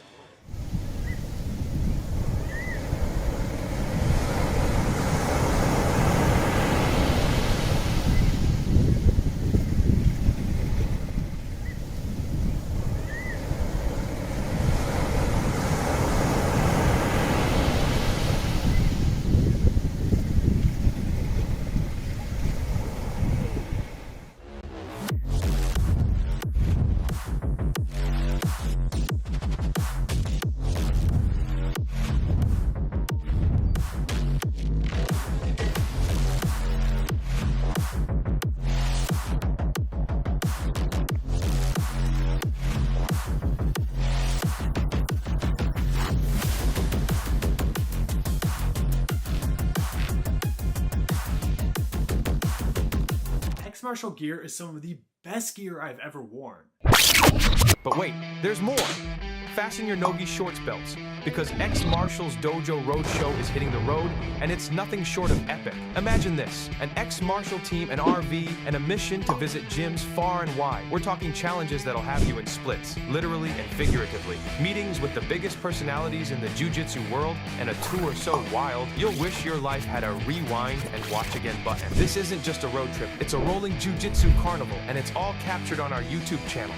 Picture the funniest, most thrilling parts of jiu-jitsu, packed into an RV and sprinkled with that special X Marshall flair. The Dojo Roadshow is where the mats meet the road, and every stop is a story waiting to be told. So, subscribe, like, and get your laugh on, because X Marshall isn't just about changing the game, we're about making it hilarious. One dojo at a time. Don't miss out on the movement, the sponsorships, and the roadshow that's making history. One epic YouTube episode at a time. We are live here in Las Vegas, and look at that, dog. BJ Baldwin, the 8-time off-road champion, in attendance tonight. Great place to go off-roading here in Las Vegas, and if you get off the strip into our secret location where no one knows where we are, you're going to find one of the best sporting events in all of combat sports. It's PGF Season 6. He's the commish, BMAC, Brandon McCatherine. I'm TJ DeSantis. This is the man they call Egghead. And before we get to our third and final block of the evening, let's just kind of go over where we stand when it comes to the playoff picture and our leaderboard, as well as overall team points. Sure. So right now, we're 42% of the way done through the regular season. 40. I mean, yeah, it's math. I don't compute that way, but thank you for telling us. 20-pound brain. You know. Right, exactly. All right. So anyway, one of the standouts so far, and obviously the leader of this season is Davis Asare from the ex-Marshall team with 20 points. Following up him is Daniel Sathler with 14, actually tied for second with David Evers now, because ex-Marshall keeps getting those team points. So David Evers is now tied with Daniel Sathler for second place with 14 points. At fourth, we have Andy Varela still with 12. Epic roll. Nathan Haddad coming in there now with fifth place with 11 points. Really making his mark today. Jett Thompson, another star so far. First Phorm, 8 points. Tied with the jabroni, Elijah, at 8 points. Who would have seen that coming in? And that takes us to the last person in, Ben Eddy, with 6 points, another ex-Marshall team member. All from ex-Marshall points and a DQ. Yep. I got to think if he doesn't start actually like landing some submissions, that's not going to stand for much longer. I mean, one kill gets you tied with him if you have no points right now. So yeah, everyone has to start putting points on the board because almost no one's safe. Even Davis Asare at 20 Even points. the top guys right now are not safe. That's right. Now that takes us to our team points. Obviously, whichever team gets the most points gets $100,000 at the end of Thursday, at the end of the regular season. And how are the team points calculated? The team points are calculated that every member of the team, the points that they have, goes towards the team points. So Davis Asare, with his 20 points, gives ex-Marshall, the team, those 20 points. But the team points themselves don't accrue back to the team. My apologies. That's with the extra team points. So only his natural score, which was 16, would go to the team. Yes. Thank you very much, Commissioner. It's like I know what I'm talking about. Right, yeah. Yeah. It's like I created this thing out It's of almost like you are the guy that is the reason we're all here tonight. Hey, can I say something real quick? A guy who never gets any love, Keelan.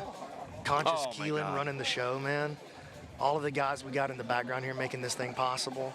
Shout out to Keelan, Conscious Keelan Lawyer, my right-hand man, and absolutely the heart and soul of this organization. I mean, gotta give him some love. He might be the best multitasker I've ever met in my life. Yeah, he's multitasking his way back on. There he goes, right there, multitasking back onto the stage after going to handle something. I'm not a great multitasker. You know, it's okay. I know. Actually, I might be a good multitasker. He's Egghead, BMAC, TJ DeSantis. We just about ready to go here? Oh, we are ready to go. I'm about 82% through my Once Upon a Coconut, so I'm going to go ahead and finish it while we get our next match entrance announced. Stephen Aiken. Of the evening, coming to the mat next, representing Epic Roll, Matt Elkins. Here he comes, Matt Elkins, PGF veteran, representing Team Epic Roll. Mentioned that he was a bit of a slow starter in seasons past. Let's see if he can get it going here in his final match of the night. Elijah Carlton.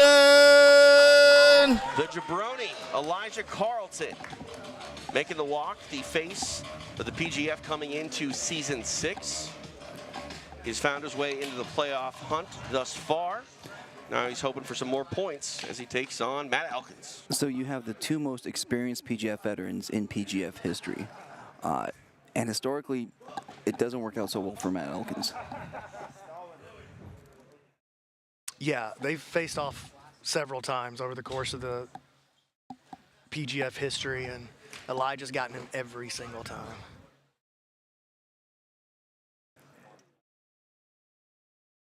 One could say that Matt is due, though. You could say he's due. He's into a double underpass. Elijah pummels through.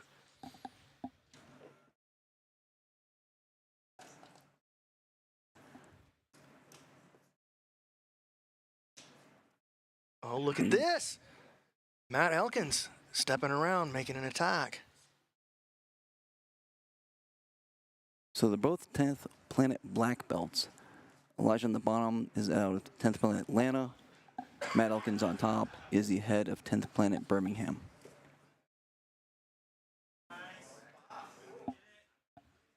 Oh, he got it. Oh, it's right there on the minute as well. Oh, we might hey. need to look back. Yeah, we need to go to the Ooh. I mean, it's right there on the minute. I think he actually got it I within think the he minute. did too. I think I didn't stop the clock fast enough. Hopefully we can take a look at that. Want to take a look at that before we make it official? Yeah. Or No, let them, we'll make the scoring official. Let them go ahead and do All right. that, and then we'll look at it. All right. To see if we can get the clock on the replay. Let's go to Stephen Aiken. And your winner by break, Elijah Carlton. I'm pretty sure he had 1 second left for that point. Ooh, is the clock not on the replay? You know He what? just pulled it up on the YouTube stream. Yeah, we're going to the YouTube to find it then. Go ahead and do that real quick. We're trying to determine, Stephen, we're trying to determine if he gets the extra point because it's right on the edge. Yeah, we're gonna get it right. We're gonna get it right. We're taking a look at it here, Matt's side. I'm here with the jabroni, Elijah Carlton. We're trying to go through the replay right here to see if that extra 1 point does come through in effect here. How are you feeling after that match? Called Jonathan Roberts and asked him if that was it. Somebody called the elbow genie. Asked him if that was under a minute. I think he's the only person that may know. It was under a minute. One under a minute. Okay, cool. That's some points on the board for you today. A little bit of a rough start yesterday. How are you feeling now after today? Man, I feel great. This tournament wouldn't be the fucking same without Matt Elkins here. Somebody dropped and they put Kevin Sherrill in first. Fucking bullshit. They should have put Matt in right off the bat, but wouldn't be the same without him. He was there season 1. This is what, your 3rd season? Right. Wouldn't be the same without him. He's one of my best friends. Give it up for Matt. Thank you, Elijah, man. We look forward to more. Huge points there. The extra point for it being under a minute. The elbow genie being invoked there. And wow, huge for the jabroni, Elijah Carlton. Took him a little while to kind of get his game going, and now he's firmly got the momentum behind him. Really solid. How many points, Egg, for the jabroni? That brings him up to 12. 12 points. Oh, he's right there in the mix. Yeah, absolutely. Look at that. Elijah Carlton right in the mix as he finishes his part of day 2. And 4 more on the board for X Marshall. Yeah. They are sitting pretty for that 100K. I mean, Jean-Jacques said he came to win and win some more. 100Ks, that's some more, to say the least. All right, back to the mat with Bobby Bofo. Here's Stephen Aiken. Handsome Kevin Sherrill. Elijah Carlton's best friend, handsome Kevin Sherrill. Of course, I'm being sarcastic. Of course. What a great rivalry that is. Yeah, it's an awesome rivalry. And his opponent, representing X Marshall, Quadzilla, David Evers.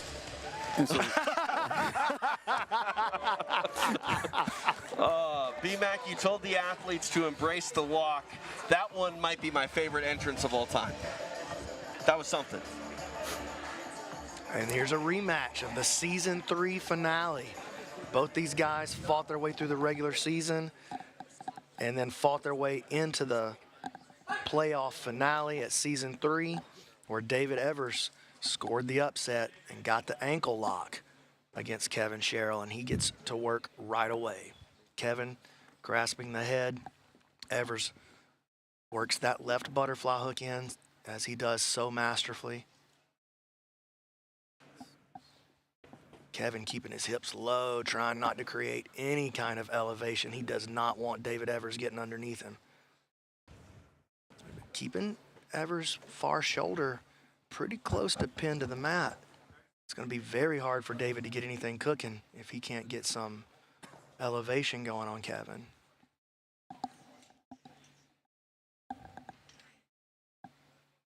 You mentioned this being a rematch. How did that one end?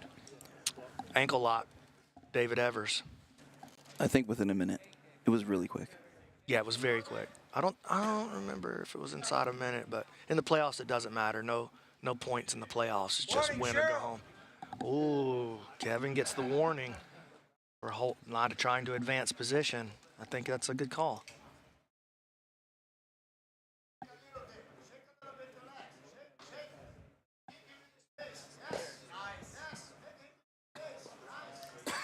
Evers following the directions from Jean-Jacques off to the side. He said, shake your legs a little bit, create that space.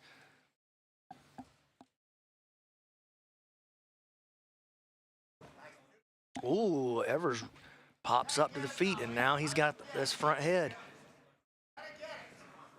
Well, that's a strong boy. You don't want him holding onto your neck, I'll tell you that. Drags Kevin down, turns him.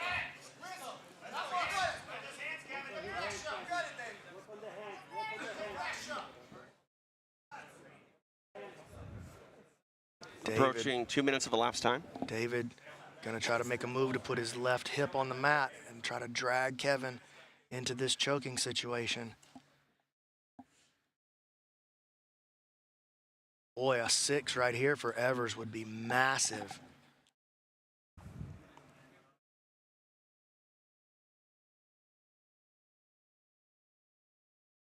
As we said, Evers is tied for second with 14 points currently.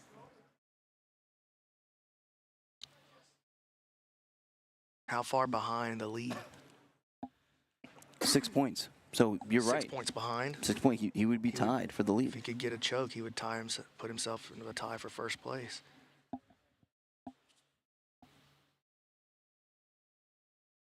Oh, going for this Peruvian. Look, I like that he went for it. I like that he went for it, though. Kevin was waiting on that moment for Evers to come up over aggressive. Just past the halfway point of the match. Here's the thing, though. Evers held on to that front headlock, waiting for the right moment, but in waiting for the right moment, he killed a lot of time off the clock.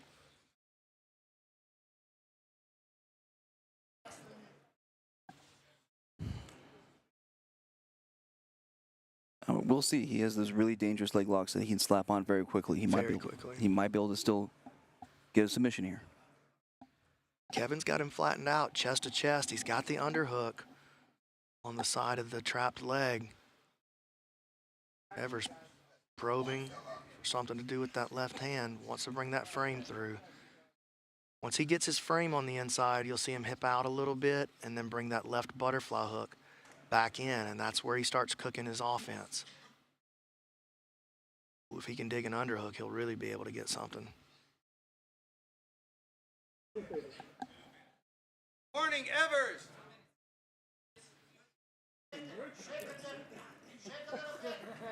That's interesting because the last time there was a warning was the same position put on Kevin Sherrill. I wonder if they felt pressured to even it out a little bit. Oh my. Back on this front head again. Wow. Oh, now a naked guillotine. Look at the intensity on the face of David Evers. Moving around towards the back. Evers.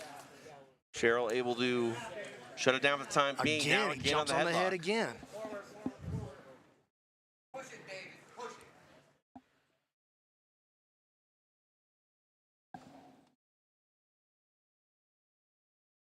Minute 10 remains in the match.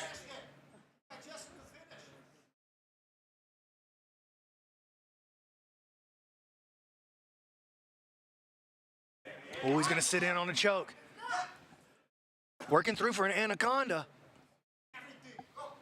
Yeah, he's safe right here. Kevin's going to turn to the top position again.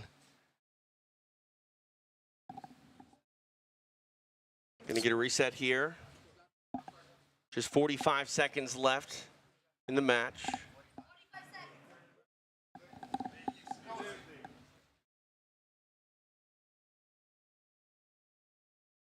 Back underway.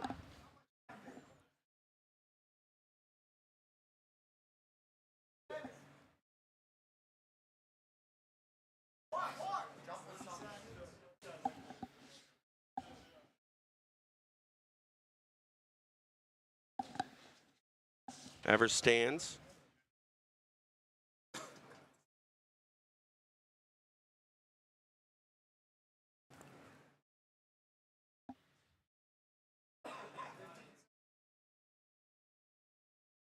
Yeah, both sides, coaches tell them to go for it.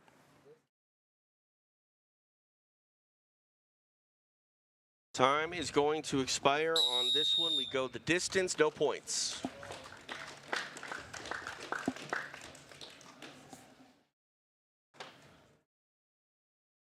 After 6 minutes, this match finishes with a draw. Draw there for Evers and Sherrill. Back here, Mount Side in Las Vegas. TJ DeSantis, along with BMAC, Brandon McCatherine, man they call Egghead. Block number 3 underway. Who's up next? Davis Asare, AJ Agazarm. Okay, we'll see. Asare, the overall points leader. See if he can get some more here when he takes on a very tough AJ Agazarm. We just saw some dance moves on the corner, man. Evers out there busting a proverbial move. Yeah. All right. Stephen Aiken ready? I think, maybe? Where's he at? All right.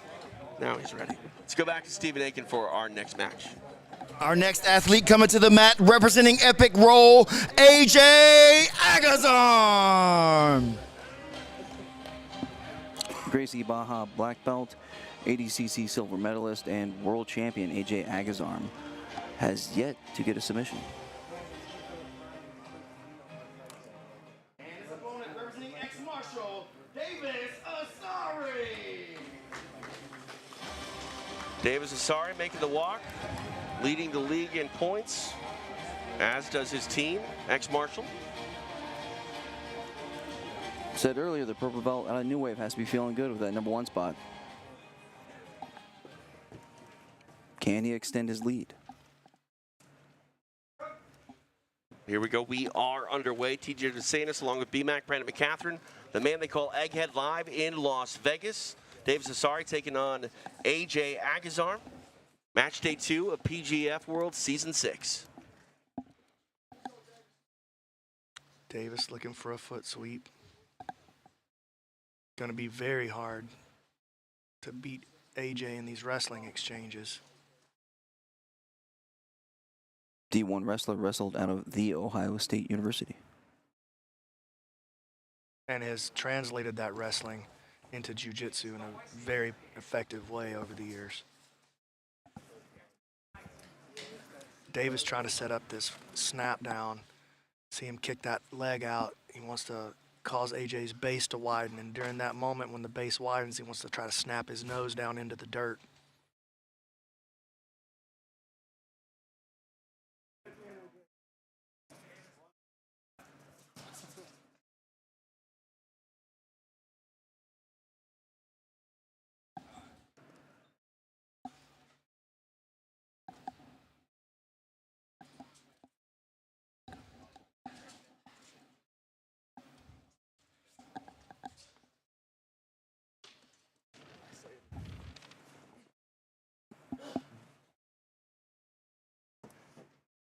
Sorry, working into a 2-on-1. Oh! Let's see where they restart this.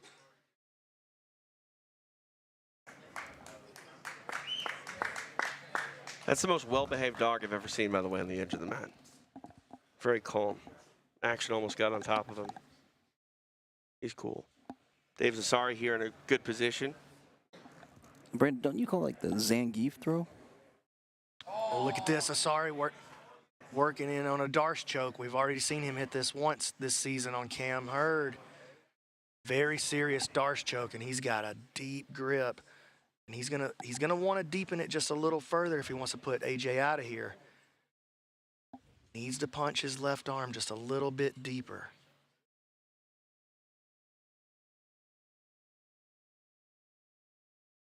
Ooh, this is getting serious. Davis stepping into a good position. Man, again, AJ just finds a way to survive. Davis transitions into an ankle pick. AJ with incredible balance. Look at that.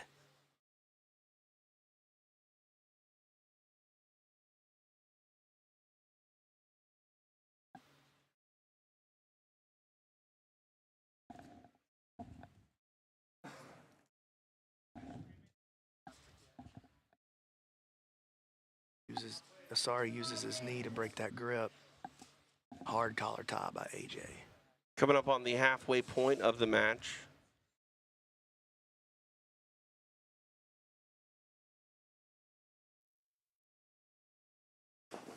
AJ takes a shot at the single. Davis with the reshot. Bit of a clash of heads there. You can see AJ definitely got the worst of it.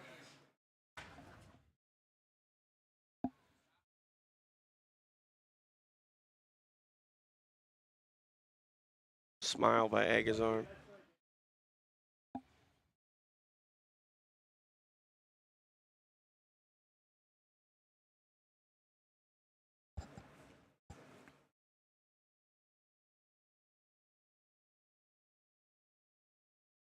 We've talked about it before, but AJ's a world champion grappler, ADC silver medalist, just a cornucopia of accolades.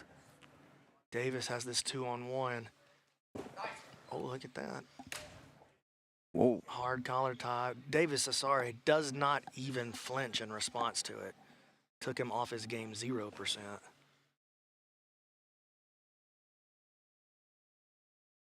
2 minutes to go.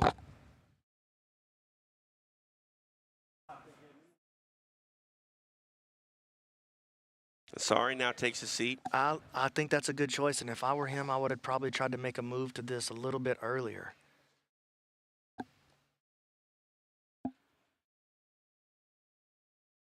Asare looks to the referee like, can he hold my fingers like this? And the referee, PJ Montano, just goes, yeah, it's fine. Just nodded at him. No problem, dude.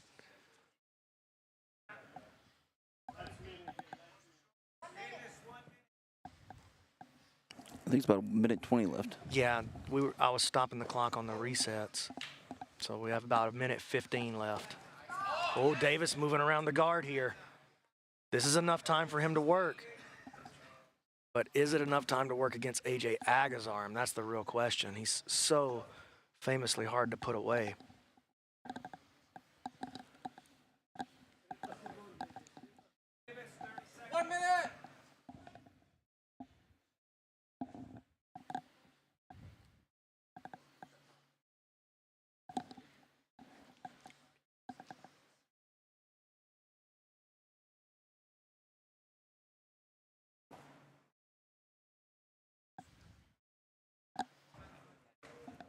Shoulder check by AJ. Inside the final 30 seconds of the match.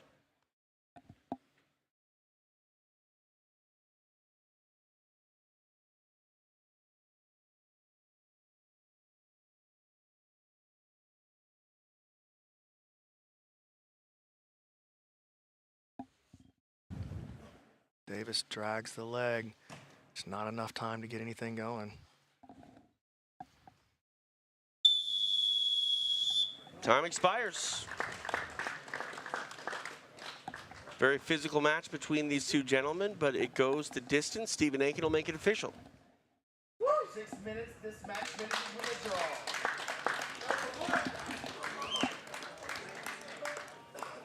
League leader in points, Davis Asare, unable to capture any there against a very tough and tenacious AJ Agazarm. And Davis probably could have used some points right there, because guess who's popping up next? Who do we got? Nathan versus Andy Varela. If either one of these guys puts points on the board, they're going to start putting some serious heat on our leader, Davis Asare. All right, let's get to it. Final match of the Varela! So I mentioned this is the final match of the first half of our third and final block. No, we still got to see one more after One that. more? We're going to Okay. see Ben Eddy versus Sam Schwartz. Got it. And Keelan, if you can hear me when it comes time And for his that, opponent, I'm gonna need a representing little bit of a ex-marshal, break, Nathan Haddad. because I'll have to replace him in the bracket, so you're going to have to buy some time, about 30 seconds for me.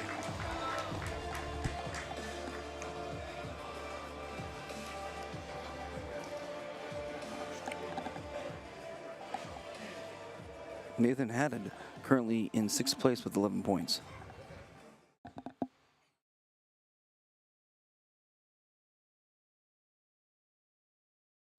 All right, we are underway.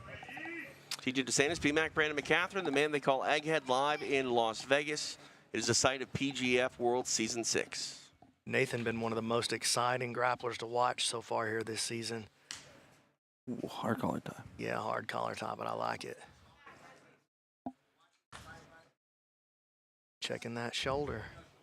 AJ, or sorry, I did that again. Andy, just unfazed by it though. Marching forward in a hard collar tie. These guys are here to party. No harm, no foul. They like it.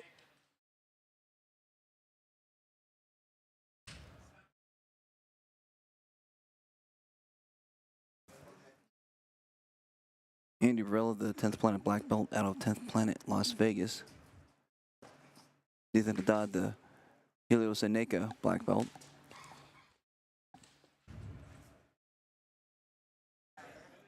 Andy working his Wing Chun out there.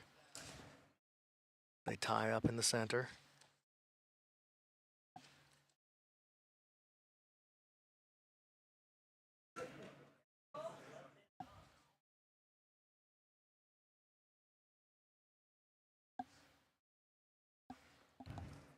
Andy not giving any ground at all.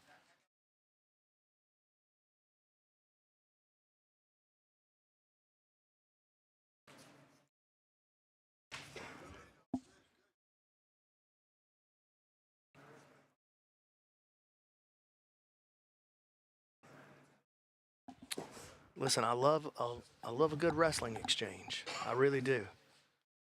But when submission is the only thing that puts points on the board, man, you come out here and have a great wrestling exchange and you lose precious time to be able to put some scores. A third of the match already. Yep, 2 minutes down. Good with fractions. Percentages, though, Egg, not so good with. There's always time to learn. Time has passed.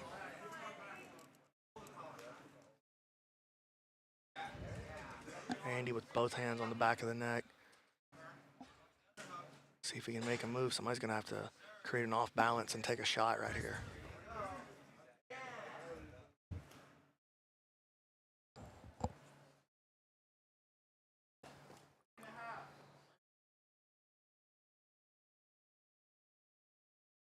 There's the snap from Varela. Ooh, getting in on the attack of the head real quick. Already past the guard. See what Varela can do here. And this is going to put the pressure on Nathan as the guy in the bad position to take a risk and get an escape. Halfway point of the match, 3 down, 3 to go. Andy Varela in top position on Nathan Haddad. And Haddad now hit with the warning. They want him to get active and try to take some risk to try to put himself in a better position.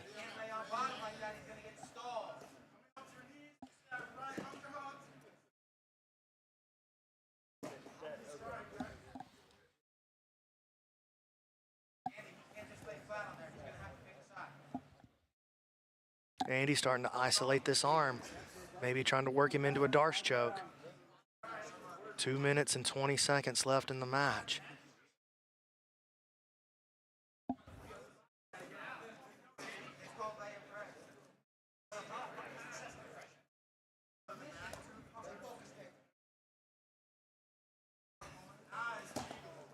Nathan's fans are kind of asking, what do you want him to do? Varela's just holding him down. They want him to take a risk. The onus is on the guy in the worst position to make a movement.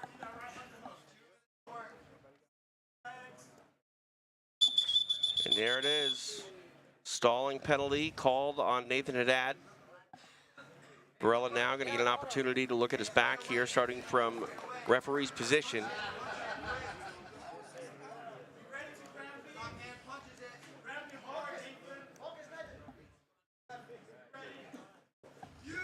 Back underway. Wow, nicely done for Nathan Haddad. Quick escape for Nathan.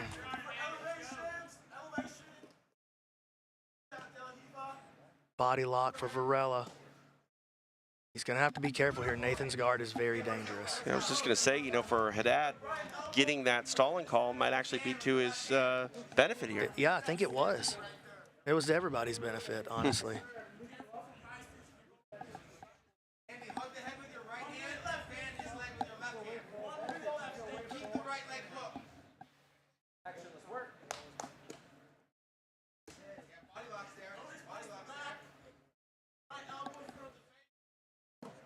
Nathan trying to create the off-balancing, but Varela locking him down now with the body lock. Reaches up, takes the grip around the neck, trying to climb the body.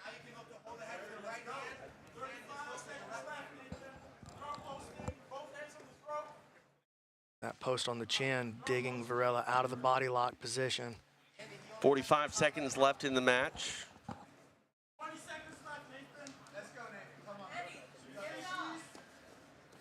Look at this passing by Andy. Gets his arm into a bit of a compromised position. Here's the Kimura. Andy tried to spin it into an arm lock of his own. Comes up, passing the guard again on the other side. Andy's passing has looked outstanding so far. Doing a very good job.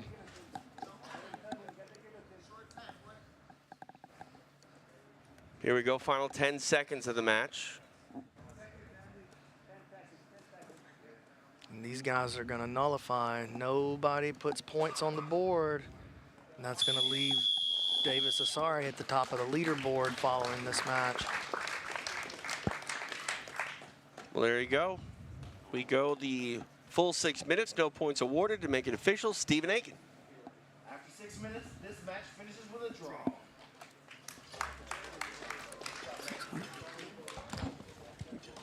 All right, we are mat side here in Las Vegas. Cedric DeSantis, BMAC, Brandon McCatherine, Egghead. Just actually pointing out the difference in credits spent in our draft between those two players. Andy Varela was the first pick by Roger Gracie's Epic Roll, spending 53% of their budget, 5,300 points. Nathan Haddad went for 600 to X Marshall. The last guy on their team just nullified the top guy on Epic Roll's team. It's not the points he wanted, but as far as like team matchup, that's pretty impressive. Yeah. Shout out Andy Varela and his coach, Casey Halstead. His day-to-day coach, Roger Gracie, is coach here at PGF Season 6. Your thoughts on the last match, B-Mac? My first thought is it took me less time to get that bracket corrected than I thought, so I'm ready to rock and roll for the next match. All right, perfect. All right, without further ado, we are going to get ready for our next match, the final match of our first half of the third block. We go to Stephen Aiken. Our next athlete coming to the mat representing Epic Roll, the Terminator, Sam Schwartzepfel. Sam Schwartz needed very little time to get aggressive in his first match tonight. Now he takes the mat for the second time here in Las Vegas. We'll see if that intensity is on display once again. And his opponent representing X Marshall, Ben Eddy. The master of the Hindulatine, Ben Eddy, currently hanging on to a spot in our PGF playoffs, but he has yet to get a submission. We'll see what he has in this match against Sam Schwartz. You know what's the most shocking thing maybe for me out of this entire season so far? Ben Eddy has not been able to find his guard. I mean, maybe 2 times he's gotten into his guard. Here we go, we are underway.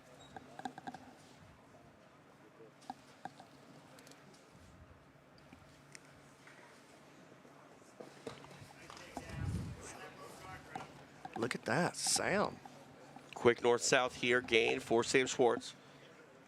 And again, that's going to put the pressure on Ben Eddy. And Ben is creating, you see the difference here? Ben creating some movement, trying something a little bit risky to try. And again, though, Sam just blasting past the guard.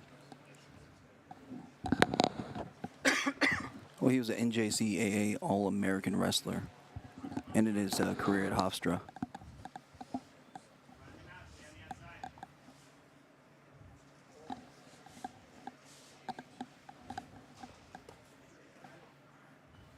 Ben got to be careful moving backwards with his guard like that. The referee's table gave him a look.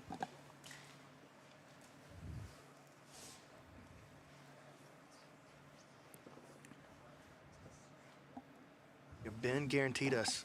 Oh, look at this movement. That's that same move, man. Sam is so good at that. That's one of the coolest moves that anybody does here in the PGF. Moving towards the back. Ben forced to flatten out again. Back to north-south.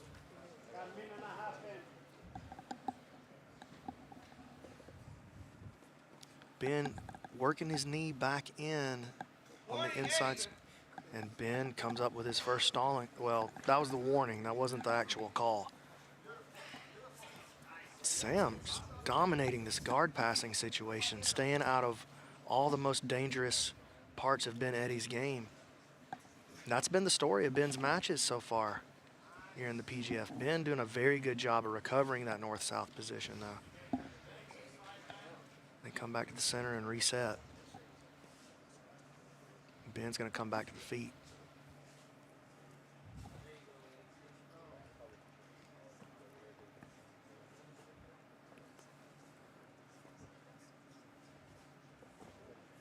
Sam playing him around. Okay, too many backward steps. Stalling penalty for Ben Eddy.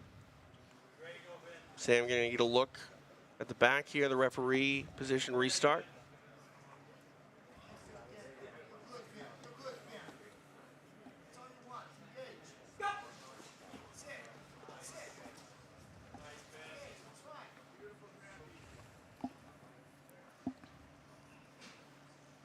Ben, excellent at that north-south recovery.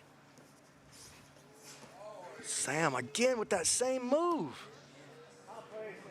Just ultra gangster play that he makes right there.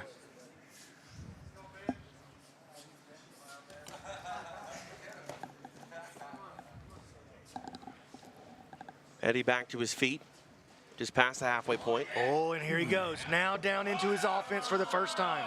Sam is like, no way, I'm getting stuck in this sequence.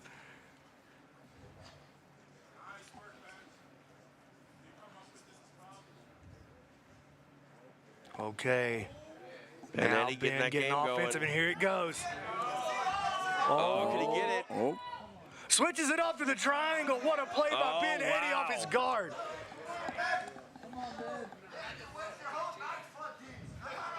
So you push that fist in there, right? Yeah. Oh, there it is, Ben Eddy. Ben On the Eddy gets board. the kill. using the Hindula team to get it done. Huge points gained for Ben Eddy. Huge points for ex-Marshall to make it official. We go to Stephen Aiken. Kill representing ex-Marshall, Ben Eddy! Huge points racked up for Ben Eddy, an ex-Marshall. Taking a look at the replay here. I'd like to hear from Ben Eddy right here. I think we are going to get a word with Ben Eddy, who is now officially on the board with some points due to a submission. He's going to speak with Stephen Aiken. Ben, man, glad to have you here today, man. You got your first good look at your rubber guard today. We thought we were going to see a Hindula team. Switched off to a nice triangle. What can you tell us about that? Thanks, yeah. I was just fucking, it's hard work out here, but I just pushed it. He had actually a really fucking sick back take off of a move I really like to hit. And I had to change off of that and hit a new entry. But yeah, just hard work. What can you tell people about the PGF? It's great. It's amazing to be a part of. It's totally different. It's sick in here. I'm loving it. We love you too, Ed. Ben, thank you, man. Ben Eddy got to feel pretty good about himself in that performance, racking up some points due to submission, and it looked like we were going to get that Hindula team. Ultimately, a triangle gets it done. Solid stuff for Ben Eddy. Well, you know what? It's the triangle that gets the points, but it's the rubber guard that gets the setup. So right. you may, if you're watching at home, you may go, oh, the rubber guard didn't work. That triangle came from the rubber guard. Absolutely. So beautiful work, and man, how quickly fortunes can change. 6 points on the board right there. How many does Ben Eddy have now? He has 12. He is tied for 4th. Also, ex-Marshall, more of a lead, 49 points now. Good grief, they're running away with it. The next team has 20. They're running 29 points ahead of the next team behind them? That is so crazy. Wow, we're going to have to find what that magic number is to where they can statistically claim that title. And that could increase even more. Like everybody on ex-Marshall might score again because they may win this block. Black Rifle and First Phorm are gonna have to really come through right here. Yeah, wow. Oh man, it has been a phenomenal match day 2 here in Las Vegas for the PGF World Season 6. TJ DeSantis, BMAC, Brandon McCatherine, he's the commissioner. This man is Egghead. You can play at home every day. Make sure you visit fantasizer.com/sport/PGF6. Go check that out. Hey, and the winner of the fantasy today gets $300. $300. $300 to the winner of today's fantasy. Dang. They got a little warm-up yesterday. No money awarded yesterday, but the winner of the fantasy today, tomorrow, and day 4 are all going to get $300 in their pocket. Nice. Yeah, pretty cool. Free to I like play. it. Free to play. Yeah. Come on. Yeah. We will pay you to play if you win. Yeah. Yeah.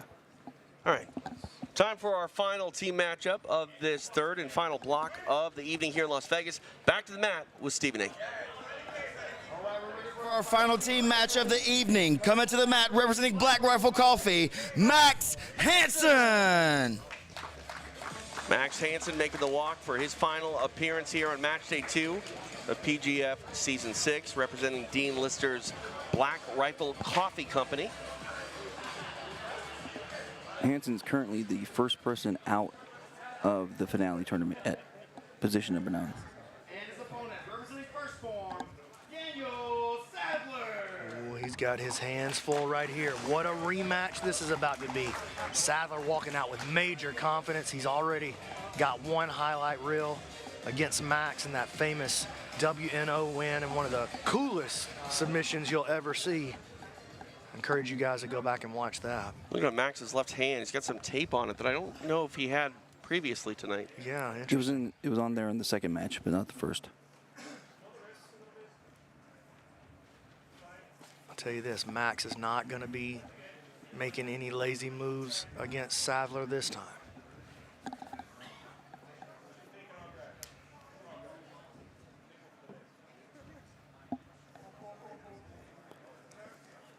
Look at that, Sathler goes to the head, rolls, just keeping Max on his toes. Max with the 2-on-1 grip, trying to create an off balance here. He does. Max got a pretty good inside position here. Sathler sitting heavy on his legs, trying to block Max from progressing. Sathler very good at navigating these leg entanglements. Max on the attack, aggressive off his back.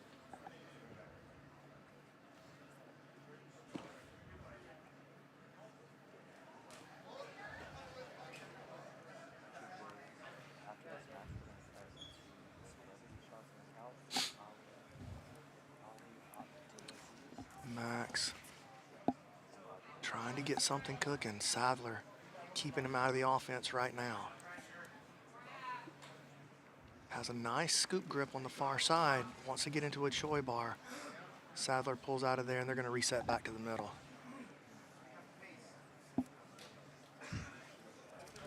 Sathler shoves him down to his back.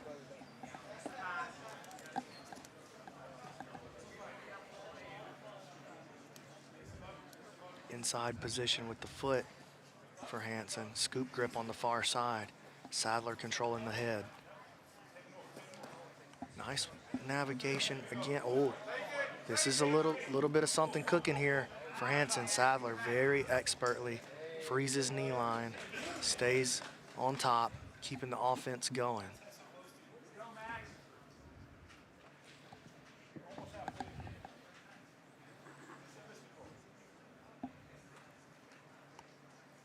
Sathler on top, the black belt out of Atos. Max Hanson on bottom, black belt out of Dante Leone's team, Adama. Max trying to get something going on that far side. Now here's a decent entry. Sathler rips out, but you notice how when he rips out, he's immediately engages right away. So it's not a fleeing defensive reaction. It's a clean technical defensive reaction and immediate re-engagement. Now the action slows a little bit, and you heard our referee Tell him to get busy.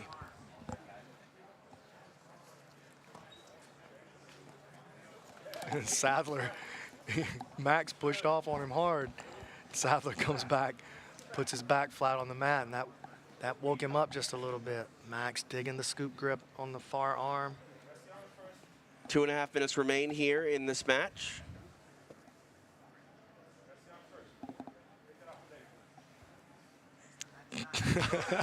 That's the most gentle mouth covering I've ever seen. I haven't seen a mouth wipe like that since I had a baby at home. I was feeding it, you know? Since Jamie Carnall had some SpaghettiOs on his mouth. Look at this. Sathler trying to make a move to the back. Max had to scramble to stay alive. You do not want Daniel Sathler getting that back exposure.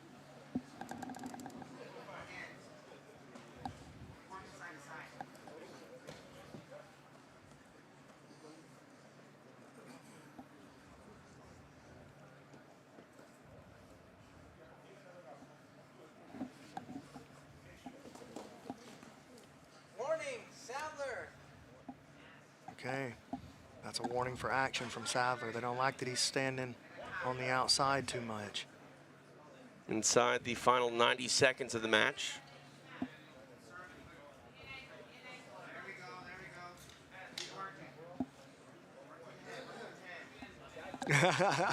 Sathler said, put your hand on my shoulder. Oh, there comes the flag. In. Let's see what they're going to do with that. Sathler gets called, dancing around on the outside a little too much. Interesting. He was, you know, the top positional guy. Now he finds himself in the bottom of this referee position restart. Just under 70 seconds remain here in the bout.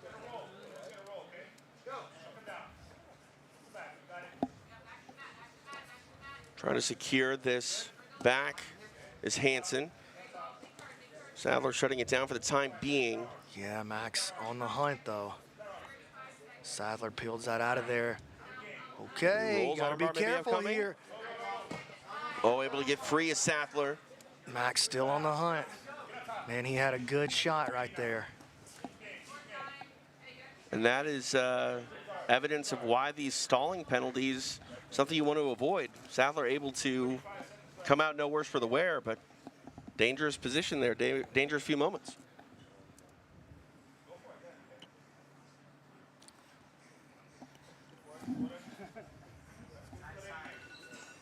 20 seconds remain here in the bout.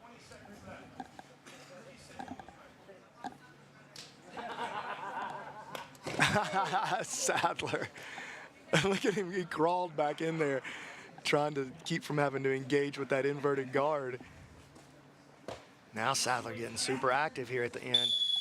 Time expires. You know, that's one of the big differences. Ooh. Time expires, but the action didn't necessarily conclude.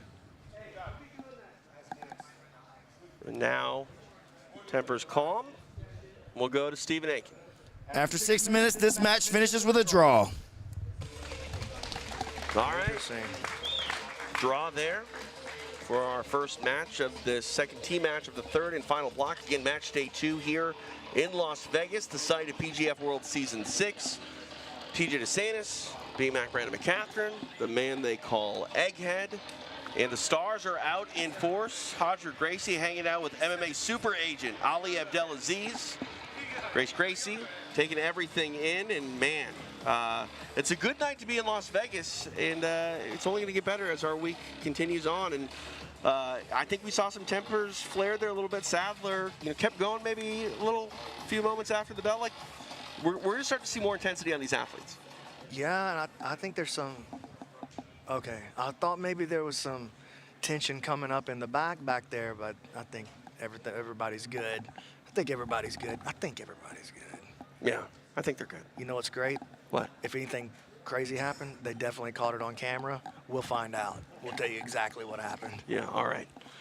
Let's go back to the mat. Here's Stephen Aiken. Coming to the mat representing Black Rifle Coffee, Mike John. Mike John taking the mat for the final time tonight, representing Black Rifle Coffee Company, led by his coach, Dean Lister. And his opponent, representing First Form, Renato Canuto. Renato Canuto. Here it He comes. is set to take the mat for the final time today. Charging it up. Get that stomp. I love when he does that. That just gets me fired up for some reason. Oh, it's a good stomp. Here we go. We are underway. Oh, Canuto getting after right it after early. it. I mean, he had a very fast and furious pace in his first match. He kept it up in a second and expect no different here in his third. Mike got to be very careful with his collar ties. Canuto can throw on an arm lock or a triangle from the feet in a flash before you even understand what happened.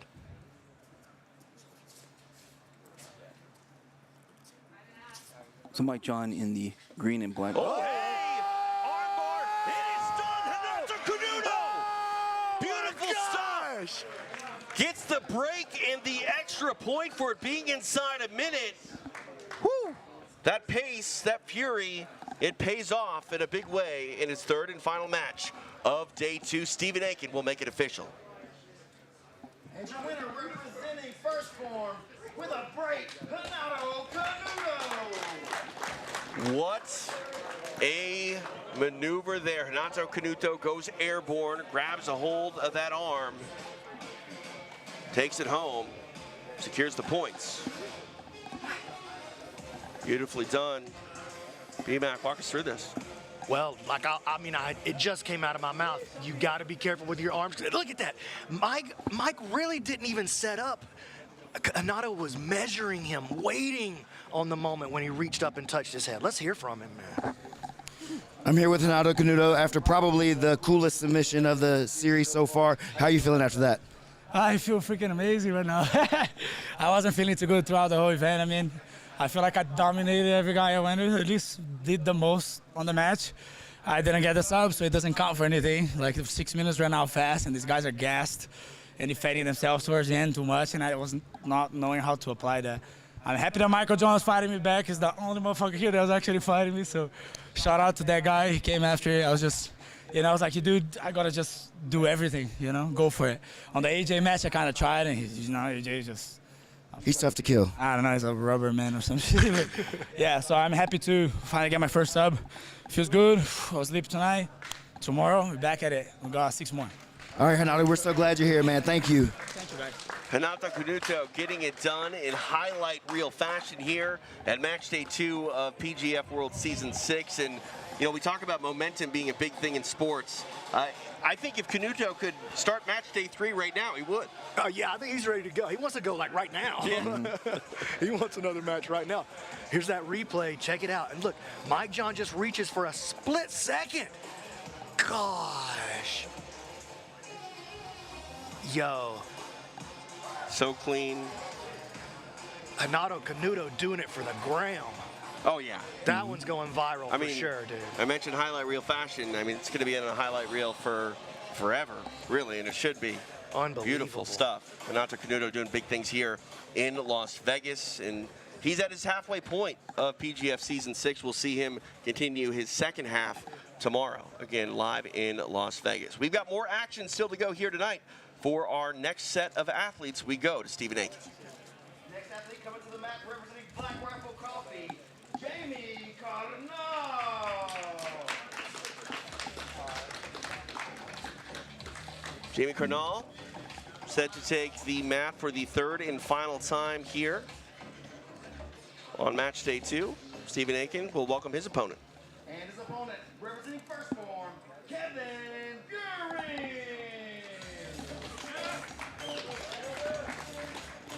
Kevin Beuhring. Sorry, the Go ahead. Purple Belt out of 10th Planet Atlanta and PGF Season 3 veteran. Facing off against Jim Carnall, the brown belt out of Avila, BJJ. Beuhring rocking some headgear here. Oh, that's interesting. What does that do to change the grips? Changes how hard it is to pull yourself out of a guillotine if you get stuck in one, that's for sure.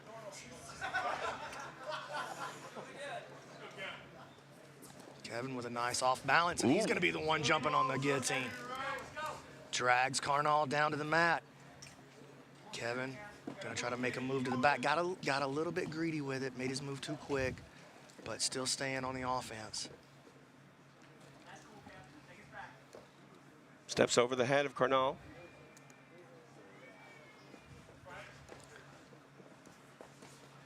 Carnall retreating that back to the mat, and Carnall is staying on the move.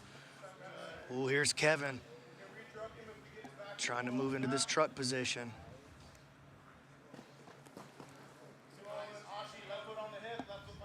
Nice survival from Carnall, but Beuhring is all over him.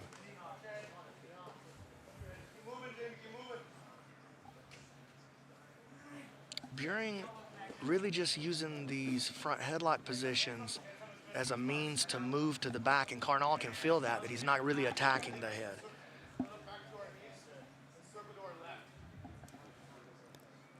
So it's the first time since season 1 in Blake Randall that we've seen headgear on a competitor. Man, what a stat. That's the wildest stat recall of all time. Blake Randall, the youngest competitor in PGF history. Here's Kevin now moving to the back. Carnall saves himself.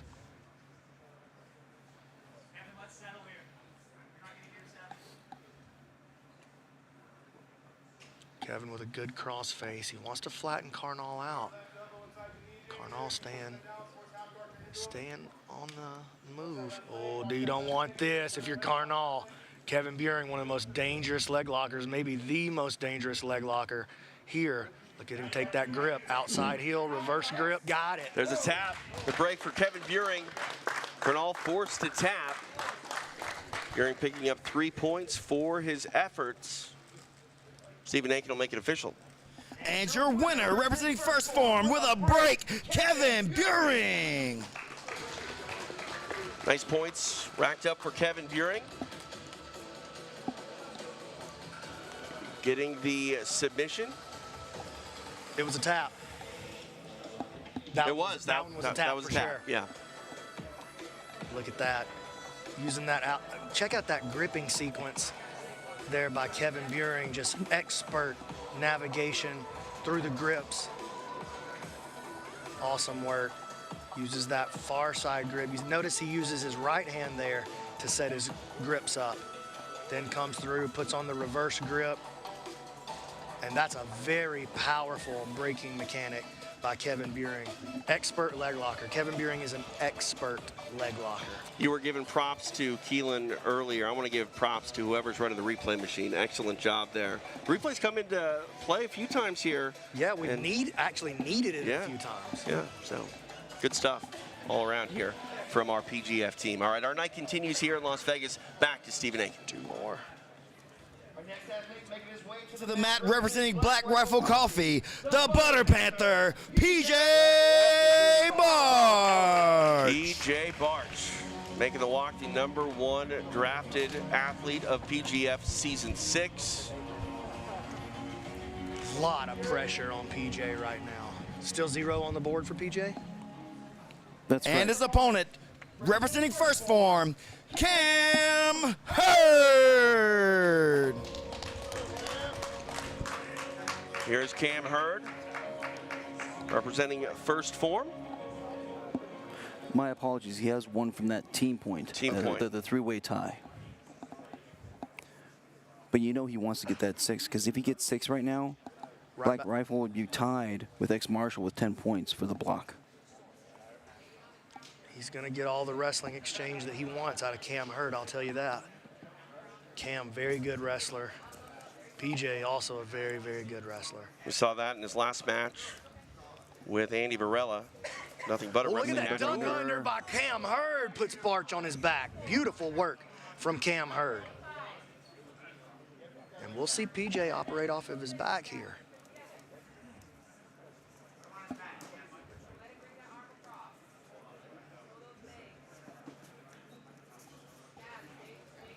Going to get a reset here in the center of the mat. Corner of Hurd saying to put him on his back.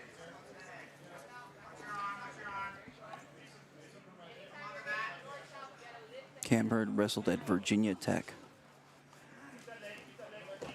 Cam got to be very careful. PJ dangerous in every single position. Excellent leg locker, great guard passer. Excellent when he gets to the back. Got a great front headlock as well. PJ just doesn't have a lot of weaknesses in his game.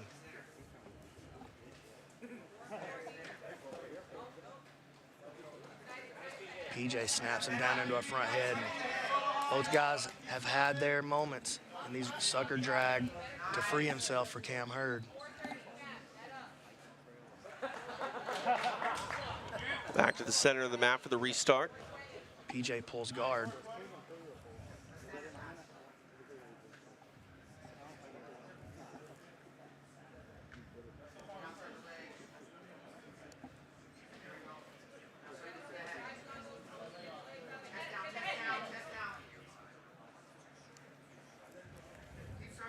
Coming up on 2 minutes of elapsed time.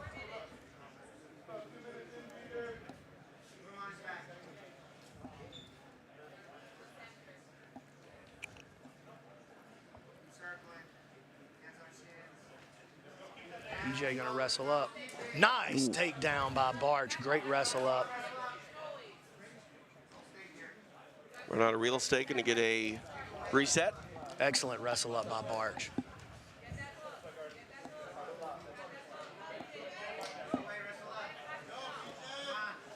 Cam in big trouble here. Flat on his back with the Butter Panther, trying to melt through his guard. Cam reaches through, tries to take the foot of Barch, putting him in a funky position there.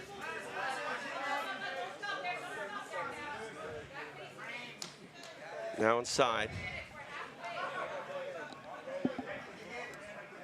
Approaching the 3-minute mark. Cam trying to create some space. PJ stepping over the head.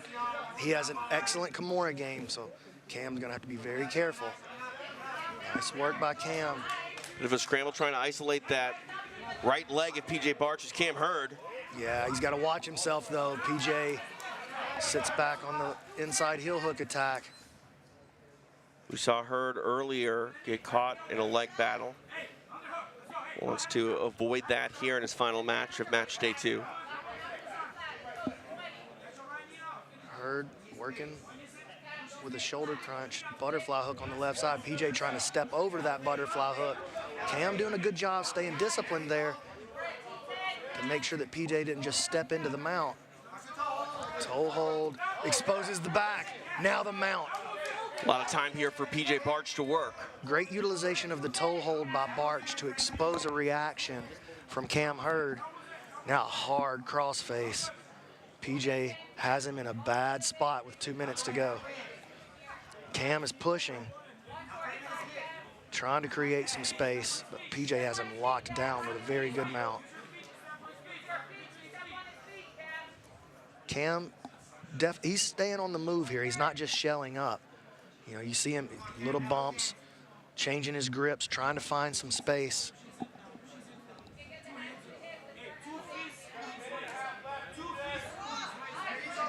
Cam creating some momentum. Got to be careful not to expose his back here. There's the big bridge. PJ now working into the double underhooks. Just starting to go downhill quickly for Cam Hurd. Here's an angle, and Hurd explodes out. Nice. Nicely done for Cam Hurd. Back at space on the feet. 70 seconds remain in the match.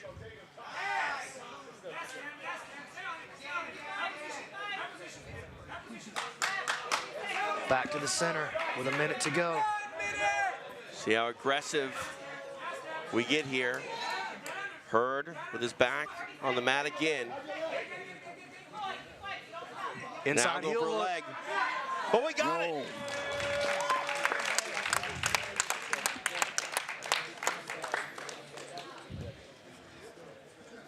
Wow. Break. Getting it done, racking up some points. We're going to make it official. We go to Stephen Aiken. And your winner with a break representing Black Rifle Coffee, the Butter Panther, PJ Barch. First submission points for PJ Barch, getting a break over Cam Hurd. The Butter Panther got to be happy with that one. And we're going to go to Stephen Aiken, who's going to wrangle one PJ Barch. Talk about his first submission of PGF Season 6. All right, I'm here with PJ Barch. PJ, that was a tough win. We know how tough Cam is out here. First points on the board for you here at the end of day 2. How are you feeling? It took a lot of time and a lot of energy to get those points. Fucking, it's only 3. I got some work to do. You got 2 more days left. How do you think you're gonna do? Oh, great, dude. I'm just hitting my stride. I'm just hitting my stride, so I'm getting better. That's it. Learning the rule set right here. Day 3 and 4, we're gonna see a lot more points from you. Fuck yeah, 100%. These guys are gonna slow down, and I'm gonna be getting up. Let's go, PJ. We look forward to more, man. Thank you. PJ Barch getting it done, gets a break over Cam Hurd, and he's got some momentum on his side as he concludes his match day 2. Solid stuff. And you got a sense there's some relief in his voice there, as there was in Renato Canuto a few moments ago. But again, this action, he said, took a long time to get, but what a play by PJ, man. Show me that one more time, Keelan. See if we can take another look at it. Yeah, watch how PJ spins around and navigates this. Captures the knee line during the motion, keeps his own knee line safe, dives all the way through. Classic PJ Barch. Seen him hit plays like that on the inside heel so many times. Outstanding, man. And I love that attitude from PJ. He's a tiger. Oh, there, look at the ball. Oh, dang. That dog's ready to take the mat. Look at that stare down at the camera. I see you. That dog wanted some of me. I could feel it. Oh, man. The intensity. It's definitely palpable here in Las Vegas, aside of PGF World Season 6. I mentioned a moment ago, first submission points racked up for PJ Barch, as we saw a little while ago for Renato Canuto. We talk about this game being a marathon. They got momentum headed deeper and deeper, does Canuto and Barch. Yeah, that's big. And they've got to be feeling encouraged here at the end of day 2. Absolutely. One more match, right? One more. All right, let's get to it. Our final match of the night here at match day 2 of PGF World Season 6. We go to Stephen Aiken. All right, this is our last match of the evening. Coming out first, representing Black Rifle Coffee, Samson Phommabout. The black belt out of Sierra MMA and PGF 4 season veteran, Samson Phommabout. See what he can do in his final match here at match day 2. Back to Stephen Aiken. And his opponent, representing First Phorm, Jett Thompson. The 17-year-old wonder kid of season 6 of PGF World, Jett Thompson, coming to us from Oklahoma. And there's a lot of lights here in Las Vegas, none of which have shined as bright as this young man this week here at PGF World. Currently in 8th place with 8 points. I think #1 in a lot of fans' hearts. No watching. question about that. We are underway. This should be fireworks, man. Both these guys like to come out here and get after it. Well, it's important for them, but it's also important for their teams, because if either one of these gentlemen can get a break, they will tie with X Marshall, and both teams will get team points. Uh-oh, Samson finding himself in trouble as the kid starts to climb. In position for an arm triangle here. The not quite, grip's not but perfect. he does use it to go to the mountain. Now he could get himself into an arm triangle position. This is getting precarious. Man, this kid is strong. He's gonna try it from here. Yeah, just a little too early. He doesn't lose a position, though. He's still got that knee on belly, now back in mount. That was the right choice. He stepped off just a little too early, got a little bit anxious. He needs to go down the body just a little bit. As long as Samson's able to turn towards him a little bit, keep his far shoulder off the mat. Yeah, this is a better play. Get in here, settle him down, turn Samson from an athlete into a philosopher. This is getting better and better now. He may want to step over into this triangle. Here he goes. Looking for this Rotolo team. This is bad news for Samson. Thompson trying to put the squeeze down, now back in that mount position. Trying to reach his hand through and cover the mouth of Phommabout. Now the rotolotine again. It's not quite there. He could finish that. Now he could finish that. It's a lot of squeezing power right there. He got it! Wow! Another one for the kid, Jett Thompson. Putting on a show this week in Las Vegas. He finishes match day 2 with a kill. Wow. Rotolotine. Beautifully done for Jett Thompson. Stephen Aiken will make it official. And your winner with a kill, representing First Phorm, Jett Thompson! And the clock has not struck midnight yet for the kid, Jett Thompson, 17 years old, a huge factor here in Las Vegas. Bobby, both of them going to track him down and have a word with the young man, Jett Thompson. Stephen, take it away. Okay, I'm here with Jett Thompson, the kid wonder of this season. You're coming out here and putting these guys on notice, man. How you feeling? I'm feeling pretty good. It was my last match of the day. I was wanting to get the kill so I get more points for my team. Nice, man. Did you expect yourself to be this high up in the standings after day 2? Yeah. Yeah, I was. Hey, that's what's up, man. If you don't believe in yourself, nobody will. What do you want to say to the people at home? Thanks for watching me. Thanks for supporting my work. All right, man. We look forward to a lot more from you this week. Thank you. Thank you. A kill for the young man, Jett Thompson, getting it done for himself and his First Phorm team. What a great way to end this one. We're looking at the replay. B-Mac, walk us through. Well, that body triangle, once he locked that body triangle on, that's what really gave him the opportunity to get the finish. He had some good gripping, and he had a good sequence together. Notice his thumb is creeping through there. He's pinching his own arm right there. Look at that. That death grip he's got on himself. That body triangle, and then the arm trapped on the bottom side for Samson during this rotolotine. That's what really sealed the deal for him. That's a powerful, powerful young man. Super squeeze out of the kid. Amazing stuff for the 17 to conclude match day 2 here in Las Vegas. Ag, I know you're compiling and adding and calculating. Can you tell me where the kid's at? The kid just jumped into tied for second place. Whoa! Because not only did he get the 6 for himself, he secured the team points for First Phorm, so all of them jumped up. Wow. Wow, that's big. That's an extra point on the board for Canuto as well. That's right. So he got the bonus point for the win under a minute, and he got the bonus point for the team in that last block. Canuto coming out of nowhere right there. And see, that's what I think you've done so well with this PGF format, B-Mac. Team concepts have been thrown around in combat sports forever, but at the end of the day, it's always been about an MMA or a traditional combat sport. It's my personal record. That's going to follow me forever. Here, records don't really matter as much in Brazilian Jiu-Jitsu. Also, when your team can win $100,000, you want to get that team point any way you can. Yeah.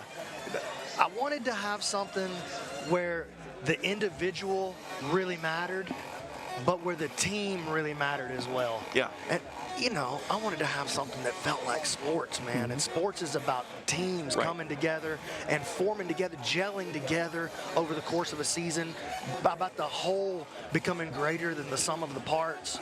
And I think we're starting to see that with these teams. Yeah, and this is what it's all about. I mean, this is the first time, again, in combat sports where I felt like that team dynamic means so much. And again, you haven't lost anything from the individual sporting element of it either. All of these guys vying for a playoff spot, top 8, going to go into this tournament on Friday, which you can see, of course, live on UFC Fight Pass.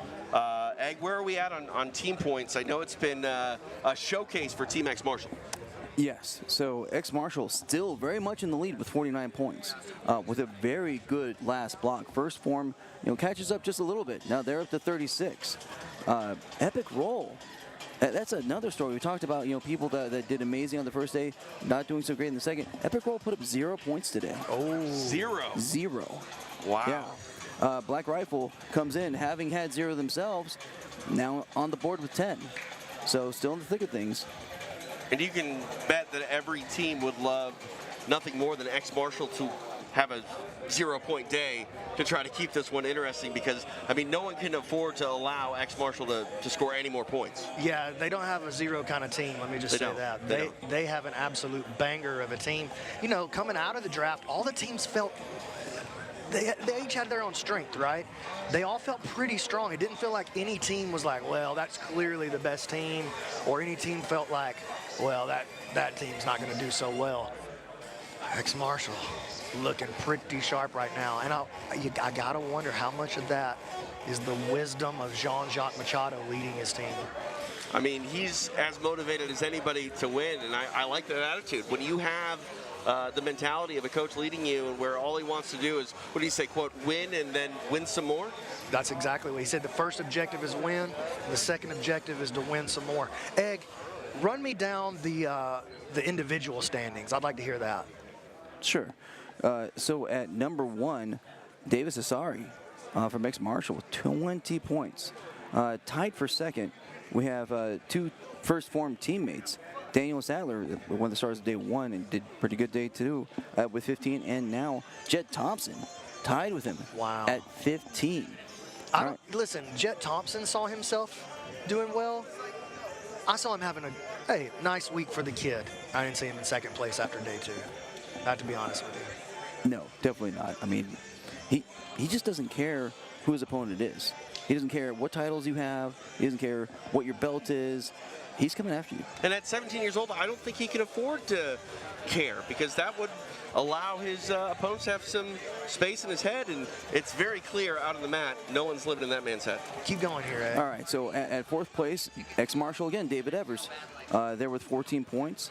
Then Epic Roll, Andy Varela is tied with X-Marshall Elijah Carlton and X-Marshall Ben Eddy, all with 12 points. Ben Eddy finally got his Hindula team highlight. That's 1 down. Still got 3. He promised me 4. That's right. Well, again, kind of talking about Epic Roll, Andy Varela came out very strong on that first day, but had 3 draws today. And had great matches today, though. Yeah. Had fun matches to watch, but ultimately, in this format, those are zeros. Absolutely. It is a marathon, not a sprint. That's right. And coming in that last spot in towards the finale, 8th spot, Nathan Haddad, again with 11 points, another X-Marshall team member. And look at that first man out right there. Renato Canuto, world champion, out of the playoff run. And as I said earlier, as it stands currently, again, we're only halfway through, all of X-Marshall would make the playoffs. And it looks like we're going to go and talk to Renato Canuto now. I was going to just say, we saw submissions for the first time out of Ben Eddy. We saw a first submission out of Renato Canuto as well, and Renato standing by with our own Alex Wynn. I am standing by with Renato Canuto, and wow, you guys performed. Jett just got a nice quick submission there too. So how are you feeling? Feeling really good right now. Finally feeling good. I'm not gonna lie, being pretty irritated at myself. Trying to keep a positive attitude and help out the team, because the guys are actually doing good. You know, trying to do the best I can for the team, but yeah, I wasn't getting any subs, and that was bumming me out a lot. I feel like I was the most aggressive guy, but you know, I was just not being able to finish. And it is what it is, you know. I was putting all that weight on me, and this one was just, you know what, let it go. Worst already happened. Go hard, go all out. You know, you gotta get something. So yeah, it finally happened. I feel like I unleashed the beast. You guys seen anything yet? I'm only getting warmed up. 100%, and that was an insane matchup with you and AJ Agazarm, but then you got the flying arm bar. So that is as Canuto as it gets. It's got to feel pretty good. Yes. That was awesome. That was awesome. I mean, I've been thinking about it a lot. I feel like most of the guys in the first day, if you go back and watch, all these guys fought me like this, either on the bottom or standing up. Nobody was stretching an arm out. And then, you know, it's just, it is what it is. I guess I built a fame on jumping on arms and stuff, so it was harder to get it as I expected. One thing I didn't know is we couldn't do the scissor or the jump stuff, because I was going to feign flying armors to go for the legs, and I had all these plans, and I was like, oh, we can't jump guard. oh, no way. So, like, threw off a little bit of the cool stuff that I was planning to, but not everything. With that said, yeah, I was hoping I was going to get an armbar, and finally, at least Mike John's the one guy to fight me back and go for it. So, yeah, thank Mike John. Sorry, Mike John, but, yeah. Yes, but that's how you got to fight. You got to be aggressive. You got to be going for the subs. And now, tomorrow, you're going to recollect with your team over at your gym at Hybrid Jiu-Jitsu. You guys are down 16 to X Marshall. So, as a leader, I feel like people look at you as like a captain of the team. Yes. What is your message along with Rigan Machado? Well, Rigan said, we cannot lose to Jean-Jacques. You know, Jean-Jacques' team is ahead. So I'm with him, dude. We can't let Jean-Jacques get any further. We find any ex-martial guy, that's it. You know, we gotta get him. I was supposed to get one of them today. I messed up, but it's okay. We have 2 more days. We only halfway through. A lot of things can change. We are 16 points behind, but hey, my boy Jett been getting 6-pointers, 7-pointers. Daniel got like 4 subs. I only got my first one, and like I said, I'm only getting started, warmed up, so I'll definitely get more subs into the end of this season for sure. Well, we can't wait to see it. That's only a few chokes away for you guys to be the winner of $100,000. Renato, good luck, and we'll send it to the post show for more breakdowns. We're going to get to that post show in just a moment. Back Matt's side here, TJ DeSantis along with BMAC, Brandon McCatherine, our man Egghead, and a very happy Renato Canuto. We talk about the mental wear and tear on an athlete throughout the season. Man, to say that he's feeling a little relief of that pressure after his first submission tonight would be an understatement. Yeah, you know, you could just feel his energy just totally change now. Same thing, Barch, feel his energy change. And man, now the story of the PGF, now the Shark Week, the gauntlet starts to really become a factor. Who's gonna rise on day 3? That becomes the real question. Will it be the kid? Will it be one of these front runners, the guys we expected to be the front runners, that really starts to get utilize that momentum to move to the top of the pack? Or will it be somebody that we haven't even seen put points on the board Right, yet? PJ Barch, he gets his first submission as well today. Momentum on his side. We'll see if he has a monster day 3. You know he would love to do just that. All right, I know we're at the 50% halfway point. Egg, any final thoughts here on match day 2? Every PGF veteran will tell you day 3 is where the soreness hits, it's where the fatigue hits, and said it could change everything. So we'll have to see. It's really exciting. All right, that does it for us here. Matt's side, BMAC, Brandon McCatherine, the commish. He's Egghead. I'm TJ DeSantis. Now going to throw it to Rafa Esparza and his team for our match day 2 post show here in Las Vegas.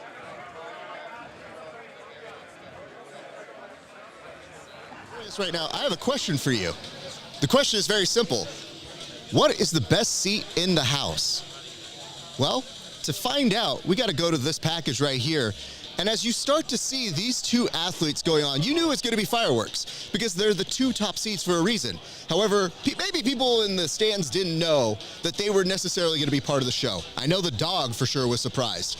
And yes, that attracted all of our viewers, our audience, to then become paparazzi, and it shook the commentary booth. But that's just part of the action that if you weren't here, you missed out. But guess what? You got your friends here at the PGF Post Show. My name's Rafa Esparza. Stick around. You're now with us for the PGF Post Show.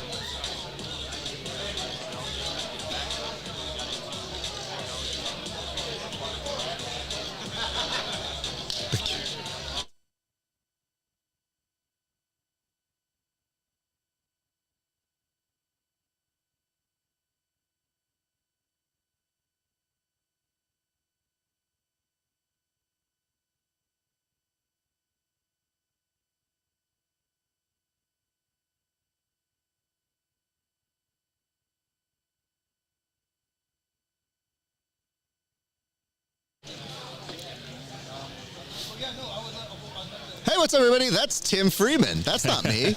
Oh, no. Hey, everybody. Let's see if we can go ahead and see if we can find a photo that resembles me. Nope, that's a Jake Watson. That's a Tim Freeman. I'm glad that we're previewing our friends. Why don't we go to the actual interview block with us? I'm sorry, the group block. There we go. There's your friend, Rafa Esparza. How about I give some shine to my good friends and do solo shots for hello, Tim Freeman.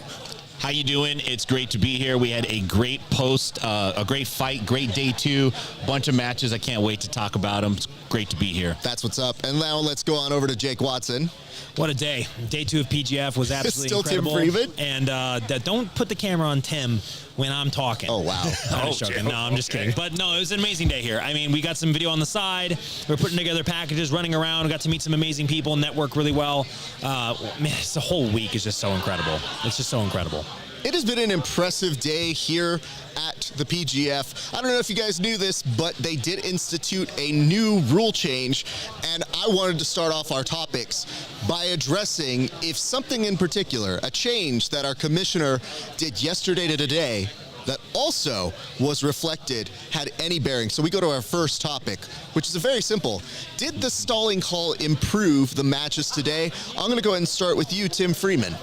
Well, you know, I think it did to a point, but I think it riled up a lot of the competitors. I heard a lot of people on the sidelines, different athletes talking and kind of complaining about the stall calls, saying like this should be a stall, this shouldn't be a stall. That's why I wanted the he who smelt it dealt it rule, because I knew that that was going to happen. But the commish was flag heavy. I would say we got 5 or 6 flags right out of the gate, and then it kind of cooled off. But I definitely think it had an impact on the action today. There was a lot less holding positions and a lot more going for it. Jake, what were your thoughts on the overall aspects of the matches as a result of the stall calls? My apologies for interrupting. Mean, Brandon really was letting it rip right off the bat. And we said that yesterday we were talking about Brandon might come out a gate real hard. We actually had an over-under who was going to have a little bit more of the stalling calls. I wish we could see how many stalling calls were actually given out. I think my answer was over 10, and Tim, I think you said 7. 7, yeah. So I would be interested to see that metric, but the athletes really came out more aggressive today. It was, I would say, an even more exciting day than day 1, and I think you guys would probably agree with me on that. Mm-hmm. Just some really great dynamic submissions across the board. Some athletes not too happy about getting a stall call, but I imagine they'll change their game plans a little bit going into tomorrow. Beautiful. I mean, I have to say this. I don't know if you guys could see it on television, if it was really playing through, but the hold, there should really be a camera behind the people who are holding the flags, because they have it up in the air, and it's literally like a dad signaling they're about to get their belt. You know what I mean? Like, that's how close it became every single time. So if I have my way, we'll get a cameraman behind them, I guess, for one of the days of action here. But it definitely changed the mood. I think the fighters, the grapplers came in today with a lot more determination and focus, and I thought that did make a difference. So kudos to them and kudos to everybody for rallying, because we had a lot of submissions today and we had a lot of highlights. Even as we were prepping, we were seeing a bunch of submissions happen right behind us. That's very good. Well, why don't we get to our second topic, because I think this is just as equally as important. Jake, I'm going to start with you. What was your match of the night? My match of the night was one that ultimately came down to a draw, but it's between Nathan Haddad and Daniel Sathler. Nathan came right out the gate. Really kind of Daniel Sathler, meaning he came out with a lot of aggression right off the bat and did a very explosive movement. A lot of the competitors were talking about Nathan and his slide-by technique on the feet and how dangerous he is with that. Well, Daniel Sathler got a taste, immediately gets his back taken at the beginning, does a great job of getting out, and the match ends with Nathan putting Sathler in a tough spot. Both men were going back and forth. It was an absolute war, and Nathan getting up and rallying the crowd, being very excited, making a name for himself, even in the matches he has where it does not lead to any points in the postseason. He did a great job of earning himself some fans today, I believe. Nicely done. Tim, what about you? Well, I'm going to do something, Raph, that I know I told you I wasn't going to do. I was advised to not do it, but I'm going to do it anyway. Andy Varela versus PJ Barch was my match of the night. I really wanted to see these guys get after it. There was tremendous build-up for it. These are 2 lions getting after it, and I think both of these guys had that match front of mind when they came to the PGF. I think there's probably a sense of relief now that that is over. And I think we're going to see some of these guys turn the corner, specifically PJ Barch. The very next match, he went out and got a sub after his draw with Varela. Lots of clubbing, lots of hand grabbing, lots of head slapping, lots of couch jumping. But now that that fight's out of the way, I think that we're going to see these guys move forward in a big way. But for me, for my money, that was the match of the night. That's the one that I wanted to see, and I'm satisfied. Tim, you ignorant slut. Listen, I was really hoping we wouldn't have to do that because I was really hoping to use that as my bankroll. But I have to tell you this. I think we had a number of very good matches this evening. It is hard to pick, but I do want to give some love to, say, like some of our underdogs, because I believe we had a match with Kevin Sherrill and Mike John, and I thought, that was a very solid match from people who weren't high on the rankings list. And it's hard, man. Sometimes if you're lower on that list, you're supposed to be dunkable. And we found out that yesterday, that was a hard thing to do. And it just became a great showcase of like, you know what, I think these guys are a good match, and it ended up being that. So you have those sorts of matchups that really get me stoked. And then I think you find a little bit later, you saw PJ Barch, you saw Ben Eddy start to get their vibes, Max Hanson, all of them were starting to get in their mode of like, okay, we've got points on the board. I wonder if that translates to tomorrow. Gentlemen, I thank you for previewing this. Here's what we're going to do. We're going to turn to some interviews right now. Our gentlemen are going to sneak off, and they're going to go ahead and find us some of the folks, and then we're going to return to help us look at some of the action that took place tonight in case you missed that. So don't go anywhere. But right now, we're going to go ahead and start talking about who we're going to interview. Tim, Jake, thank you guys for handling the heavy lifting right over there. All right, if you guys are with me right now, just know that we're going to have a few friends joining us, and we appreciate you for sticking around. We want to thank all of our sponsors, especially all of the team sponsors. Your ex-Marshall, if you would. You got your...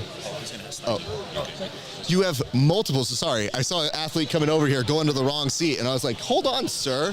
All right, I'm going to start on over with Mega Superstar. Feel free to go ahead and inch on up. Now, I want to start by asking this. Nathan? You got it. Haddad. Just had and dead. No. Everybody's been saying Haddad. And I legitimately, and make sure, pull the mic closer to you, sir. Sorry. I was really mad because I had it. And I was like, it's going to be Nathan Haddad. And then somebody was putting it into my brother, like, oh, it's Nathan Haddad. And I go, don't do that to me. I know that's not right. I've heard this young man speak in front of me. You got it, man. But let me ask you this. How did it feel like today for you, sir? You were elated by the end of the night. You were pumping up the crowd. How did it feel to get out there, sir? It felt good. I mean, it's I've been doing jiu-jitsu for a long time. I know my level. I know what I can do. I know what I do in the gym. And so it's just nice to show the rest of the world what's up. So what riled you up? What made you start playing to the crowd like you were tonight? I just think there's a lot of people talking about these other guys and not a lot of people talking about me. And so they need to know. But you know who was talking about you?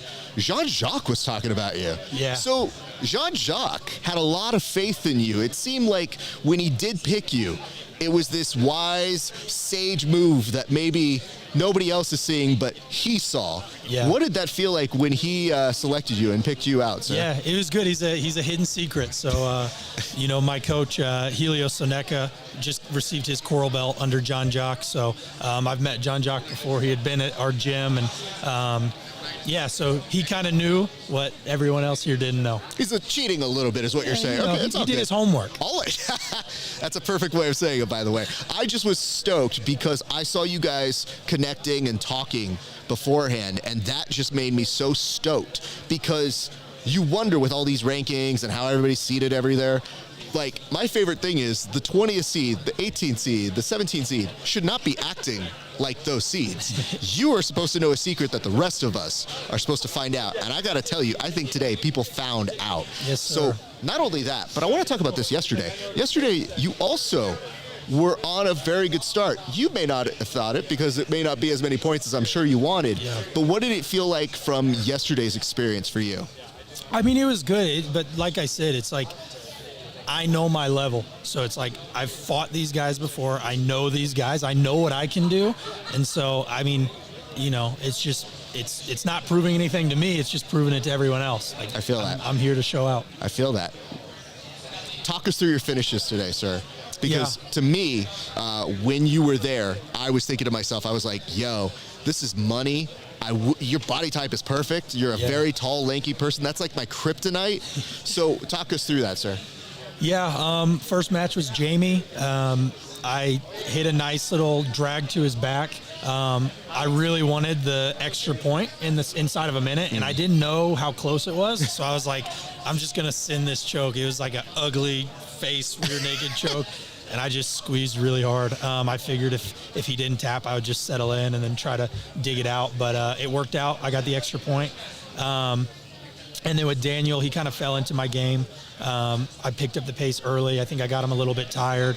Unfortunately, didn't get the finish, but it was close. Still a good match, though. Yeah, it was good. I felt good. I think maybe a little more time I could have put him out. I probably should have switched up on that triangle a little earlier, but live and learn. Understood. Either way, I know you called one of your chokes an ugly choke, and we have to go over a better definition of what is actually ugly, sir. I think any choke that works is a beautiful choke. Yeah, yep. Yeah, it was all right. The mechanics were all right. But I do want to bring up this. You were able to kind of get this body triangle and this squeeze that I saw that was going on. And it just made me jealous because I was like, in no time have I ever grappled. Have I had the limbs or the jiu-jitsu to be able to do that? And yet, it was right on that break, man. Yeah, no, I'm all legs, so the height definitely helps. Let me ask this, man. I want you to look into that camera right there. Your little camera right in front of you. And I want you to tell people what they can expect from you tomorrow, sir. Hey, more of today, fireworks. You know, like I'm going to go out and fight every time. Like win, lose, or draw, I'm going to go to scrap. I'm going to go to fight. I'm not looking to butt scoot, play points. Like I want to go fight. So you guys can bring it tomorrow and I'll bring it right back. Okay, look at that. Look at that. I like the call and response here. It's like, I mean, if you guys want to bring it, it's okay. It's optional. I'm going to bring it. I'm going to bring it every time. But I'm going to just let you know, you're going to die. Like, you're going to get put in an ugly choke. Yep. And I think things may go bad for you. Well, you know, nothing was ugly about your performance here today, my man. Super happy for you. And you know what's great? It's not just the way you're carrying yourself off on the mats. It's the way that you're off them right now. You're in good spirits. You're listening to music. I did have a question about that, though. Okay. What are you listening to in those ear? Oh, dude, so many different things. Well, okay. I had push-ups Kanye West on today. That was the theme. I see you. All right. Well, when you say so many other things, what's the most embarrassing one that you're playing right now? Let's see. I didn't have any Shakira on today, but maybe. All right. What's the Shakira song, though? I'd probably play some Hips Don't Lie. Okay. Throw it on there. Hey, listen, there's no shame in that. Shakira is one of our all-time greats, my man. If you need to get that yodeling to get those rear naked choke finishes, I'm all there for it, brother. Hey, Nathan, it's a pleasure to get to talk with you in person. I look forward to your continued success throughout the week, but you definitely showed out today, and I wanted to give you your props, sir. So thank you, brother. I appreciate it. My man, guys. Nathan, thank you very much. Haddad. Fuck! Oh! All right, ladies and gents, I'm very happy to welcome back one of my longtime friends, one of the greatest human beings that I know. He did experience a little bit of an injury today, but I didn't want to make it up. I didn't want to go to anybody else. I wanted to get it from the source. Yeah. First and foremost, John Combs, how are you, sir? I'm doing good, man. You know, a little disappointed. The body is failing on me right now, but you know, these things happen. You know, I've been injured many, many times. In my Understood. Do you mind pulling that closer to you? Yeah, my man. Okay. All right. I want to tell you this. There was initial concern because I didn't know how your body was reacting. And there was a moment where it looked like you took an injury, they were checking on you, and then you continued on. Was there ever a scenario where you were not going to continue in that match? I mean, it's kind of like when the last bad thing that just happened when I threw up with Andy. Like, if they had given me a new rash guard and a pair of shorts, I would have fought. Like, if they had been willing to do that. But it's what would have been possible. It is what it is. But luckily there, I mean, if they had said, dude, the fight's over, I would have been like, okay. Sure. They let, like, do you want to keep going? I'm like, yes, I want to finish this dang fight. I don't want to. And I don't think that I would have given up points if I'd pulled out. But just for me personally, it felt good to finish that. Sure. I mean, I could tell that you wanted to stay in it. Yeah. I could also see you grimacing a little bit, and I could tell. It hurt really bad. It was a scary pop. Like, really? So it was a pop is what happened then? Okay. Pop in my right where the hip flexor and the adductor meet. The adductor is the muscle that pulls your knee in, and they kind of like right where the two meet up, where it connects to my pelvis. There's a lot of pain there right now. Understood. Yeah, man, the hardest part about that is that it's so hard to get your focus back because at that point you're almost making sure to protect yourself and making sure, like, it's the worst position to be in because you don't want to say, oh, he only won because I got injured. You'd love to get the submission, that's the hope, but then part of you is going like, hey, don't touch there. Don't touch here. No, so you went back. What happened once you went backstage? I saw that our commissioner got off the headset and he actually went to go talk to you. So what took place there? B-Back was just checking in on me, man. You know, he's been unbelievably gracious towards me. I'm sure every other athlete he's been gracious towards. You know, put me up in a great Airbnb. He's taken amazing care of the athletes this week, and really has. You know, there are a lot of great people out there, but not all great people have a good heart. Yeah. And, you know, it's really amazing to see somebody that is absolutely a fantastic 10 out of 10 human being and also has a 10 out of 10 heart. It's a rare thing in this world. So really grateful that he, you know, feels that I can provide, you know, quality content for a jiu-jitsu competition like this. Grateful that he had me in here for it. And, you know, I think he's a great man to lead jiu-jitsu into a bright future. I think PGF can do some amazing things in this world. I mean, I got to tell you, dude, I didn't know you were involved in the PGF initially. They had thrown some names at me. Yeah. And then they threw your name, and I said, this is so great because I know what good spirits you are. I know what a fun time you are. Yeah. And it just made me think, like, okay, this is a good time for you to get some shine. Yeah. Then some things happened. Okay. Yeah. I want to address this because everybody's gotten their crack on you. Yeah.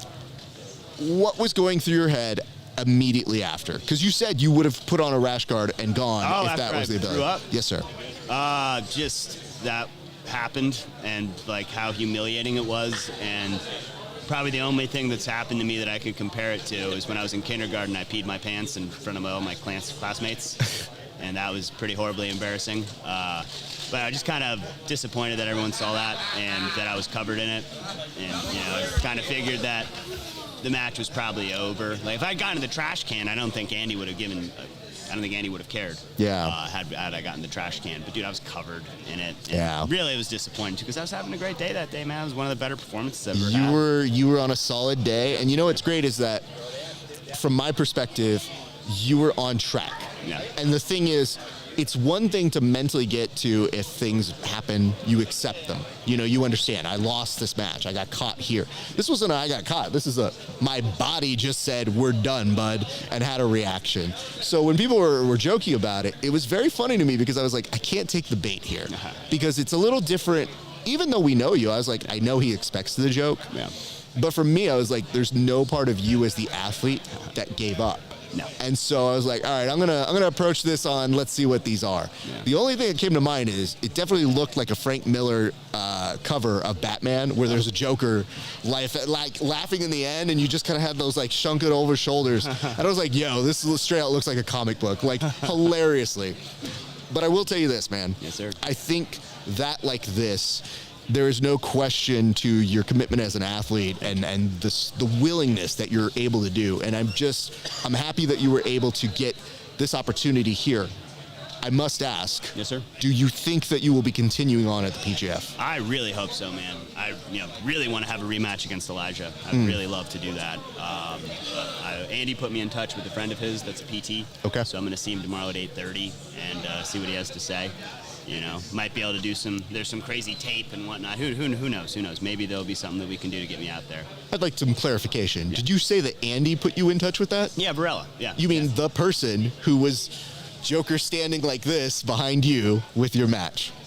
Yeah, I mean, did that get under my nerves a little bit? You know, him celebrating a victory over me because I threw up? Yeah, of course. But the dude's trying to build his, you know, reputation and whatnot. But I'm more less because I think people see that side of him. Yeah. And I mean, I've had interpersonal time with him. Mm-hmm. He's always super professional, he's a super sweetheart great. Of a guy, dude. He's you know what I mean? Kids coach. Yeah, I mean. But when I see that and him going the extra mile, you know, you guys are going to be connected for a long time, and I think that's actually a very stand-up thing of him. And now you guys have that great connection. So, in the weirdest of ways, jiu-jitsu is a strange sport the way it works out sometimes. Yeah, it really is. Well, sir, I certainly hope this is not the end of the road for this week for PGF. Yeah. But even if we do not see you compete any further this week, I just want to say thank you for that. And I already look forward to what the next thing is for you because you're not going to stop. No. So I'm just stoked for whatever it is. But you know what? The one thing I did say after you did have the moment at ADCC Trials is I was like,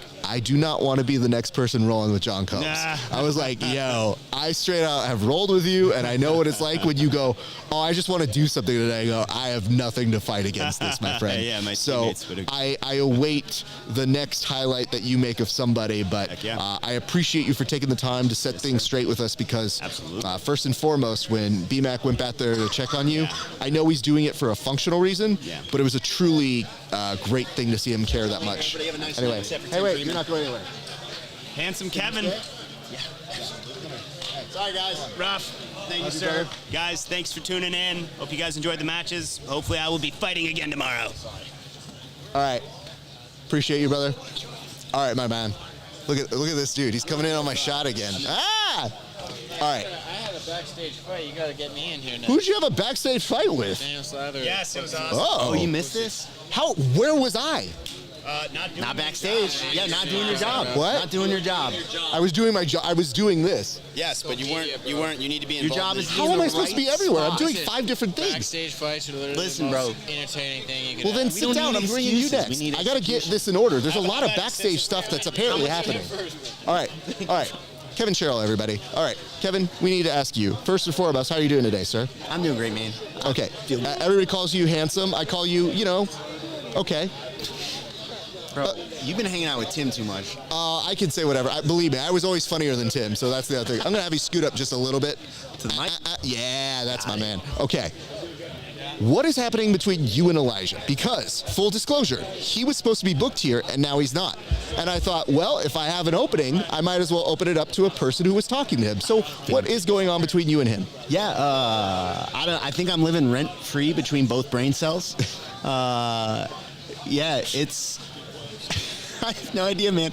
I left yesterday after 3 draws, and I was like, man, 3 draws is fine. It's Canuto, it's Max, it's Elijah. You can't really expect to submit those guys inside 6 minutes. Would have been nice to get one of them, but that's a little wild, right? Sure. So I wasn't super happy with it. And then I open up Instagram and I see that little post of him just losing his mind about me, and suddenly I feel great. And I've been laughing for like 24 hours. I mean, here's the nice part about you. Win, lose, draw, you're usually in good spirits. So it is fun to, run into you. I don't have to temper myself if I run into you and I'm like, oh, don't talk to him. He's not in a good mood. I can at least fist bump you and be like, hey, man, I'm doing something, but good job. Do this. Elijah has come to complain to me a couple times. So I thought tonight, I was like, well, let's get to the bottom of this. And my whole thing was going to be like, how do we increase the peace between you and him? I don't know how that works. Bro, so I don't want peace. I want problems. You want peace. You want problems. Okay, let me tell you this. You guys aren't going to have any more problems unless you get it on TV. I don't want you guys having any issues off of TV. Now, granted, if you do it at your gym like you were proposing to him, please allow me to put that on pay-per-view. God, I will live stream that for sure, man. No. Specifically, let me profit off of it. All right. Thank you. You can come through. I'll let you know. Thank you. I appreciate it. We'll do a pre- and post-show for that, too. Fucking wild. That was the craziest thing in the world. When he was talking between me and him, I was like, yeah, of course, standard stuff. And then he was like, yeah, your whole team sucks. And I'm like, American top team sucks. This is crazy, bro. You should come through. Paul would love that. He's already lost to Sergio. I wasn't kidding when I put on my thing. I was like, man, my Monday was harder than our match. I'm not trying to just be crazy here, but yeah, dude, I'm like, it's not the same. Let me ask this, because I think a lot of people looked at your guys' match and said, well, these guys hate each other, and then it was a draw. So then you see all these stalling calls. What did you think of the difference from yesterday to today, given the fact that they now have these stalling calls? Bro, whose line is it anyway? Everything is made up. The calls don't matter. I saw you chirping off a few times. So you were telling people you didn't like the fact that they had changed the rules. Why is that? You're in the middle of the show. You create a new system with no warnings, right? There's no communication. They just hit stalls, right? So you don't give me an opportunity as an athlete. I said, hey, man, throw the warnings out there. Be aggressive with the warnings. I got hit with stalling. It's Mac's first time. I told B-Mac, I was like, yeah, that was the right call, for sure. I stopped for a minute. I was framing out. I was thinking, and I heard warning Kevin Sherrill. And I was like, all right. And I just threw myself into a pass, stayed in there. And that's the way. Force me to make action happen. Instead, we're doing made-up rules where guys are getting hit for stalling because they're in top mount or whatever, or they're on the back and they're fighting for their life, and it's like, hey, bro, you need to, open that chin up. It's crazy, man. Like, so how do we fix it, I guess, is kind of where we're coming to, because I see a lot of people in the chat who love to always say things about what's happening. I have a solution, dude. Oh, what's the solution? It's straight up what I said. And when you throw the stall call out, give a 2 to 3 second gap. They're originally doing a 20-second shot clock. That's crazy. 2 to 3 seconds. Not only do you have to engage, if you say people do this all the time where they grab the leg and they think that counts as engaging. No. You have 2 to 3 seconds where you have to have sustained offense. Stay on that. If you try a pass, there is no backing out of that pass, or if you are shoved out of that pass, you go right back in. Sustained offense for 2 to 3 seconds, or that flag goes. Got it. That's your choice. Your warning is verbal. In 3 seconds, if we are not in the middle of a scramble, that flag goes out. I'm down for that. Put it in the athlete's hands. Let us respond. If you think, when that stall came for Max, it doesn't matter whether I agree or not. I agreed, but it doesn't matter. I have to go. They should have hit me with stalling against Canuto, straight up. Okay. I went back and watched my match to see if the stalling allegations were matches, and the only one where I think I got the stall call off Max, that was the right call. I didn't stall against Elijah. He's a baby. I didn't stall against Max. He's kicking me out of passes. I don't know how to fucking deal with that, bro. But, you can't kick me 3 feet that way and then be mad I'm not in your guard. Yeah. Canuto, I should have been hit from stalling, for sure. I should have been more offensive. I told Canuto that. I was like, yeah, man, I should have opened up. And you know what would have happened if they'd hit me with stalling? I'd opened up. Yeah, man. So I think it's crazy. I got partway through today, and I said, all right. I knew they were going to hit me. I was first match of the day. Yeah. Brandon's been on one. I heard his tone when we came in for the athlete thing, and I was like, we're not doing – he didn't answer me in the chat. So I was like, we're not doing debate. We're not discussing anymore. Got it. He's going to send a message, and I'm first match. For sure, I'm going to get hit. The people are mad at me. I'm going to get hit for stalling. That's cool. How I got hit cracked me up. I wasn't even mad. Who? I'm fighting for my life, bro. All right. As soon as he hit me with stalling, I was like, all right, well, I had a whole tactical game plan. That's gone. We're just going for stuff. It's rolling in like I'm at an open mat today. Understood. Okay. Yeah. Well, it's good to know all this. And the only reason I saw it is because I saw you over here right near the commentary booth, and I go, oh, this dude's just taking his complaint straight to the source. And the only thing I saw was, I was like, my man TJ is doing nothing to you. So TJ is just looking like, uh-oh, what am I supposed to do? And I go, hey, hands off him. You talk directly to Brandon. Or Mr. Head, if you would. Yeah, man, I waited my time. Listen, like you said, I'm always in good spirits. You are. Cody asked me earlier, he was like, how you feel? Are you upset? I'm like, do you know how hard it is to get me upset? I find so much humor in so many things. And I'm like, so I just walked over and I looked at Brandon and I said, bro, if you were watching the stream, he was like, oh, Kev's complaining about this. And I was like, I don't want to give you that impression. I looked at him and I said, that's the wildest shit I've ever seen in my life. Copy that. I cracked up and walked away. Well, let's do this. What can people expect for you tomorrow? Look at that camera right there. That's all you, sir. I am fighting the most dangerous teenager I've ever seen in my life.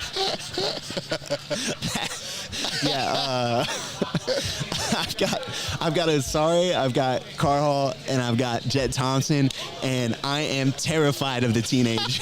I'm going to prepare so hard for that. Hopefully it goes well.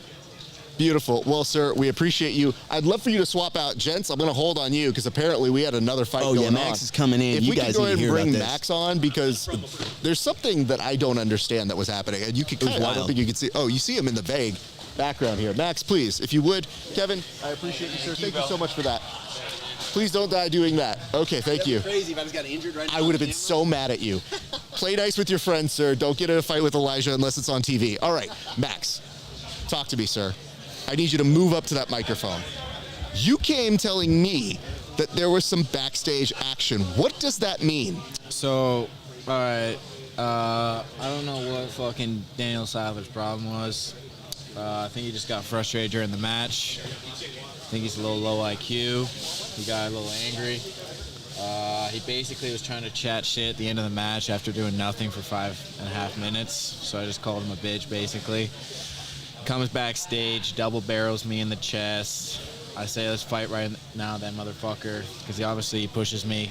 You put your hands on me. I think I made a mistake in not fucking slapping the fuck out of him right away. But as soon as I said let's fight, the guy literally does a 180 and walks away like nothing happened. So I basically said, you're a fucking bitch. You won't fight now. That's why they had you on your hands and knees ready to take it like the bitch you are. They had that on camera. I'm not making this up. This is all true. Oh, man. That's a bitch. My only thing is, to the viewers, the jiu-jitsu guys, a lot of jiu-jitsu guys try to act tough. A lot of them are butt scooters. I'm a butt scooter, but I did MMA. I had MMA fights. I've had kickboxing fights. I know what a real fight is. So don't fucking put your hands on me and try to act like this is a real confrontation, because I had this with Derek Rayfield, who tried to turn it into a real confrontation, back down almost instantly. And now I have this with Daniel Sathler, who's trying to fucking... He backed down in so fast. He's like, this guy's a fucking pussy, bro. Like, seriously, he did a 180 as soon as I said, let's fight that motherfucker. Like, what are you going to do? Why you put your hands on someone if it ain't going to be a fight? That's Okay. what I'm saying. Okay. If that was outside the mat, am I allowed to swear? Yeah, I guess. Already? I mean, you already swore already. This isn't my show. On my show, you do whatever you want. Okay. So, yeah, that's kind of what happened. The guy's a pussy, in my opinion. Okay. So, what was the fallout from it? So once, like, did people separate you guys? Did you just amicably do it? Where did that go? Everyone was like, I think everyone knew that I was about to fucking start fighting this motherfucker. And they saw him backing up. So AJ Agazarm and, like 10 people got between us. So they tried to break it up pretty fast. How is AJ involved in everything? It is such a surprise. Honestly, that's the only time I've seen AJ try to break up a fight instead of start one. So that was pretty funny. I think it's where the face persona comes in after being a heel. He's like, whoa, hold on, guys. Yeah. This is all just make-believe. I'm just kidding. I'm really a nice guy. Yeah. Man, okay, so everybody broke it up. How did everybody cool down? Did other people find out about it? Does our commissioner even know about this? Yeah, I think everyone knows about it. You guys got it on film. The Spiral Up Muted guy has it on film. Copy. There's like 2 people who got it on film. I'm pretty sure of me cussing him out, because he literally... Who the fuck pushes somebody and then walks away like a bitch? It's a great question. Let's fight then. So what happens when you guys run into each other? Because I don't know if you know this, but there's only 19 other athletes here. Daniel isn't going to do a fucking damn thing. Oh, boy. I guarantee it. He isn't going to do a damn thing, so I'm not even worried about that. All right. You know... I truly am not. He's not. He's a fucking... You see this on camera? Yes, people know what that is. Thank you. He won't be. He's not going to do a damn thing, brother. He's not going to do it, so it's not even going to be an issue. Okay. In my opinion. Let's just remind you guys. I'm not going to start nothing. Okay. We're all trying to make this a bigger thing, and I understand it. There are ways to make it a bigger thing, but you know what my number one rule is here this week? Take a guess what my number one rule is. Do shit for views. No, what's your rule? My number one rule is don't fight for free, fight on camera. Fight for us. That's true. But if someone puts your hands on you... No. Don't fight for free. That's the big one. Kids, someone puts your hands on you, you better defend yourself. Oh, my God. Listen, kids, defend yourself. Listen right here. Listen, this guy. Look at me. I'm in the suit. Trust me. If you're going to fight, get paid for it. If you're going to fight on the streets or just, I don't know, randomly behind some curtains, nobody gets paid. Here, we give you the opportunity. Look, there's mats behind us. We can give you guys another match if it increases the piece. I'm not in charge. I have no problem with that. But maybe at a different organization, we could give you guys a match. I'm probably gonna meet him at Emerald City after fighting him today. Truly, I believe the match he had against me in Who's Number One was a fluke, and after today, I know that is 100% truth. He couldn't do anything. I could enter the legs basically whenever I want, so I'd like to see him do anything in a trials rule set when I could, instead of going for submissions, just sweep him and score points, ADCC rule set. So, yeah, we'll see how that goes. Well, let's do this. Why don't we take a break now, and we'll put a pin on this conversation. Max, I've only known you as a very fun and nice person to be around, and this comes as a shock to me. But having said that, people get flared up, tempers, It's true. testosterone. Listen, I just want to say I am a very nice guy. I don't like causing confrontation, but if someone wants to pretend like they want to fight, I'm not going to back down. Again, I've had fights. You know, I train every day.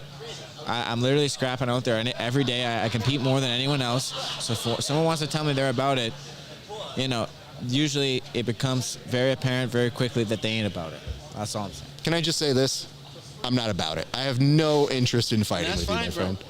I'll train with you, and even that's a heavy lifting for me. But I was complimenting you to say, you've been nothing but outstanding to us on the show. You're one of our top 10 of last year interviewed guests. Who knew? He didn't even know that. He just got a shirt and was like, what is this for? And I'm like, you don't remember what this is for? Yeah. You think we just send out T-shirts and gifts? No. Yeah. No. We have a whole thing that we did with it. But here's what oh, my goodness. Why do you break it up, bro? You're high class. Yeah. Thank you. See, listen. If he's vouching, if he says you're high class, A+. Max, promise me right now, you're going to be a good kid. You're not getting in fights. I don't get in fights. There we go. I defend myself. I don't get in fights. All right. At least we have it on tape, okay? I guess that's good. Max, I love you, brother. Thank you, bro. Appreciate it. Hey, next time we do this, it'll be under much better circumstances so that we can celebrate what you've been doing out there. Because I was very happy to see you get points on the board, my man. Yeah, You're not on my fantasy team, but I love the shit out of you, and I hope good things, brother. Thanks, bro. My man, hey, get on out of here. Go get some rest. Go get some food. All right, well, I think we've had a little bit of everything here. Nope, that's the other guys. But the other guys are going to come back right now. So why don't we go ahead and bring this back on to the group shot and bring back on our good friends, Jake Watson. I love that we have the shot of us just being like, wait, hold on. Yep. Yeah, you did. You were talking with TJ DeSantis. Hey, I'm sorry to interrupt that. But did you get the fact that there was a fight that was going on? Because I didn't know that. Well, yeah, Max told me too, and I had no clue that happened. Did you just find out when I found out? No. I talked to him way earlier. He was like, man, that guy in the back tried to fight me. And then he said that he had some really, I don't know if you taught what he told you. He told me that he had some rather choice words, and they exchanged some rather vulgar and possibly not, ill-advised What guy banter. in the back are we talking about? I'm talking about, can I say it? Yes. Daniel Sathler.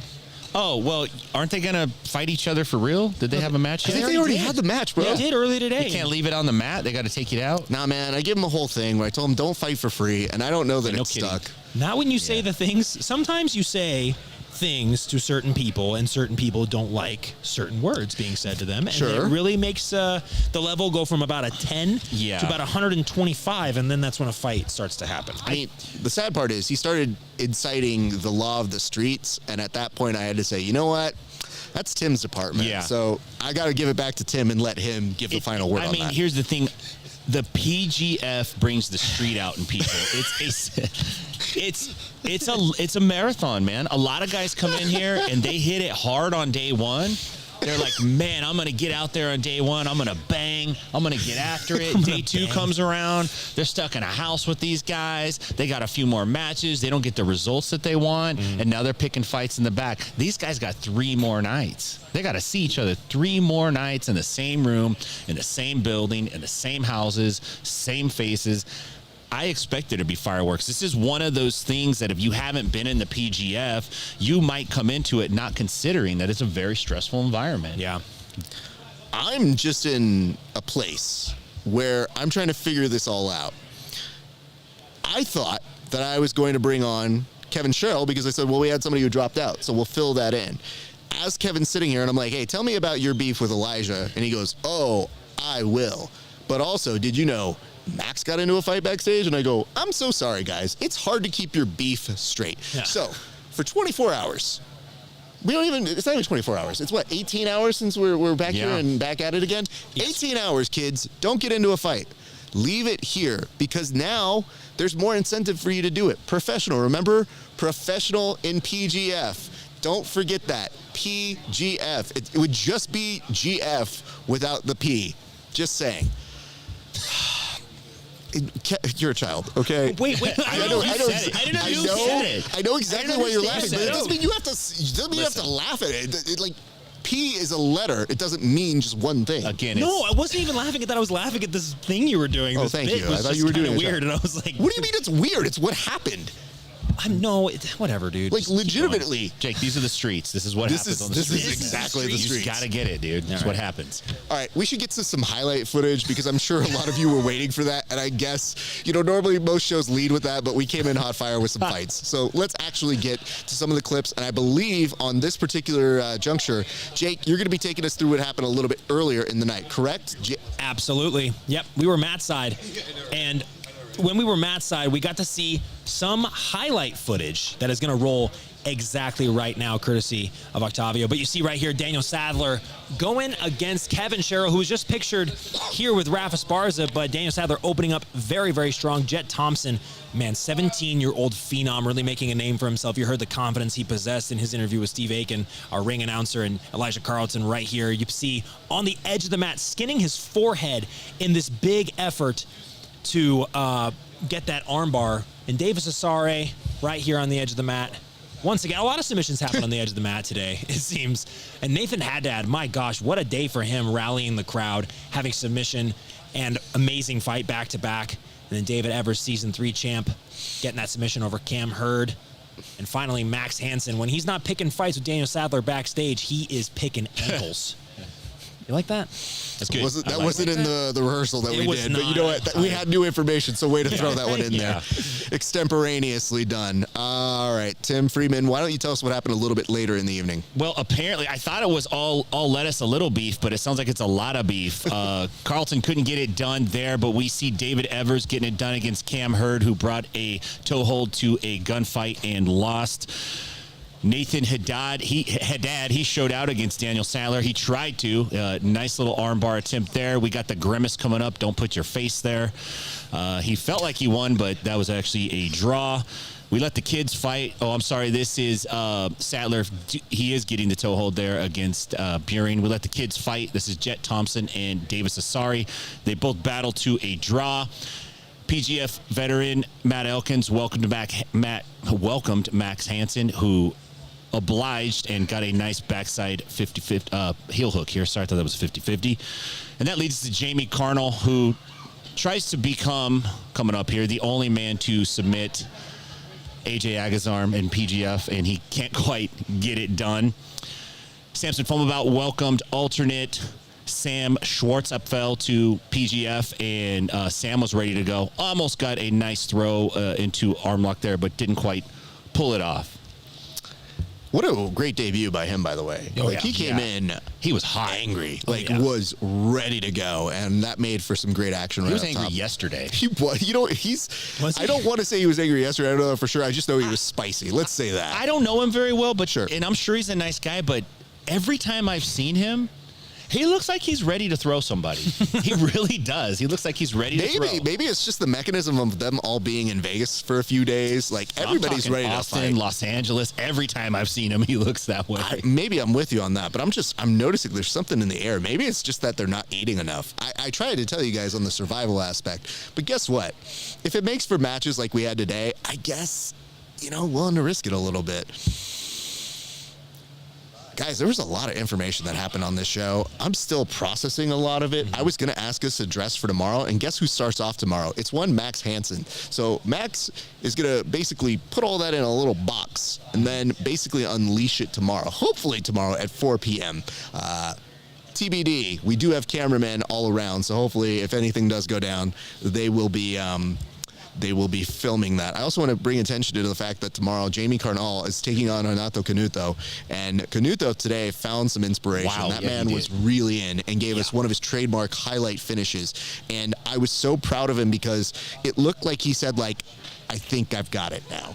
So we'll see if he's able to give us highlight finishes like that, because it's something that has befell him so many times in his career. But did you guys have a chance to look at anything that might be going down tomorrow? Well, Raph, I just want to say before I haven't really got a chance to see anything going down tomorrow. I'm very, very excited for that information, but I am excited because PJ Barch even remarked in his interview that he did on the mat that he was very excited for the second half of the regular season, and he felt like he was hitting his stride. I think we're seeing a similar thing with Renato Canuto. We're definitely seeing something like that with Andy Varela, who really, man, he is a very imposing figure. But I haven't seen anything that's going to lead into tomorrow, but we will have updates for you on the pre-show tomorrow at 3:30 p.m. ET. Well, some information is tomorrow we will see PJ Barch versus AJ. Yeah. Agazarm. So that's going to be an interesting one to The watch. winner gets to keep the J. Yeah. The loser's got to drop it. It's a custody battle for the J. They're either going to be an A or a P. J. That's what that is. Tim, do you have any other matches? It does seem like you previewed a little bit, sir. I mean, I'm looking forward. Actually, you took it right out of my mouth. I'm looking forward to PJ Barch. I think that he turned the corner tonight. I think that he's kind of knocked off whatever was going on, if there was anything going on. And I think he's going to come out guns blazing, and he's going to look to start racking up some points on the leaderboard here. Davis Asare's got 18 points right now. He's up at the top. He's doing really well. PJ's did get a tap at the end there, right? So he did get on the leaderboard, but I'm looking for him to make up some ground.